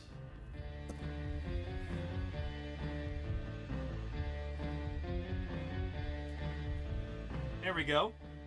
No, I did not steal it from a vault in Berlin. This is my 3D print of the Berlin specimen of Archaeopteryx. Right here. Early defenders of evolution like Thomas Henry Huxley began to suggest that these extinct reptiles were so similar to birds, they must be related. But the idea didn't really catch on until the 1970s, when new fossils filled in more empty branches on the dinosaur family tree. About 250 million years ago. And that's, oh boy. So these weren't discovered until the 1990s and 2000s. Yeah, so it's a little bit misleading what they said right there, but that's okay. Filled in more empty branches on the dinosaur family tree. About 250 million years ago, a group called archosaurs split into crocodilian reptiles and dinosaurs. And a lot of evolution has happened since that split. Okay, so there are two groups of dinosaurs, and it's the ornithischians and saurischian dinosaurs. And that split happened about 240 million years ago. And the way that we know that birds belong to the saurischian group is mainly because of their hands. So Wait, hands? Right. Birds don't have hands. Birds actually do have hands. They just don't really look like hands anymore. So if you've eaten a chicken wing, or at least held onto a chicken wing, you've been shaking hands with a chicken. Can we dig into this chicken and check it out? I think it's time to check it out. Let's go find that chicken hand. So these are like the original chicken fingers. I usually dissect these with my teeth. You're doing it completely differently. Yeah, so that little skinny part of the wing at the end that you don't typically eat because there's so much meat on it, that little nubbin is the finger of the chicken that's gotten super reduced. I digit one right there, the thumb. The very tip of the bird finger, but here is like the second digit, the very, very tip of index the finger. Yeah. So I'm going to let you hold that as well. So we got the first digit, the second digit, and the third digit. The length of the three bird fingers inside a wing narrows down which group of dinosaurs birds descended from. The second the finger is saurischians. longest in birds and in saurischian dinosaurs. That's a big way that we know that birds belong to the saurischian group as opposed to the ornithischian group.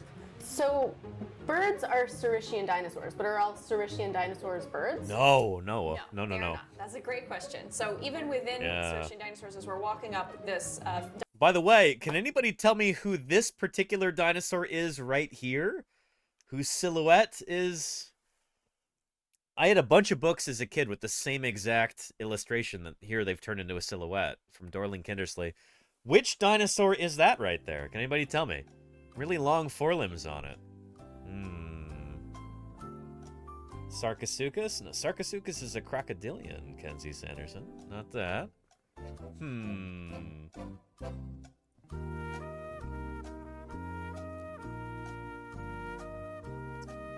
Well.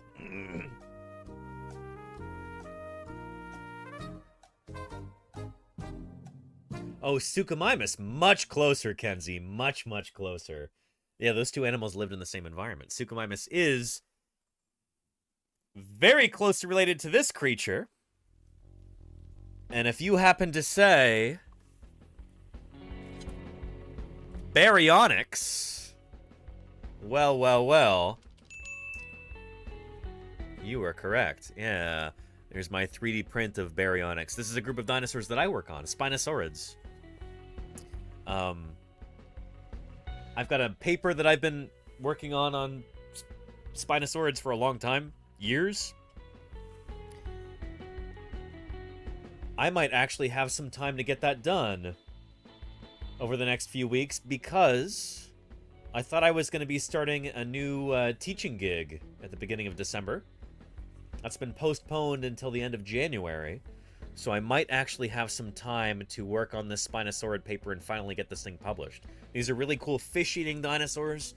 They've got these crazy long crocodile-like jaws like this. Very, very narrow from side to side. Like, ridiculously narrow. Very powerful forelimbs with these long, crazy long claws on here. Yeah. Just nuts. Kind of short hind limbs and your kind of typical theropod tail. But yeah, that's what you see.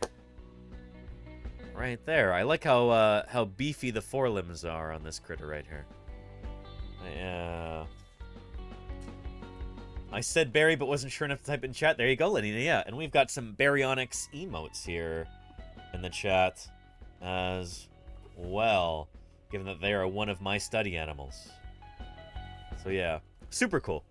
So, Spinosaurids are not particularly close to the origin of birds, but they are Saurischian dinosaurs, and they are theropods. They are two-legged, meat-eating dinosaurs.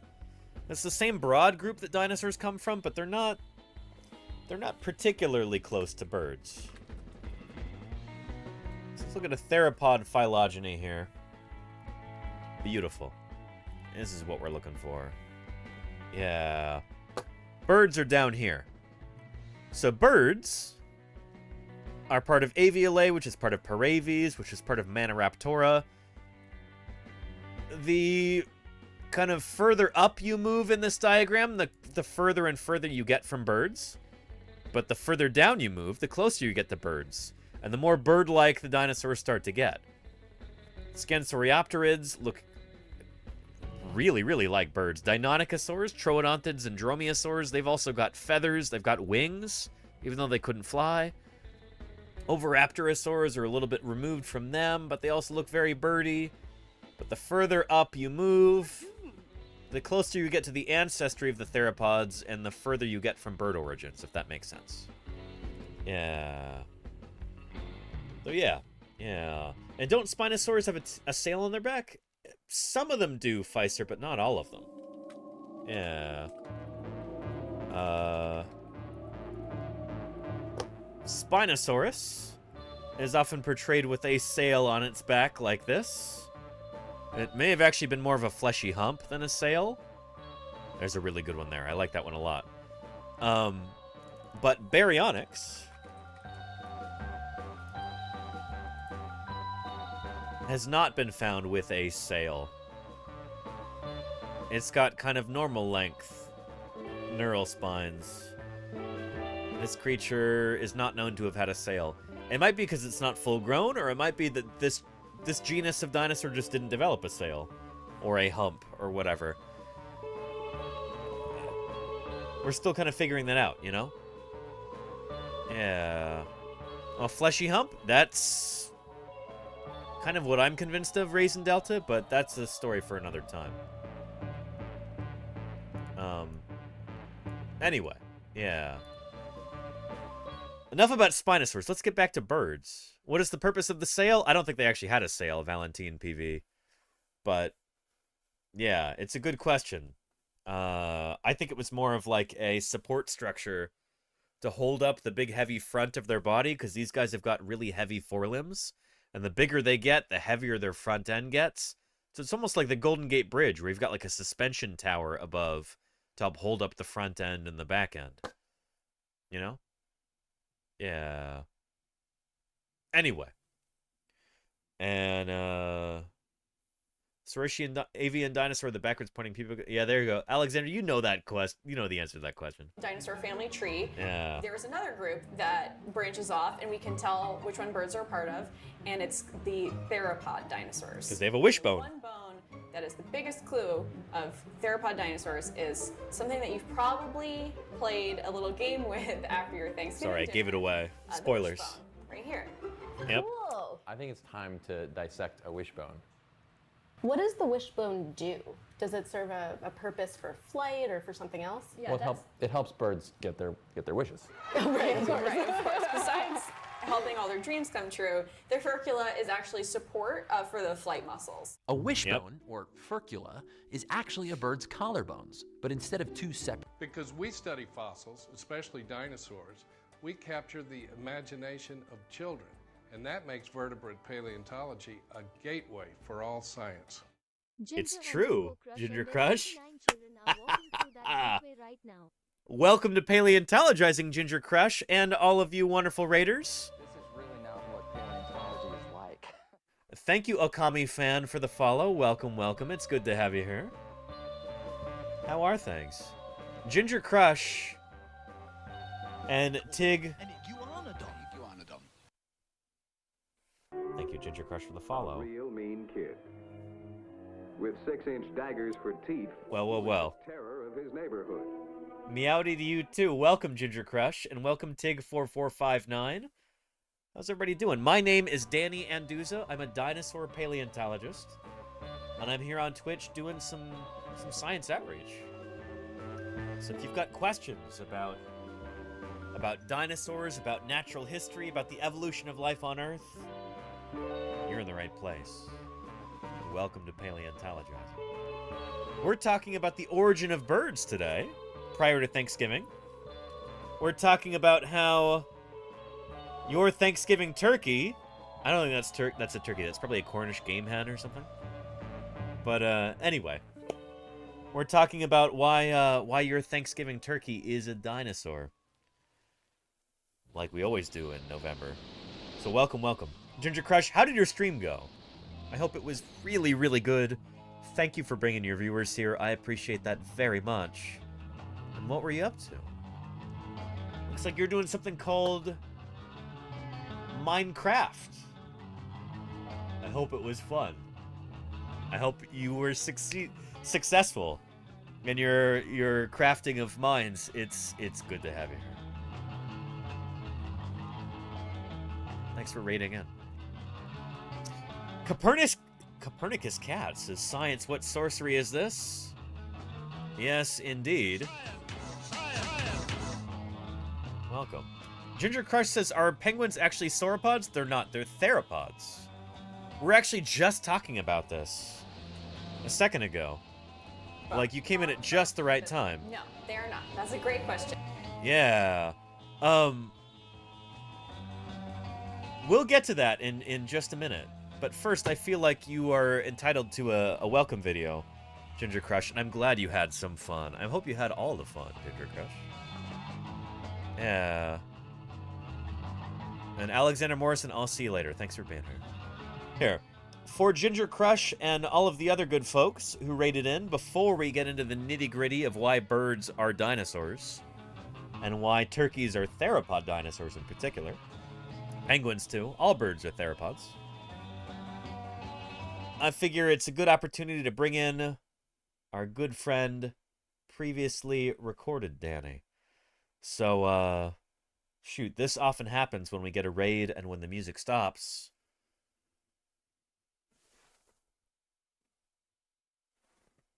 There he is right there. Previously recorded Danny is sneaking up behind me, and he is eager to tell you all about what this channel is all about. Why a paleontologist is here on Twitch. He's eager to welcome you to Paleontologizing. So, hang on, goodness. He's very eager. This is actually his first appearance of the day. So, without further ado, previously recorded Danny, go ahead and take it away. Well, thanks, present day Danny. Well, if you happen to be new around here, then welcome to Paleontologizing. You may well be wondering to yourself, well, if this is Twitch, then where are the video games? To level with you here, I don't really do much in the way of video games. I'm a paleontologist. My name is Danny Anduza, and dinosaurs are my area of study.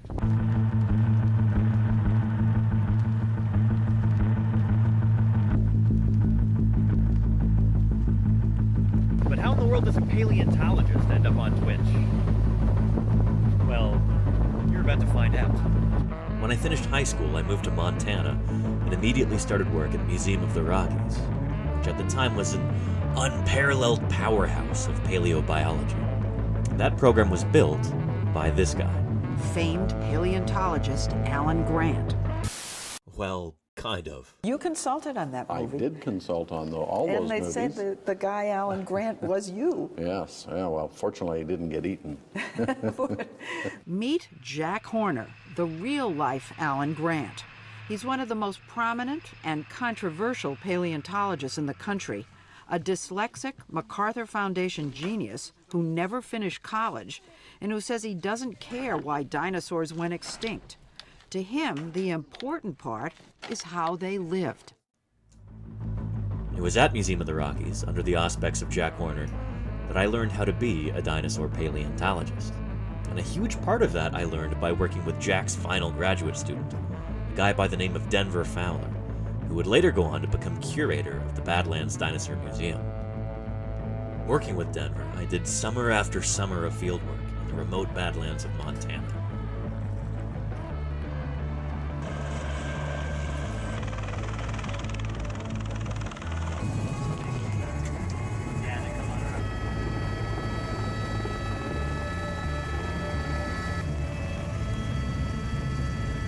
Together, we dug up more dinosaurs than we knew what to do with, at fossil sites numbering in the hundreds.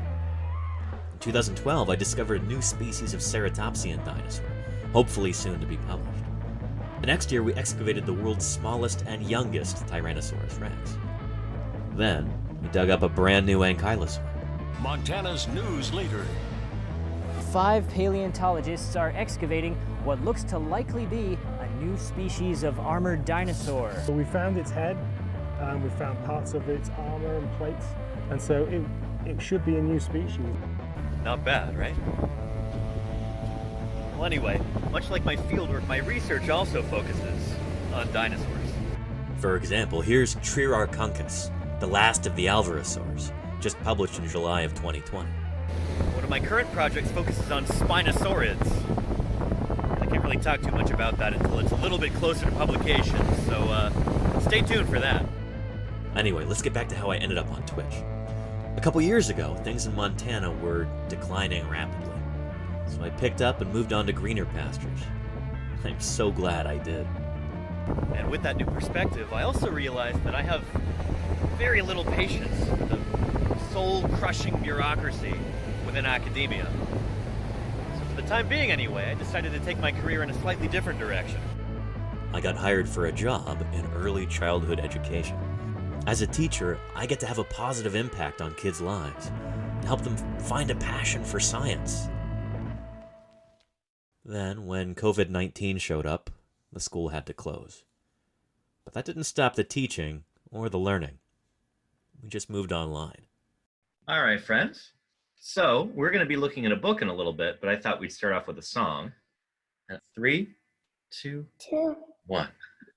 Oh, give me a home where the hadrosaurs roamed, where triceratops bellowed and grazed, where erosion uncovers bones we seek to discover, for to strike the whole world amazed.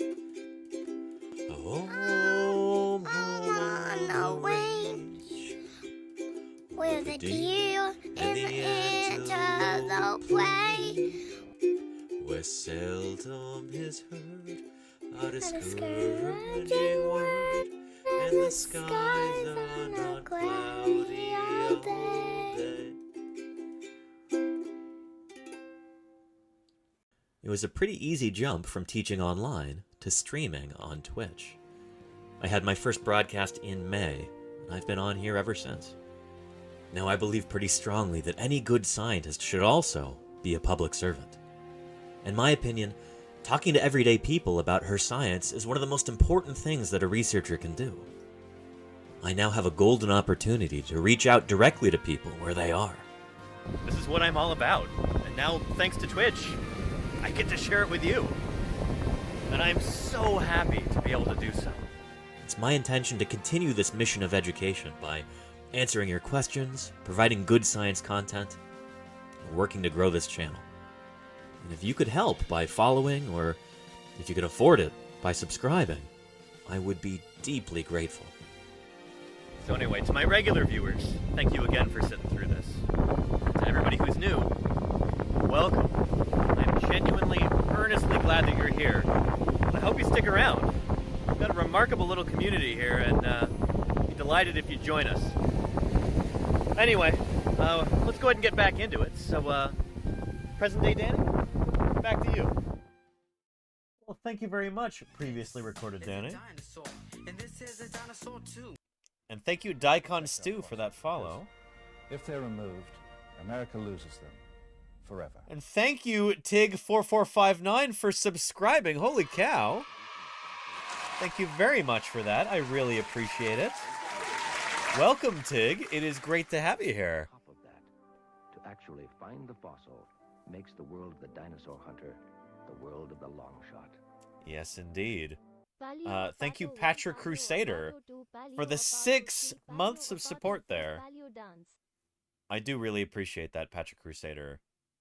I really, really do. Thank you. Thank you for that. And of course, thank you so much to our new friend Ginger Crush for that follow. And for that amazing raid. I appreciate that, Ginger Crush. Did you post your T-Rex tattoo picture to the Discord? Because if you did, let me know which category you posted it in, and I can look at it and maybe tell you which Tyrannosaurus specimen that's based on. We have about 50 T-Rex specimens that have been published on so far. Thank you, Tig, for that. For that gift sub. Holy cow, Tig. This is their first gift sub in the channel. You just followed and then subscribed and now are gifting subs, Tig. I really do appreciate that. Thank you for supporting science outreach here on Twitch. I should hasten to add that that I actually make my living here on Twitch nowadays. Only the world's first full-time live streaming paleontologist. This is how I make my living, by doing science outreach every weekday here on Twitch. It's such a privilege to be able to bring you science content 5 days a week. And that's only possible because of ongoing supporters like yourself now, Tig. Thank you for subscribing. I am deeply grateful. Thank you very, very much. Tig is quite the cat. Agreed, Jim. Agreed. Anyway. And is that figurine below the spinning skull the one from your 2020 publisher? It is, Valentine. Yeah, that's Triararchunkus right there. Sharp eyes, Valentine. My goodness. Do you have exquisite vision, or are you watching on a very large screen, or what's going on? Well, this is indeed Triararchunkus prairiensis. This is the animal from that 2020 publication, the one that I'm an author on. This is our brand new Alvarezsaur dinosaur from the Hell Creek. I sculpted this and 3D printed it live on Twitch last spring. It was a ton of fun. I do a lot of 3D printing here on this channel. I'm actually printing a Paleontologizing logo right now. The back half of it's already done. So we've got the gizing. We need the paleontolo part. That's what's printing currently, and it looks like it's almost done. Exciting stuff. Anyway, but yeah, this dinosaur, Triararchunkus, is an Alvarezsaurid. For you and the other cool new people, let me show you roughly what this animal would be like. From Prehistoric Planet that came out last year. Looks like this. Deinonychus is a desert specialist. This might be the ancestor of that animal. Such hypersensitive, a little bit earlier in time. Hearing gives her a mental map of this hollow log. Pretty cute, right? And what lies within. Yeah.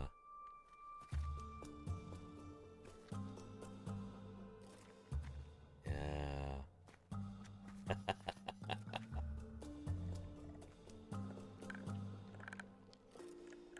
She now uses the weapon that gives this hunter its name. Mononychus. Yeah. Single giant claw. Just what she needs to open a termite's nest. Good stuff. Very cute, Raisin Delta, yeah. And she has another special piece of equipment. A flexible tongue twice the length of her head. The tongue doesn't fossilize, but it's a good guess. This critter probably had something like that. An excellent protein-packed meal. If only termites weren't quite so irritating. Pretty cool critter. This is an Alvarezsaurid, just like our Triararchunkus.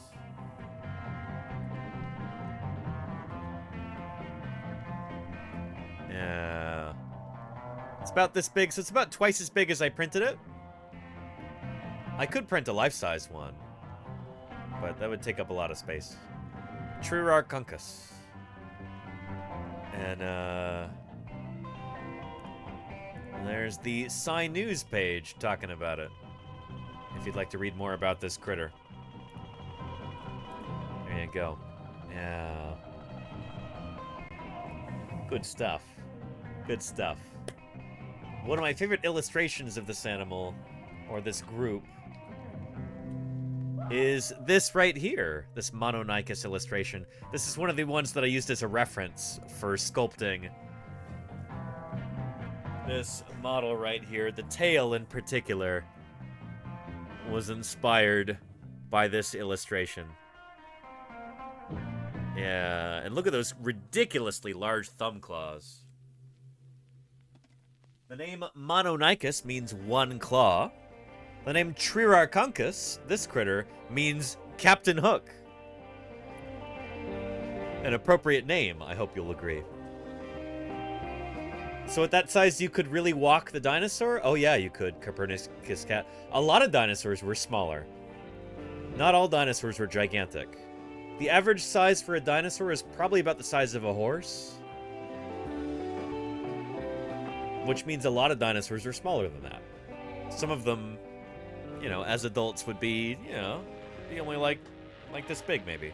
Maybe a little bit larger. Yeah. So yeah. Most were quite small in the early Mesozoic. It's true, Copernicus cat, yeah. They took a while to become the largest creatures that ever walked the Earth. Yeah. But yeah. And thank you, Kyoko244628 for the follow. Welcome, welcome. It's good to have you here. When this dinosaur, Mononychus, was first discovered, it was actually thought to have been a bird. This is one of those dinosaurs that's so bird-like that it's kind of difficult to tell. Is it a bird? Is it a dinosaur? There's a lot of dinosaurs that are like this, including Anchiornis, which is so close to the origin of birds that we're not 100% sure if this is just a very, very bird-like dinosaur, or if it is just straight up a bird. We really don't know. But we've got such good fossils of this animal that you'll notice that all of these are the same colors. We actually know what colors they were. So this is a dinosaur that's been so well preserved that we can look at its fossil feathers and figure out that it had mostly black plumage with white and black stripes on its wings, on its arms and its legs and its tail, and a red mohawk on the head. Pretty extraordinary that we can figure that out, you know? Yeah. So this is a dinosaur that could be a troodontid, or it could be a close relative of Archaeopteryx, or it could be both, or it could legitimately be one of the first birds. It's so bird-like that it really complicates the whole picture. We don't really know if this animal is a bird, a true bird, or if it's just an extremely bird-like dinosaur. Really, really tough to say. But all birds are living dinosaurs, and that's what we were talking about here. Yeah, so let's... Shoot, should we go back to the beginning of this video? Let's just do that. It's good stuff. I'm sure the chatters who were here before won't mind. Let's go back to the beginning here. Hey, smart people. Joe here. This holiday season, I bet many of you are gonna sit down with family and friends to celebrate. And I bet a lot of you are gonna be sitting down to eat some nice, delicious dinosaur. Birds are dinosaurs. But why is that? That's what we're gonna talk about today. Yeah, and let's see. Todd in Minnesota says, in other words, the missing link has never been observed. Well, that's why I don't like the term missing link, Todd in Minnesota, because once you find it, it's no longer missing. So there have been a million different missing links between dinosaurs and birds that have been found, and then somebody just moves on to another. Oh, like, oh, well, now there's a new missing link. It's like, once you find a bunch of links, then you've got new ones that are missing in between those links that you find. So for every link that you find, you've created two new missing links, you know? So, like, here's a gap, say, between, I don't know, Coelophysis and Archaeopteryx. And you find one in between there. It's like, well, shoot. Now you've got not just one missing link, but you've got 2 missing links now. And it just never ends. That's why I don't like that term missing link. It's very misleading. It's like, it's not an honest way to go about looking at these things, you know? Yeah. So it makes sense, yeah, says Todd in Minnesota. Yeah. If we might be missing some, yeah. Exponential number. They're increasing exponentially, Caterpiggle. Yes. Yes, indeed. Yeah. And Jim says it's like numbers on the number line. There's always more in between any 2 numbers, and there's always decimals in between the whole numbers, too. You'll never run out of decimals in between. It's the same way with living things. As we're watching evolution take place, there's always going to be decimals in between. There's always going to be individual generations in between, you know, those different species. You know? The word species almost kind of falls apart when you're talking about evolution, because you've got this gradation, like one creature evolving into another. At what point do you draw the line and say, oh yeah, it's evolved into a new species now? At what point do you draw that line? You know? Yeah. Anyway, before we continue on here, did Ginger Crush post a Tyrannosaur picture here? Of the Tyrannosaur tattoo, because I don't want to leave them hanging here. Let me know if anybody in chat saw that. Yeah, because yeah. Anyway, Dinosaurs are kind of funny. I mean, you know. Dinosaurs are kind of funny. It is true. Dracolich97. Dinosaurs are kind of funny. Yes, indeed. I think I heard a Discord noise, by the way. I have about 900 notifications on the Paleontologizing Discord right now. And I don't know if I'd be able to find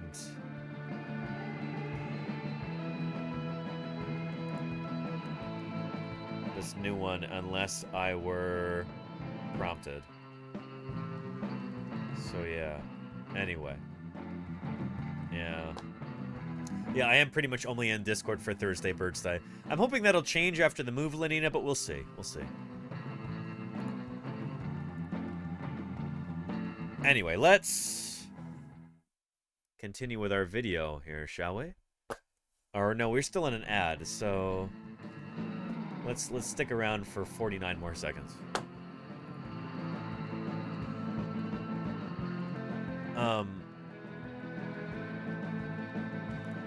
Yeah. That's gonna be a lot of stuff to pack, says Sir Steggles. Oh, you know it. Holy cow. But I'm in process. I've already boxed up some books and stuff. I'm working on it. I gotta be out by December 31st, and luckily I've got a long time that I can just move out, so yeah.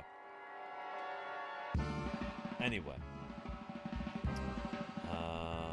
Got 999 notifs in your DM8 one. There you go, Valentine. Yeah, exactly. Yes. Yeah. Anyway, let's get back into the video here. Today I'm here with my friends Anna Rothschild, who makes Science Magic Show Hooray at the Washington Post. There you go, little pig pony. Yeah, me too. She's 25% mashed potatoes. It's true, I am. And Dr. Shay Montanari, who is not only a pumpkin beer aficionado, but is a dinosaur expert extraordinaire. Really happy to be here, Joe. We have all heard that birds are dinosaurs, but what exactly does that really mean? That's a great question, Anna. So the way that we can even tell that anything is related to something else is through looking at their anatomy and what kind of characteristics that they share. These are called synapomorphies, traits shared by 2 or more groups of organisms and derived like a magic word right there. Ancestor. Like how humans and chimps both have opposable thumbs. So there's different kinds of dinosaurs, and we can look at the characteristics of birds to figure out exactly what kind of dinosaurs they are. There's actually lots of clues preserved in their bones that show that they are very closely related and that birds are actually dinosaurs. And we're going to find those today with this. So we couldn't get a turkey. It's not quite Thanksgiving yet, but Everything we show you, we promise that you can do at your... And anybody guess what this is? I'm guessing it's a Cornish game hen. Or it could be Gallus Gallus, the chicken. I don't know. Your guess is as good as mine, chat. Maybe better. Pheasant of some kind, says Sir Steggles. Okay. holiday table with the people that you're celebrating with and explain to them the science of why they're eating a dinosaur. In the 1860s, scientists unearthed the most famous feathered dinosaur fossil, Archaeopteryx.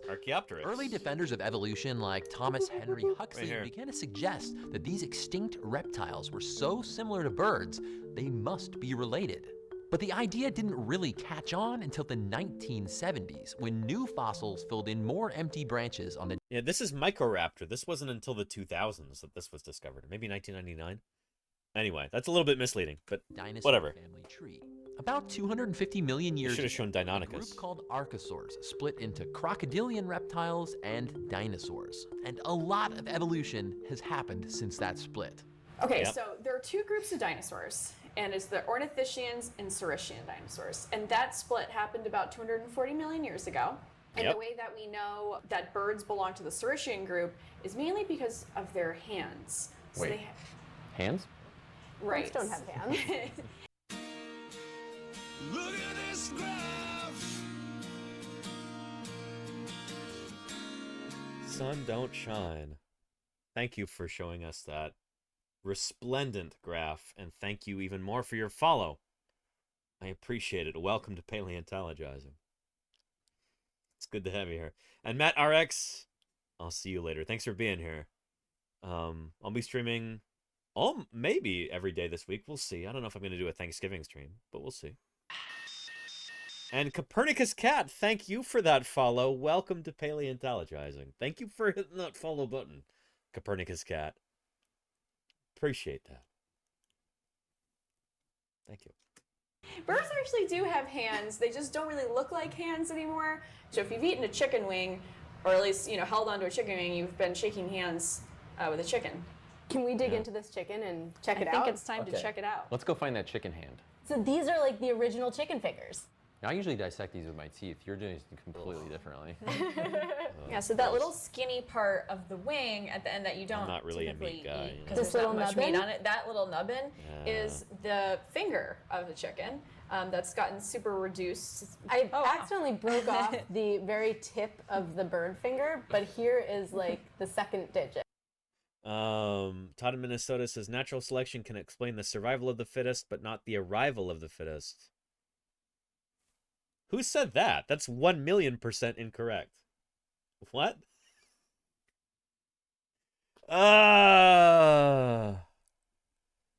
Like mutation and recombination of genes explains the, to put it in like a weird way, arrival of the fittest. Todd in Minnesota. We talked about that earlier today, Yeah, I don't know. Yeah. I don't get, I feel like you're just kind of copying and pasting random things, Todd in Minnesota. I don't know who Nilsson is, but they don't know what they're talking about, Todd in Minnesota. Yeah. They might as well be shouting, jet fuel can't melt steel beams, or something like that, Anyway, I'm not trying to jump down your throat. Excuse me, he's from Minnesota. No, MacGyver. Lots of cool people are from Minnesota. Yeah. Anyway. And, oh, no, not the evolution news guy. Oh, boy. I have had some run-ins with that guy on Twitter. He, holy cow, extremely dishonest person. Oh, man, I could tell you stories. I had this long-running dispute with him going way, way back, and he was like, well, he basically, like, threw a huge fit, and, oh, man. Yeah, we go way back. That guy is huge charlatan. But he was like, well, if birds are actually dinosaurs, then you would have a velociraptor with pennaceous feathers. Like, you can't show me that. And then I posted a link to a paper showing that velociraptor had pennaceous feathers. And he's like, it doesn't say the word pennaceous in there. And then I showed him where it said the word pennaceous. And he blocked me after that. couldn't deal with the truth, you know? That's the thing about creationists, is that when you start off with a false premise and try and fit the world into that, it doesn't go very well for you, you know? And that's the opposite of how science works. In science, we've got another way of doing things. We look at the world around us, we make observations, we study the way that the natural world works, and then we use that to inform the way that we think about things. The whole point of science is to understand how the universe functions. What's true and what's not. We start off from a position of curiosity and open-mindedness. We don't start off from a position of, well, my interpretation of this particular scriptural work says this, and so that must be the world works, and I must conform everything to meet that. No, it's not like that at all. We are students of nature as scientists. We follow the evidence where it leads, with humbleness, with curiosity, with good faith. That's what it means to be a scientist. And that's what people like that guy don't understand. When you're starting off with your conclusion, rather than letting the evidence lead to hypotheses, lead to testing of those hypotheses, and then later leading to conclusions,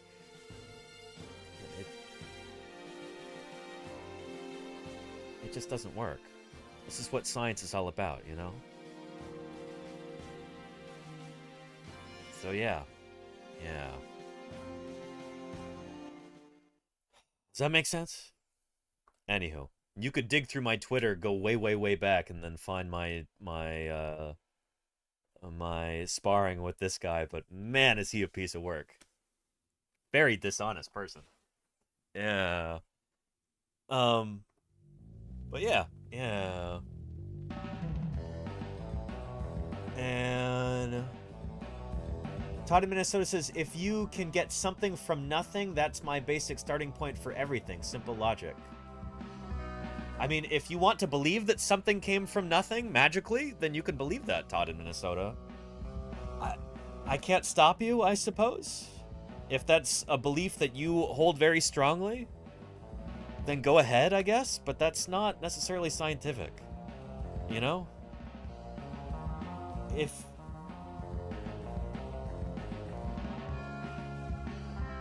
that's what you want, then there you go, you know? No, I'm saying you can't get something from nothing. You reached that wrong, lol. So what are you saying? I don't understand what you're saying here. Yeah. I may have tubed wrong too, lol. No worries. Yeah. Yeah. I think the currently running theory is the matter plus antimatter equals 0, but somehow... I don't know anything about cosmology. We're talking about the origins of the universe at this point?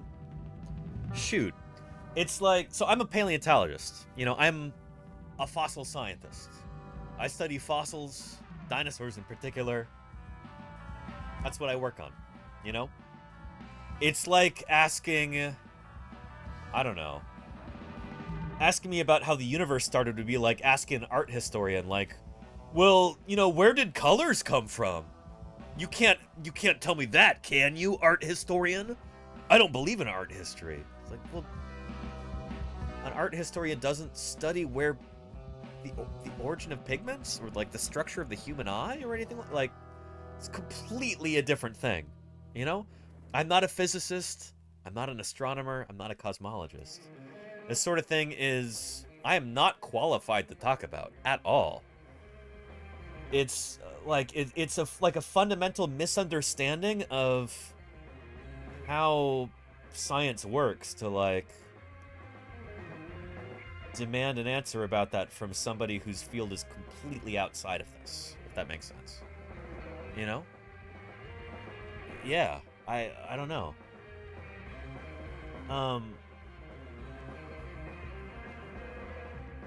Yeah. Why Barbie's good? Knife Clan. Why Sunset good? I don't know. Yeah. I don't know. We're here to talk about the origin of birds. So I'm kind of eager to get us back to this subject right here. But yeah. And Dracolich, I have no idea what you're talking about. FMA. Yeah, you lost me. Sounds interesting though. Cool. Yeah. And Todd in Minnesota says, the more you know about how creation is wrong, the more you know about how evolution is right, proving through negatives, right? No. Todd in Minnesota, that's the thing, is that as a scientist, me and all other scientists around the world, we're starting out with this idea that's like, we don't know what happened. Let's follow the evidence and see where that leads. And so in the case of the origin of birds, for instance, we can figure out where birds came from by tracing their ancestry backwards. Looking at things like the fossil record, looking at things like the anatomy of modern birds, looking at things like the genome of birds, these different characteristics that they have, you know, in their genetic code. We can compare those to other modern creatures and we can create a molecular phylogeny. That's how we know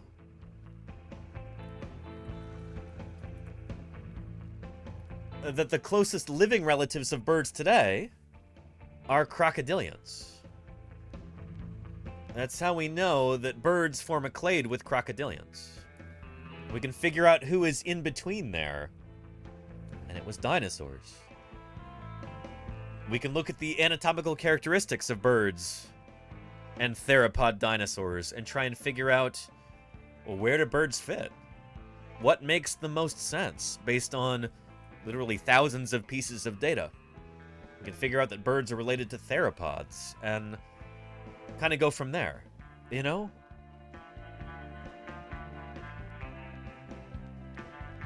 Does that make sense? It's following the evidence wherever it leads. In an unflinching, fearless kind of way. You gotta follow the evidence wherever it leads. No matter how much it may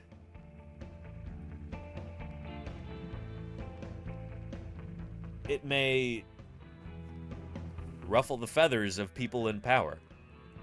No matter how much it may make people uncomfortable.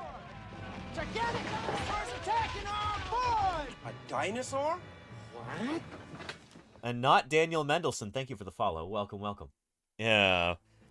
That's kind of at the core of paleontology. Is like, back when paleontology was in its very infancy, there was this idea that living things could not go extinct. Like, it's impossible for any species to go extinct. What are you talking about? The very idea is heresy, you know? Almighty God would never let any of his perfect creations cease to exist. Why would you even say that? We should think about banishing you, or burn you at the stake, or something like that, you know? Why are you saying something so heterodox? But that's where the evidence led. We now know that, yeah, living things go extinct all the time. You gotta follow the evidence where it leads, you know? Yeah. And very funny Caterpiggle. But yeah.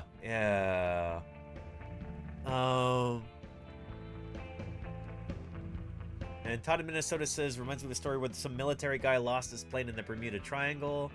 They ruled he crashed it with no proof, and the family had the conviction overturned to save his good name. The moral of the story is we fill in the gaps of what we don't know.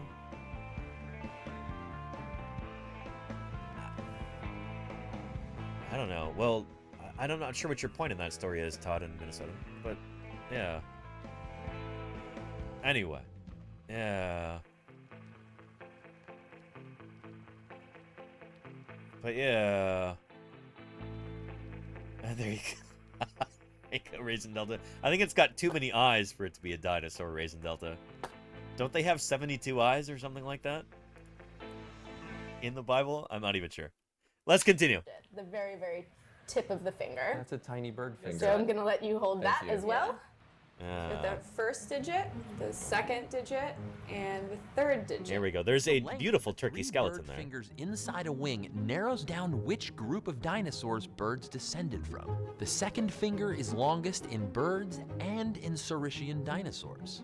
That's a big way that we know that birds belong to the Saurischian group as opposed to the Ornithischian group. So birds are Saurischian dinosaurs, but are all Saurischian dinosaurs birds? No. No, they are not. That's a great question. So even within Saurischian dinosaurs, as we're walking up this dinosaur family tree, there's another group that branches off, and we can tell which one birds are part of. And it's the theropod dinosaurs. Yep, because And they've the got a one wishbone. bone that is the biggest clue boy. of theropod dinosaurs is something that you've probably played a little game with after your Thanksgiving dinner, the wishbone, right here. Yep. The furcula. I think it's time to dissect a wishbone. What does the wishbone do? Does it serve a... It's an anchor for flight muscles, basically. something else? Well, it helps birds get their wishes. Right, of course. Right, of course. Besides, Oh, and let's see. Todd in Minnesota says, my point is dinosaurs might be birds, but I can't say that with conviction. I mean, we've been studying this problem for about 150 years, Todd in Minnesota, and in science, we can never say anything with 1,000,000%. Well, no, that's not even true. We can say some things with 1,000,000% conviction. We're at 999,999% conviction that birds are dinosaurs at this point. There's zero good alternatives for the other origins of birds. Like, birds... If birds are not dinosaurs, and you've got to explain why you've got all of these different feathered dinosaur groups that look exactly like birds, it would be you'd have to tell an extraordinary tale of, you know,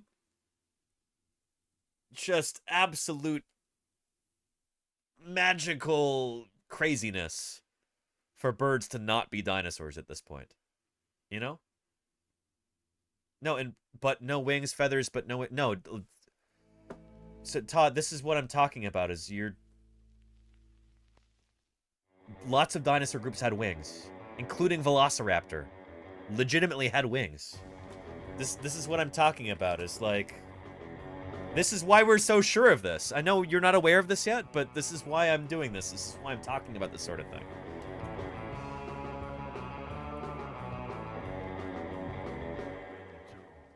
We know that Velociraptor had feathers and had wings.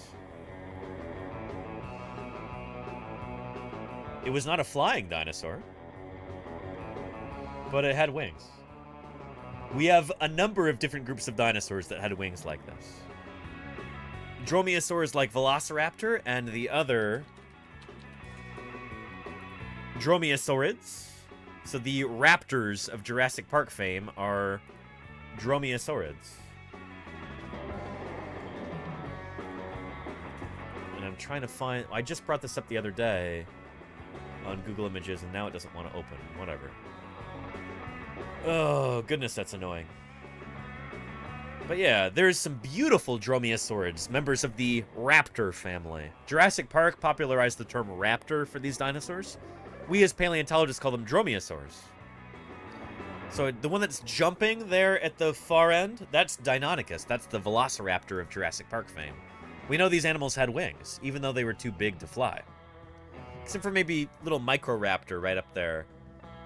May have been a glider, may have even had powered flight. We're not totally sure. But yeah. These creatures had wings.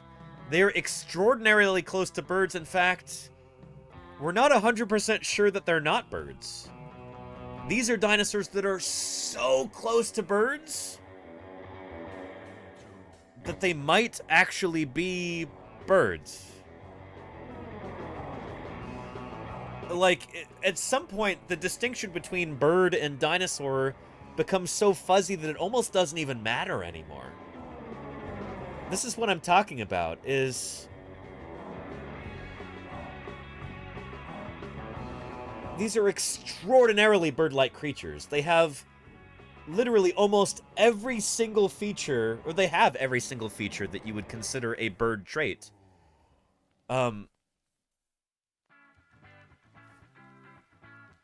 So it almost becomes arbitrary where you draw the line between bird and dinosaur.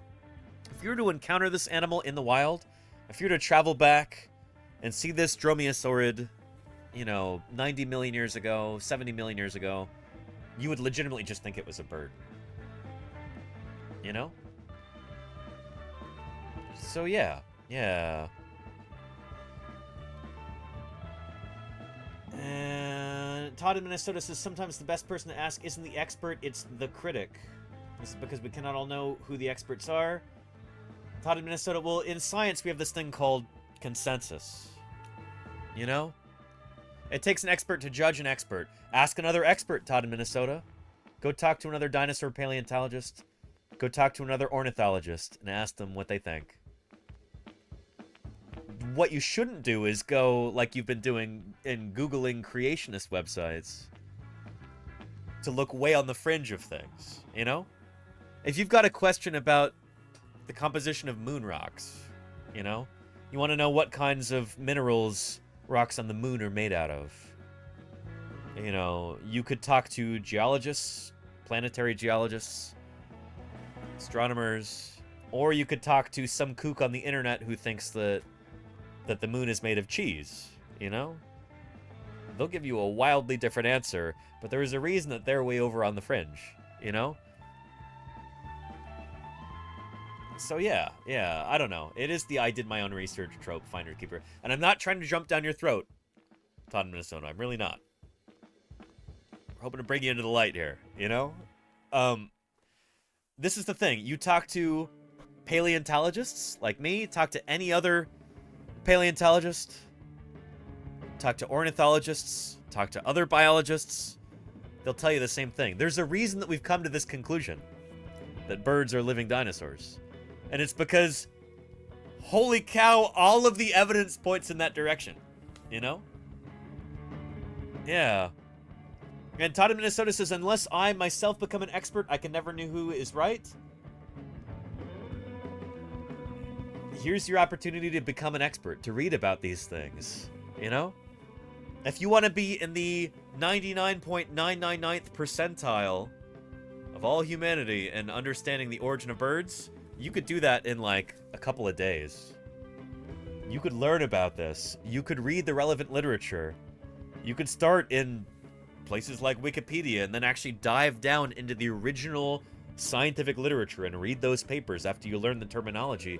You can become an expert in this. This is the wonder of the internet nowadays, is the wealth of human knowledge is available to you at your fingertips at any given moment.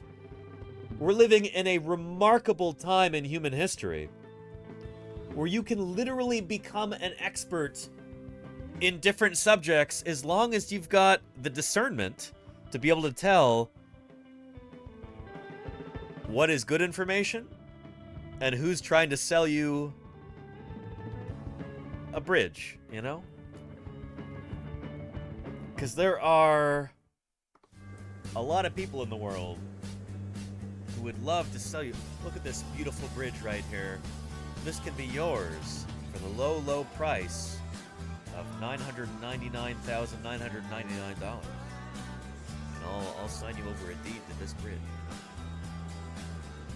You do have to follow the money to a certain extent. And figure out who's got an agenda here. And that kind of discernment comes with time. It comes with experience. It comes with developing like a skeptical mindset here. And those are kind of at the core of becoming a scientist, you know? So yeah. I'll give you $350, best I can do. Is that in cash, Caterpillar? No, I'm not gonna take your money. Is that an NFT? Yeah. Do you see the apes there, HD? Yeah. And Todd in Minnesota says, well, I just break their arguments down, and if there is a logical fallacy, I can see past the incorrect facts they claim. Logic is my core facts. That doesn't actually work, though, Todd in Minnesota. It doesn't. Oftentimes, and I'm going to tell you this from somebody who has done speech and debate before. Well, actually, I guess it's just debate. It wasn't really speech. But sometimes the whole logical fallacy thing is just an excuse that people use to hide their own bad arguments. Sometimes the people who are the quickest to say, oh, that's an ad hominem fallacy, or that's a genetic fallacy, or this is this is begging the question. Those are sometimes people who don't have the facts on their side. That's why they have to study the intricacies of debate terminology like this, is because they don't actually have the facts on their side. So they see this as like a shortcut, a cheat code, in order to be able to like shut down the other person's argument without actually understanding the facts, without actually doing their homework in a given field. And so you see this a lot among creationists, who they'll be like, well, that's a logical fallacy. That's an ad hominem that you're going to say that Kent Hovind, the creationist, is a convicted felon and lied to the authorities and smuggled guns and all this other stuff. And it's like, well, sure, you could say that's an ad hominem fallacy. Okay. But, like, the truth is, that creationist guy did go to federal prison for money laundering and, like, weapons charges and, was it racketeering? I forget. Anyway. Like, sometimes, like, learning all of the logical fallacy arguments are just a...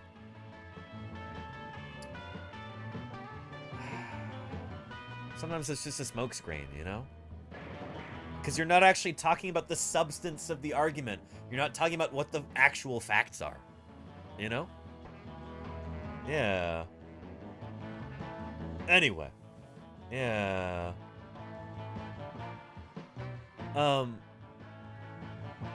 Anyway. Yeah. Yeah. And Soundbites WPR.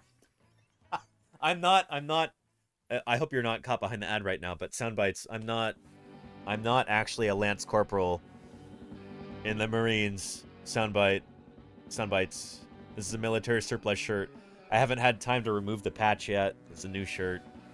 I wear military surplus shirts in the field because they're high quality and they don't fall apart in the field, all that good stuff. So yeah. Yeah. Anyway. Raisin Delta says a Pegasus wouldn't be a dinosaur, right? It'd still be a kind of horse. It all depends on whether it evolved from a horse or whether it evolved from a bird, Raisin Delta. What we classified living things on is not necessarily based on features that they have. The features that they have should point to their ancestry. Their ancestry is what actually matters. So yeah. So anyway. Yeah. Anyway. Let's get back to our video here before we get too far off the rails. Let's continue. Helping all their dreams come true. Their furcula is actually Here we go. To dissect a wishbone. Wishbone, the furcula of these animals. What does the wishbone do? Does it serve a purpose for flight or for something else? Yeah, well, it helps birds get their wishes. Right, of course. Besides very funny, dreams yes. come true, their furcula is actually support for the flight muscles. A wishbone, or furcula, is actually a bird's collarbones, but instead of two separate collarbones like we... So yeah, your clavicles right there, you can feel them right here. If you run your hands along this part of your body right here, you can feel your collarbones right there. They kind of stick up right here. There's your collarbones. Birds have that too, but they're fused together in birds. They're also fused together in theropod dinosaurs. That's, I think, the only other group of dinosaurs apart from aves, birds, where the collarbones are fused together like that. Well, there's probably some other groups where that's independently evolved, like turtles. But anyway, it doesn't look the same in any other group of animals, except for birds and theropods. We have, theirs is fused into one. Wishbones have only been found in birds and theropod dinosaurs. There you go. Allosaurus. and they draw Yeah. a clear line from those extinct creatures to our modern feathered friends. Let's get this wishbone out here in one piece. Oh, this is nerve-wracking. I got it. Bravo. So all birds will have a form of this. Yep. And all of the dinosaurs in this part of the tree also had something like this. Right, we found. Yep, and shoot, somebody type in the turkey command again, because we actually have this on our diagram there. Yeah. Murph says, when did they find the first dinosaur wishbones? That's an excellent question, Murph. A fantastic question, actually. The first dinosaur wishbone that I know of was found in 1922. We actually just looked at that original paper a little while ago. It's the same paper that describes Velociraptor. Anyway, there's the wishbone in the turkey. That's number 8 right there. 8 wishbone. Yeah. It's also in Velociraptor. But the wishbone was first dug up, I guess, in Oviraptor. Oviraptor. This critter. Way back in 1922. Or was it 23? Anyway, it would not actually be recognized as a wishbone. It was misidentified in the skeleton. It was misidentified until like the 1990s or something like that. It was misidentified as a rib. So this was a huge deal when they finally realized, oh shoot, this is a wishbone. Because that was one of the clinchers for the bird-dinosaur link. Prior to that, some people had said, well, dinosaurs have never been found with a wishbone. And so it must be another group of animals that birds evolved from. Something more similar to a crocodile. And then once we found the first one in the dinosaurs, suddenly we started finding them everywhere. Nobody had really known how to interpret these bones before. I think we actually have a figure about that right here. I just got this book recently. If you're looking for a book on the origin of birds, like one singular book about this, I'd really recommend this one by Luis Chiappe, Glorified Dinosaurs. Look that up there. Yeah. Potted Minnesota says, I thought ribs were like easy to identify. I mean, it's easy to just throw something away and say that's a rib. Nobody pays attention to ribs because they're not very helpful in terms of identification. You can't really do great science. Well, I guess you can do good science on ribs, but like, nobody thinks to. Ribs get taken for granted. So if somebody sees something and they say that's a rib, it gets ignored. Ribs are a really, really easy thing to just kind of ignore. There it is. Yeah. Here we go. When in 1924, paleontologist Henry Fairfield Osborn described Oviraptor. I'm trying to focus this for you. A then newly discovered theropod dinosaur from the Gobi Desert.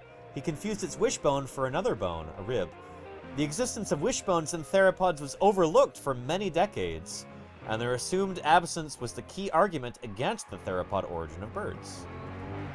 And there is a modified illustration from Osborn's 1924 paper. The same paper that Velociraptor was described in, actually.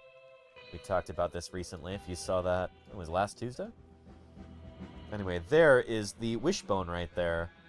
It's really easy to lose among these other bones, but here it's highlighted in red. Osborn didn't realize that that was a wishbone. If he had that insight back then, holy cow. It would have been like 50 years earlier that we'd realized that birds were living dinosaurs. But Henry Fairfield Osborn honestly was not a very good scientist in a lot of ways. He was a top-notch museum administrator. He was very well respected in the field.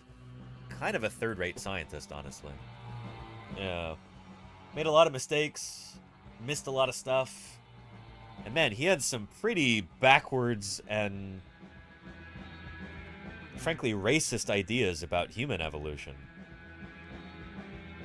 If he were a better scientist, he wouldn't have had those ideas in the first place. He was letting his personal prejudices dictate his conclusions in a lot of ways.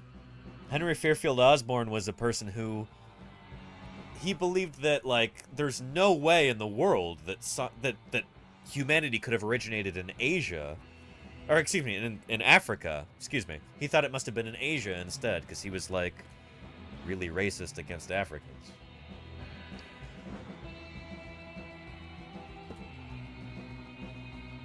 It's a long story, but anyway, he was Osborn was kind of a piece of work in a lot of ways. That's the guy who named Velociraptor and Oviraptor and Tyrannosaurus Rex, all named by Henry Fairfield Osborn. Yeah. Filmsy says, I studied soil science. You can only imagine the ignorance in that field. I've talked to some soil scientists before, Filmsy. Yeah. Yeah. Being in the earth science department at Montana State when I was, there were some soil scientists there, and I'd talk with them sometimes. Yeah. Todd in Minnesota says, ask him if he was a third-rate scientist, he would say no. No, that doesn't matter. What matters is we can evaluate what he wrote back then and his ideas and realize that he was not thinking very scientifically. Science, in a way, is built on consensus, you know? Science is not an individual endeavor. It's something that we all do together. It's a collective effort, you know?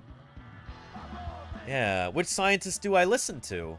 My answer is none of them. Scientists can give you answers, but only science can give you the truth. It's the same thing, Todd. Science and scientists are the same thing.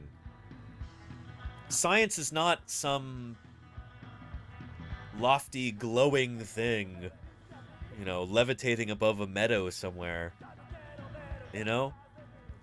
Science is what scientists do. It's a process. It's not... Don't think of it as a body of knowledge or a dusty book on a shelf somewhere that's some collection of facts. It's a process. It's the conclusions that we come to after rigorous testing, and those conclusions are always tenable. Excuse me, they're always tenuous. Further testing might destroy them. If we're going to think about science as a body of knowledge, it's something that scientists... Oh, an Optimus Kale, thank you for the follow. I appreciate that.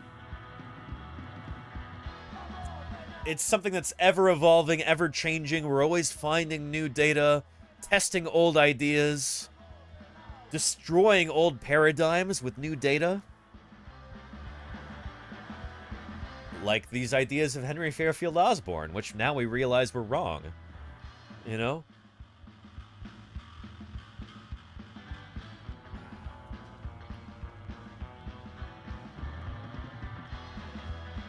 If you're trying to evaluate science, talk to scientists, you know? Talk to people who actually work in that field, people who have published in that field. If you're really, really interested in a specific scientific discipline, like, say, dinosaur paleontology, say, the origin of birds, if you really want to figure out what's what in that discipline, start talking to people in that field. And if you don't trust me, Todd in Minnesota, that's fine. Go talk to some other dinosaur paleontologists. See what they think. Try and understand, like, what the general feeling is in that discipline.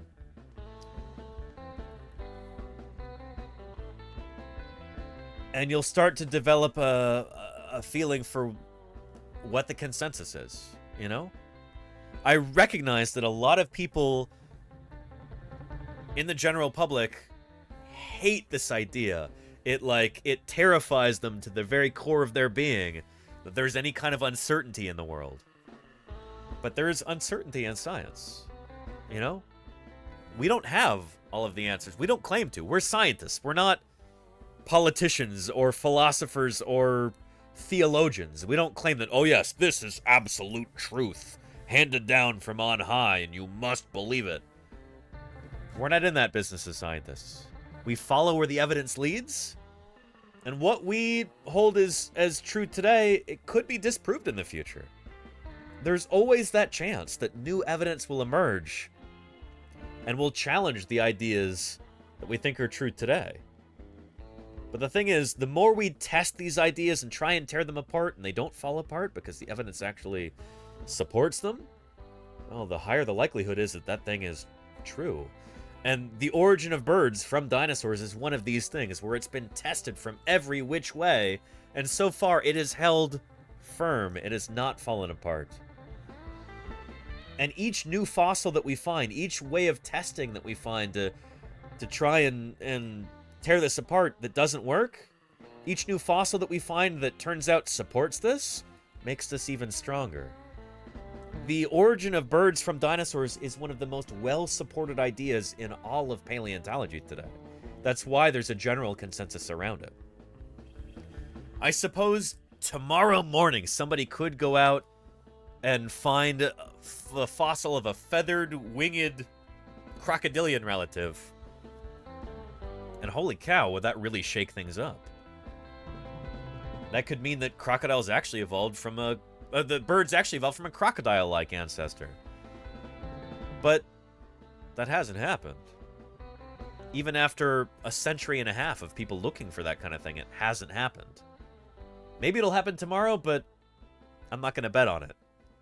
The case that birds evolved from dinosaurs is extraordinarily strong. It could always fall apart with future fossil discoveries, but so far all the fossils that we found support this idea. So that's kind of where we stand. Yeah. But yeah. Which is why with all these facts, I haven't checked them. Yeah. And science can be a verb or a noun or an adjective depending on context. Sure, Todd, yeah, I agree. Yeah. If it doesn't work, it's physics. There you go. Anyway, let's get back to our video here. Talking about the wishbone. The only other group of animals except for birds that has a wishbone is non-avian theropod dinosaurs. Oh, this is nerve-wracking. I got it. Bravo. So all birds will have a form of this, and all of the dinosaurs in this part of the tree also had something like this. Right, we found a furcula in most theropod dinosaurs fossils that we found around the world. So we'll save this. The furcula itself is very delicate, very easily breakable, and it's very easily misidentified as other parts of the skeleton.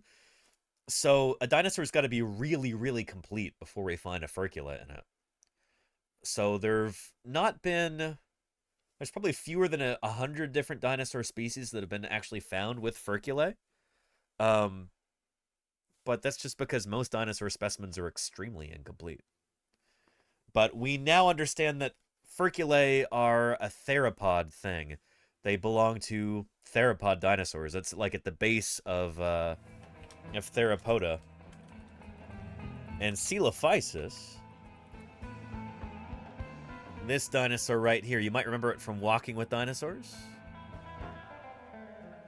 This dinosaur, I think, is the earliest one that we know of that has a furcula, because we've got some very complete skeletons of this animal. This is a really famous one right here. You see casts of this in museums all around the world. You see it in textbooks and illustrations and all kinds of stuff.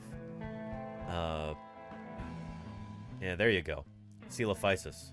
So we've got a preserved wishbone of this creature, so we know that even at near the very beginning of the age of dinosaurs, because Coelophysis is one of the earliest theropods we have, theropods had a wishbone.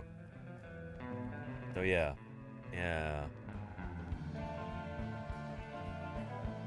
Pretty cool.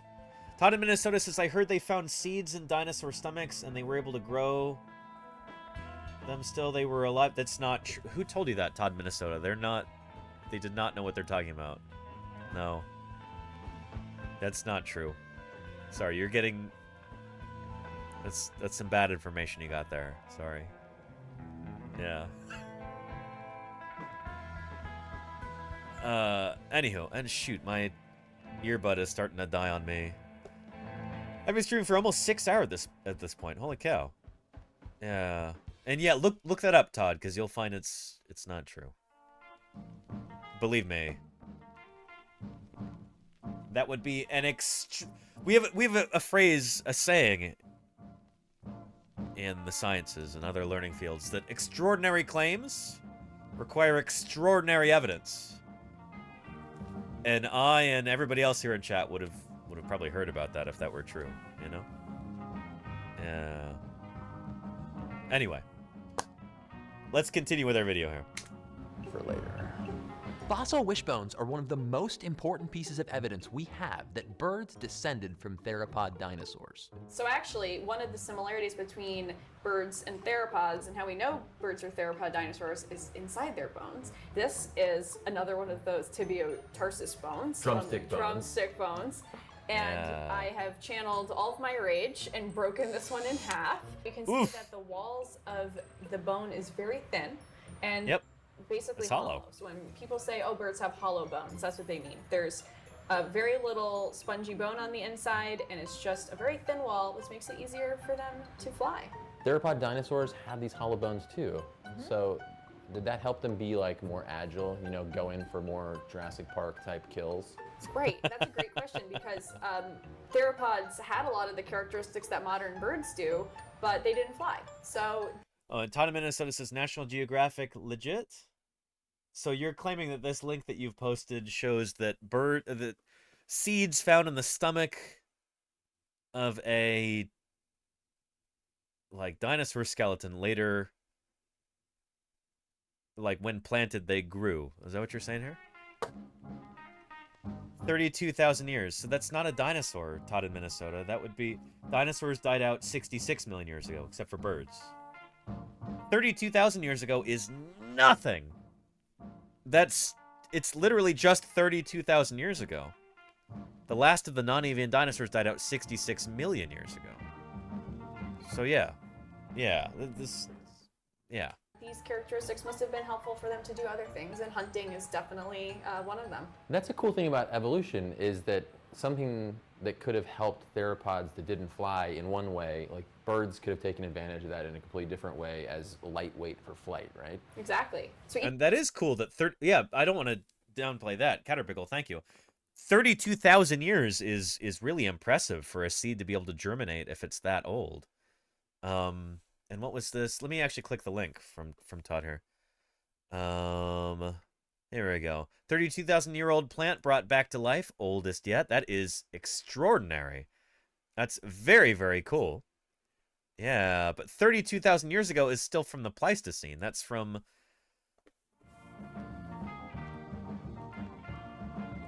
Here we go. Let's bring this to linear time.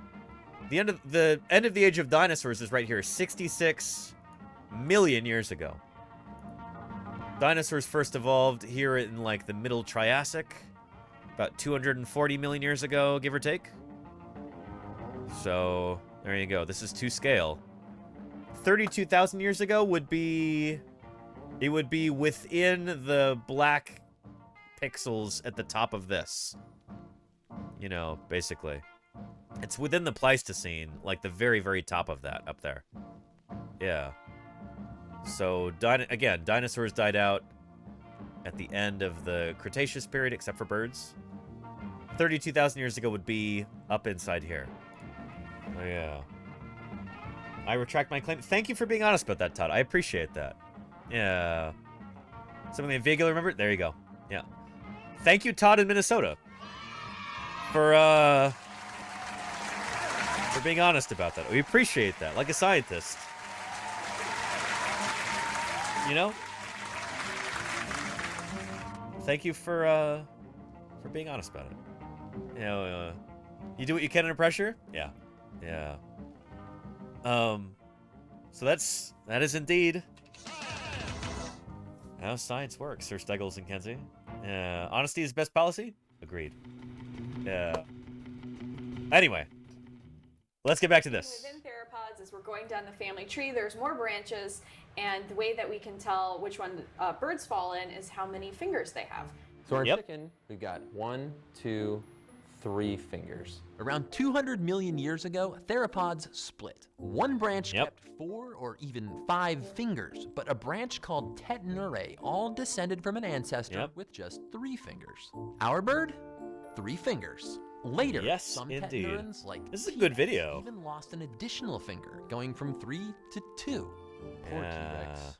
So to get to the next identifying characteristic of this bird, we're really going to have to dig in there. I'm just ripping just parts off here. This is fun. It's like the Brain Scoop crossed with a cooking show right now. Yeah. I mean, honestly, this entire scene is so macabre. It's so bad. Like, people are... The darkest Thanksgiving. Yeah, you can do any of this with a turkey. It's just going to be a lot messier. And if you want to do this with a turkey on this Thursday, on Thanksgiving coming up, feel free to use the turkey diagram that I put together for you. Somebody type in the turkey command there. And, yeah. This is something I've created especially for you, chat. Did it a couple years ago.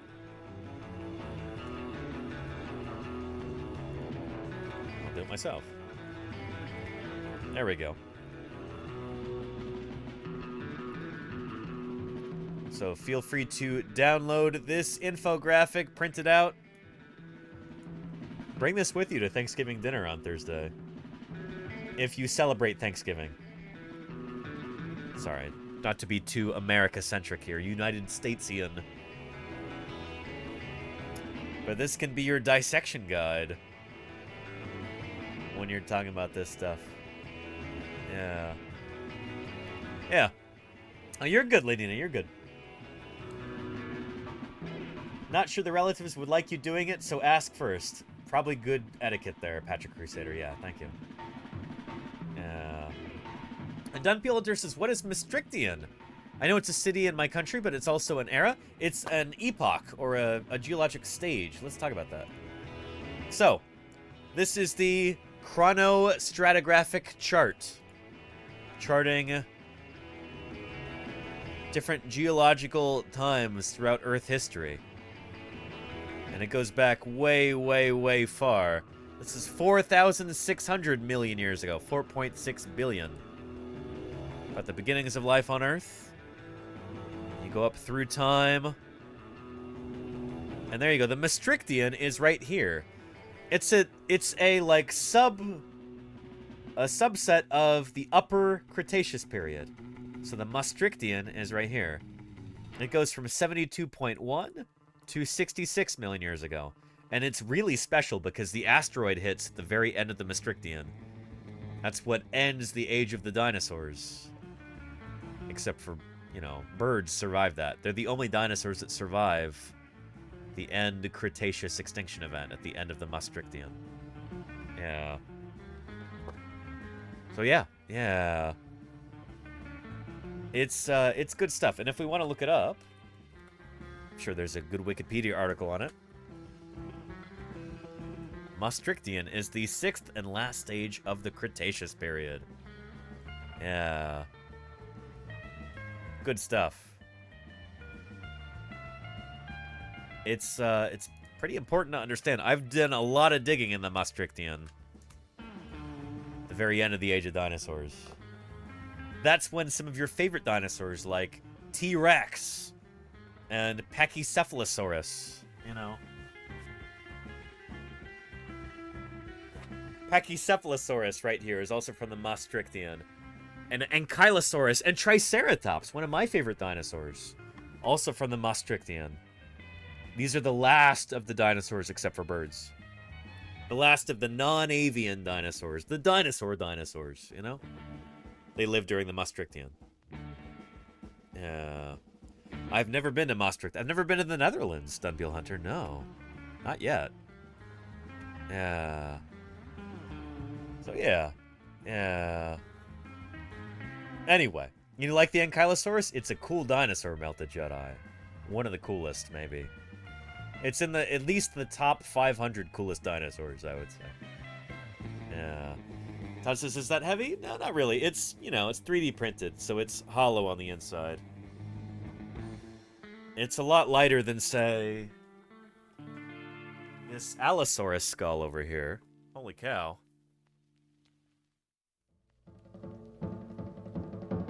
This is a lot heavier. For sure. It's also a lot earlier in time. Allosaurus is from the end of the Jurassic period. Died out about 142 million years ago, something like that. So it's from a lot earlier in time than Pachycephalosaurus. Yeah, but this is a big one. Pretty large. I'm gonna go put this away.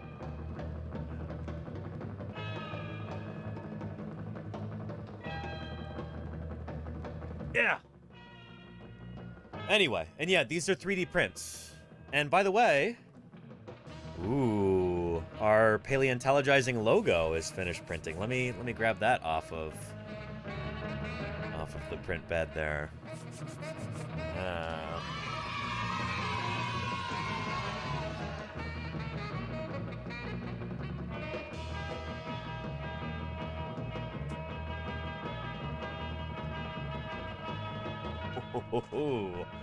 Check that out. Yeah.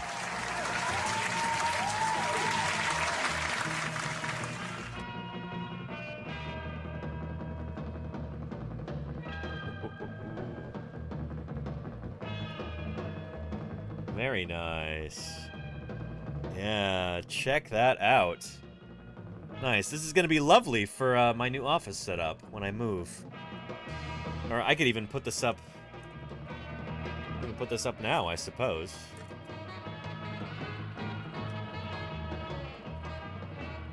Back here, for once, I wasn't printing a fossil replica. Printing something else, but yeah, nice. I'm excited about this. Very nice. Yeah.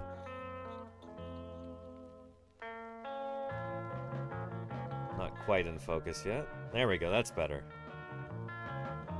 Not too shabby. Yeah. Ah, I'm happy about that. Yeah. Good stuff, good stuff. And excellent idea. Thank you, Golganek, I appreciate that. Yeah, totally tubular Tima. Thank you. That'll be really neat. Yeah. And Todd in Minnesota says, do you need like a permit in some place to keep fossils? So, in the United States, if a fossil is found on public land, it belongs to the public. It belongs to the people at large. It belongs, you know... It belongs in a museum! In a museum. On private land, it's... people can do whatever they want with it on private land here in the U.S. Which I think... oh, shoot. I just lost... my earbud just died. Hang on a sec. Plug that in and switch to backup. I've been streaming for too long today. 6 hours at this point. Yeah. We're on backup power now. Backup headphones.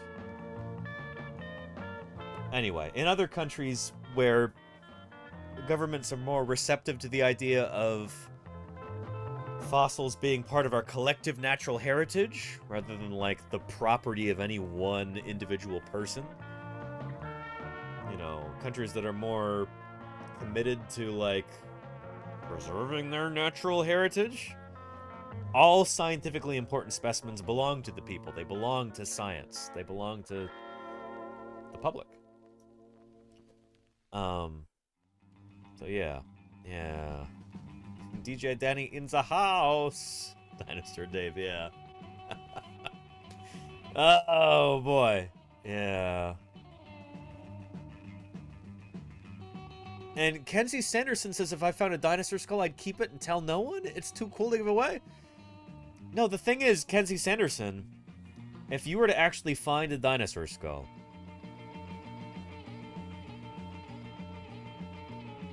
even if it's like on your own private land, and you were to tell the paleontologists at a museum about it, so they were able to go dig it up properly and bring it to the museum, they might name it after you. Like, that happens all the time. There are so many different dinosaurs that are named after landowners, where somebody had the goodness in their heart to donate something to science, and then they achieve a level of immortality that other people could only dream of because they have a new species or even a new genus named after them. So yeah, Kenzie Sandersaurus, says Raging Delta. Yeah. Yeah. Yeah. I mean, that's way cooler than just having some dusty dinosaur skull on above your fireplace or whatever. The fossils that I have here are cool, but they're 3D printed. The originals of these are in museums where they belong, you know? Yeah. Here, we watched this last week, but let's take a look again. Check this out. Powered by the Montana Television Network. The 10 o'clock news continues on KRTV, Montana's news leader. Yeah. Welcome back. Dan and Lila Redding of Redding Farms have opened their private land north of Rudyard to paleontologists for the past 35 years. One section of their land has produced more than a dozen dinosaur skeletons. MTN's Josh Mitty takes us to their latest dig. Yep. So, this is what I was doing in the summer of 2017, if anybody was wondering. No, that's not me right there in the blue shirt. You'll see. At Kennedy Coulee, about 26 miles directly north of Rudyard and 2.5 miles south of the Canadian border, where 5 paleontologists are excavating what looks to likely be a new species of armored dinosaur.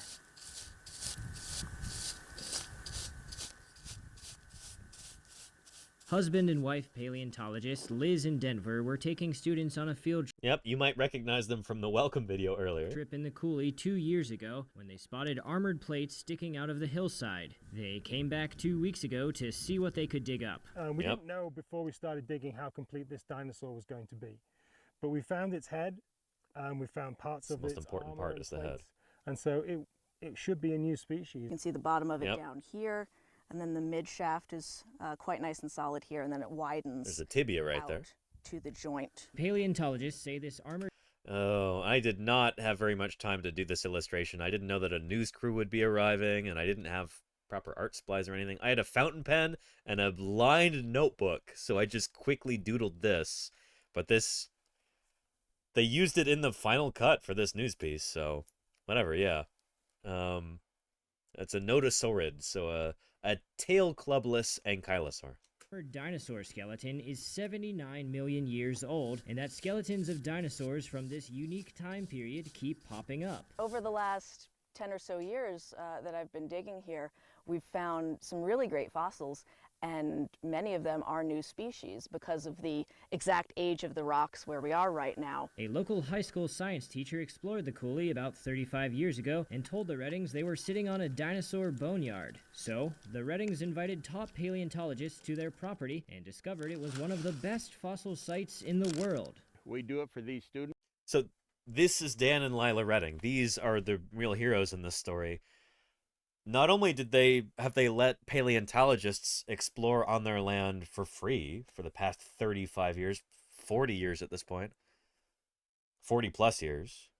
There are, I think, like 4 different species, new species of dinosaur that have been named off of their land so far. This is going to be another one.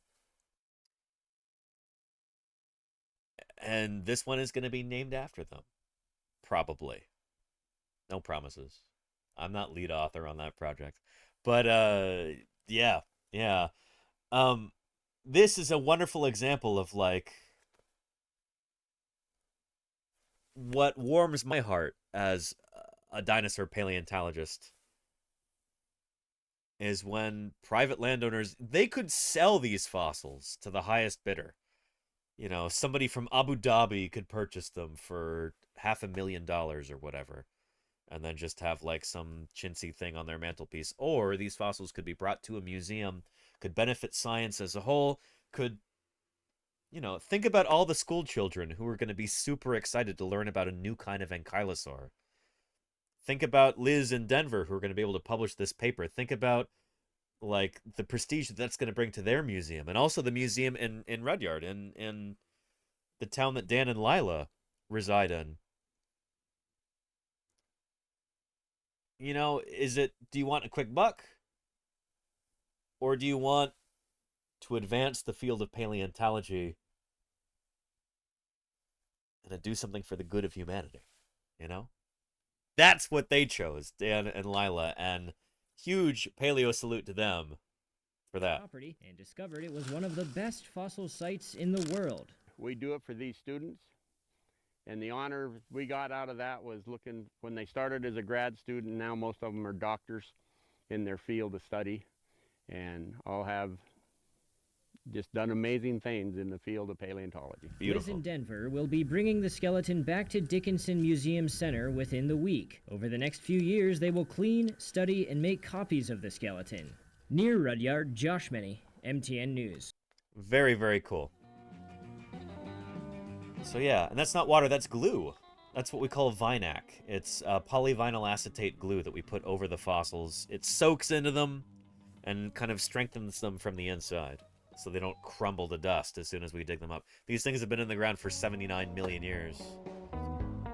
It's important to make sure that they don't just when they hit the air, you know?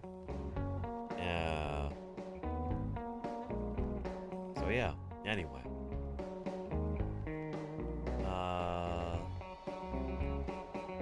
And McKeegan Brothers.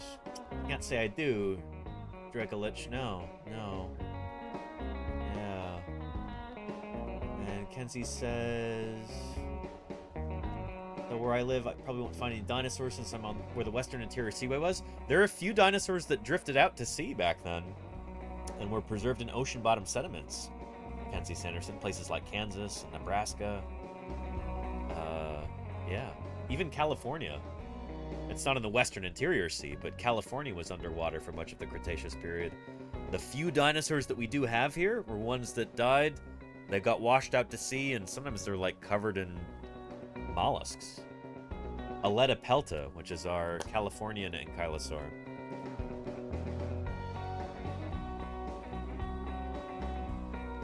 Yeah.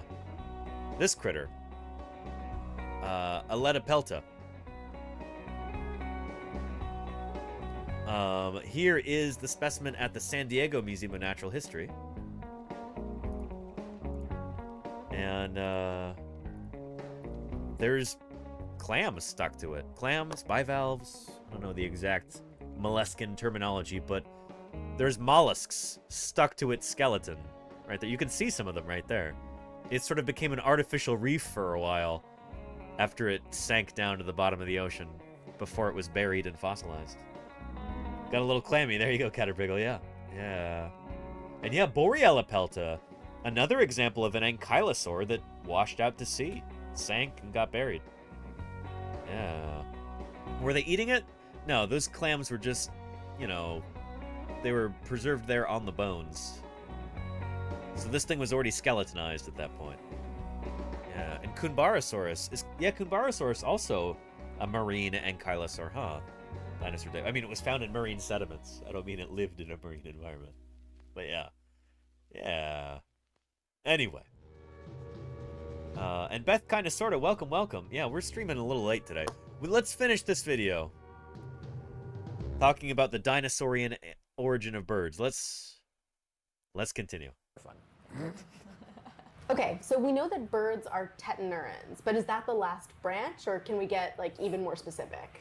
We can get even more specific. There's a few more branches to go before we get to what we call crown birds or living birds. And birds are a specific type of theropod called Maniraptoran theropods. So Maniraptora, one of the characteristics of this group is that the hips point backwards. Specifically, the rearward tilted bone is a part of the pelvis called the pubis. Yep. And so this is something that you can see in this diagram as well. That backwards pointing pubis right there, I think is number 4? Hip structure. Backward pointing pubic bone is characteristic of Maniraptorans like Velociraptor. See, it's all here. You know, type in the turkey command if you want to view this and download it and print it before Thanksgiving. That's what I made it for, you know? It's all in here. This is good stuff. This is good stuff. So we got our backward-facing pelvis for the Maniraptor, and Pubis, is there another backward-facing branch pubis. beyond this? Yeah, so there's aviale. So aves is part of aviale. Aves is modern birds. And interesting that here they've chosen Dromaeosauridae to be the sister group to Avialae and not Troodontidae. We've got two major contenders for like who is the closest dinosaur group to birds. Is it the Dromaeosaurids or is it the Troodontids? And here they say Dromaeosaurids. I kind of wonder if it's actually the Troodontids, but yeah. And a big difference between the kinds of theropod dinosaurs that you're probably envisioning in your head, like Velociraptor, and birds, is a tail. So birds actually do not have tails. This little bit at the end represents what's left of the dinosaur tail, called a pygostyle. So the pygostyle is the last remnants of a long, fluffy, feathered theropod tail. And we were actually talking about this earlier with Dana Rashid and the Dino Chicken Project when we were talking about ankylosing spondylitis with those vertebrae fusing up. In order to get a chicken to lengthen its tail, become more like a dromaeosaur with this long tail like this, Dana Rashid was hoping to figure out how to get the vertebrae to unfuse. And so if she can figure out how to do that, that might be a potential cure for ankylosing spondylitis, like we were talking about earlier. So it could be that, like, dinosaur paleontology might lead to the curing of a really awful human disease. That would be really, really cool. It'd be an unexpected benefit from studying dinosaurs. But, in fact, I'm tempted to pull up that video again.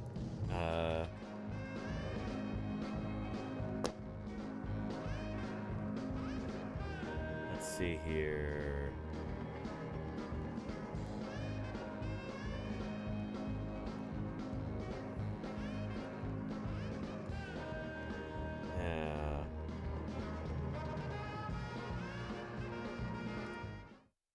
Dinosaurs. I've been working with Jack Horner on this project, the Dino Chicken Project. Talking and about it the was indeed pygostyle? inspired by the Jurassic Park movies. Jack is famous for saying, "Why don't we turn a chicken into a dinosaur? Why not?" He surmised that we could learn a heck of a lot about dinosaur to bird evolution, and as usual, he was right. But there's a lot to study here, because we're looking at about 150 million years of evolutionary change between what is generally regarded as the first bird, Archaeopteryx, my favorite dinosaur, and say a modern chicken. Because there's a lot to study, we had to narrow it down. Patrick Crusader says, do we know when birds evolved to become mostly smaller happened? I mean, a big part of that was the extinction event at the end of the Cretaceous period, where only small creatures survived, basically. So the smaller birds are the ones that survived. Larger birds died out. That's part of it. And also, the lineage of birds that survived were the volant birds, birds that could fly. And generally, if you're going to fly, you're going to be a little bit smaller, you know? How, like, maybe a cardinal is smaller than an ostrich. It takes a lot more effort to become really big as a flying bird. If you're going to fly, it helps to be small and lightweight. So that's a big part of it, Patrick Crusader, yeah. We decided to start with bird tail evolution. There we go, yeah. In the Jurassic and Cretaceous, the most primitive birds had long, reptilian-like tails. But about 130 million years ago, the fossil record shows a sudden appearance of short-tailed birds. Long and short-tailed birds coexisted for a couple million years, but since then, all birds have had this modern tail configuration. There are so this is the pygostyle, like we were talking about. fewer vertebrae in the tail, and the vertebrae at the end are all fused together into a structure called the pygostyle. Yep. This modern tail has been hugely advantageous for birds, with improvements to flight lift and aerodynamics, and concomitant changes in tail feathers likely impacted sexual selection. Female birds seem to think that male birds with striking tail feather displays are pretty shiny. So, how do we study bird tail evolution, or really any event that occurred millions of years ago? For this, we use a strategy called EVO-DEVO, Evolutionary Developmental Biology. We are currently at an incredible crossroads in science, where multiple fields are converging together to give us unprecedented understanding of biology. Paleontology is no exception. We can now combine paleontology and developmental biology. So remember when I was talking about how in paleontology we collaborate with researchers in other fields, and like paleontology is such a broad field that you've got to have all these different lines of evidence that you kind of bring together. This is a beautiful example of that. There's no exception. We can now combine paleontology and developmental biology to understand not just what happened and when, but now we can understand how something happened. Which is so cool. So using EvoDevo, where do we start? Well, we start with the fossil record. The fossil record shows us that about 130 million years ago, there was an abrupt transition of long to short tails, and despite lots and lots of searching, no one has ever found a Cretaceous intermediate form, like a bird with a short tail without a pygostyle, without that fusion of vertebrae at the end. So anyway, if you want to find out the end of this story, well, here is a link right there. We got to finish this one, though. This is that pygostyle like we were talking about. Yeah. Head, like Velociraptor, and birds is a tail. So birds actually do not have tails. This little bit at the end got a pygostyle instead. What's left of a dinosaur tail, called a pygostyle. So the pygostyle is the last remnants of a long, fluffy, Henrietta, feathered thank you. theropod Welcome. tail. Good to have you here. It narrows down the bird-dinosaur family tree even further.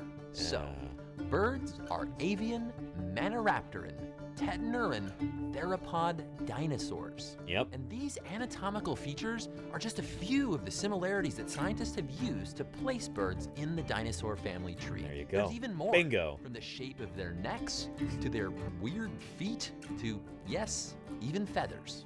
Oh, yeah. Okay, my holiday dinner is never going to be the same. It's going to be way awesomer and a little grosser, but that's okay. So if you want to do this at home, you definitely can. And if you want to learn more, there's links in the description. Yeah, You know, or use my your turkey as a dinosaur diagram that I made for you. We've taken a deep dive inside of a dinosaur to see what makes them what they are. But what were they like on the outside? And what did they act like? That is an excellent question. And if you want to learn a little bit more about what colors dinosaurs were and maybe even what sounds they made, head over to my channel where Joe and I... Yeah, anyway. Good stuff. I'll give you a link to this video, too. I'm glad we finally got through that. It's been a rollicking discussion today, everybody. I hope you've enjoyed. I've been streaming for almost 6.5 hours at this point. It's probably about time that I wrap this up.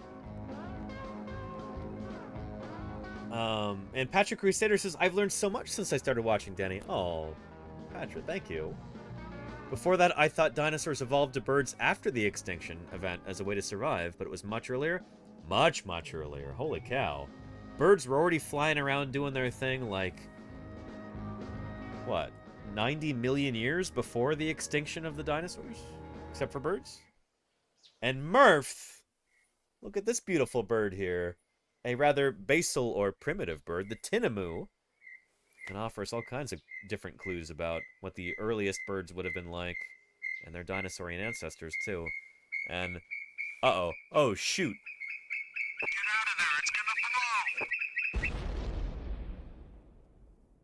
Murph is overloading the system with 10 gift subs. Murph, thank you very, very much for those 10 gift subs. I really appreciate it. Thank you, thank you. Good stuff. Good stuff. Anyway. We are, we're gonna wrap this up. I've got to make myself some dinner, and I've got to get ready for tomorrow. Murph, thank you for gifting Henrietta. Henrietta, I hope you'll show up tomorrow, too, now that you've got a gift sub. Murph. Thank you. I appreciate that. No more ads for Henrietta or those 10 other folks that you just gifted subs to, Murph. Thank you very, very much for that. Excellent. Good stuff. Well, time for me to wrap this thing up, so let's pull up Archaeopteryx to run our credits over again. Yeah. And let's find somebody else to raid out to. Don't go away just yet, chat. Let's see who else is doing some science on Twitch at the moment. See if we can pass the science love along. Well, well, well.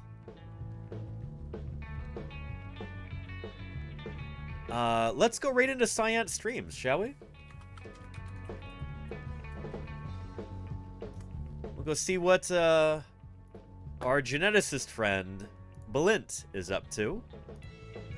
Microscopy Monday, he's gonna be looking through the microscope, probably at some fossil amber specimens. Cool stuff. So if you've got any further science questions, stick around. Balint is a fellow scientist, a molecular and systems biologist, an ant geneticist, does all kinds of cool stuff. So you're in for a treat, everybody. Thank you to everybody who's showing up here in the credits. Cheerers and subscribers, gifters, moderators, raiders, followers, and even you lurkers. Thank you, everybody, for helping make this stream what it is. This channel would not be here without your support and your viewership and your enthusiasm and your questions, so thank you. Without further ado, let's go right into science streams. And I'll see you tomorrow, everybody, for a Tuesday stream. Talking more about the bird dinosaur link with some even cooler videos.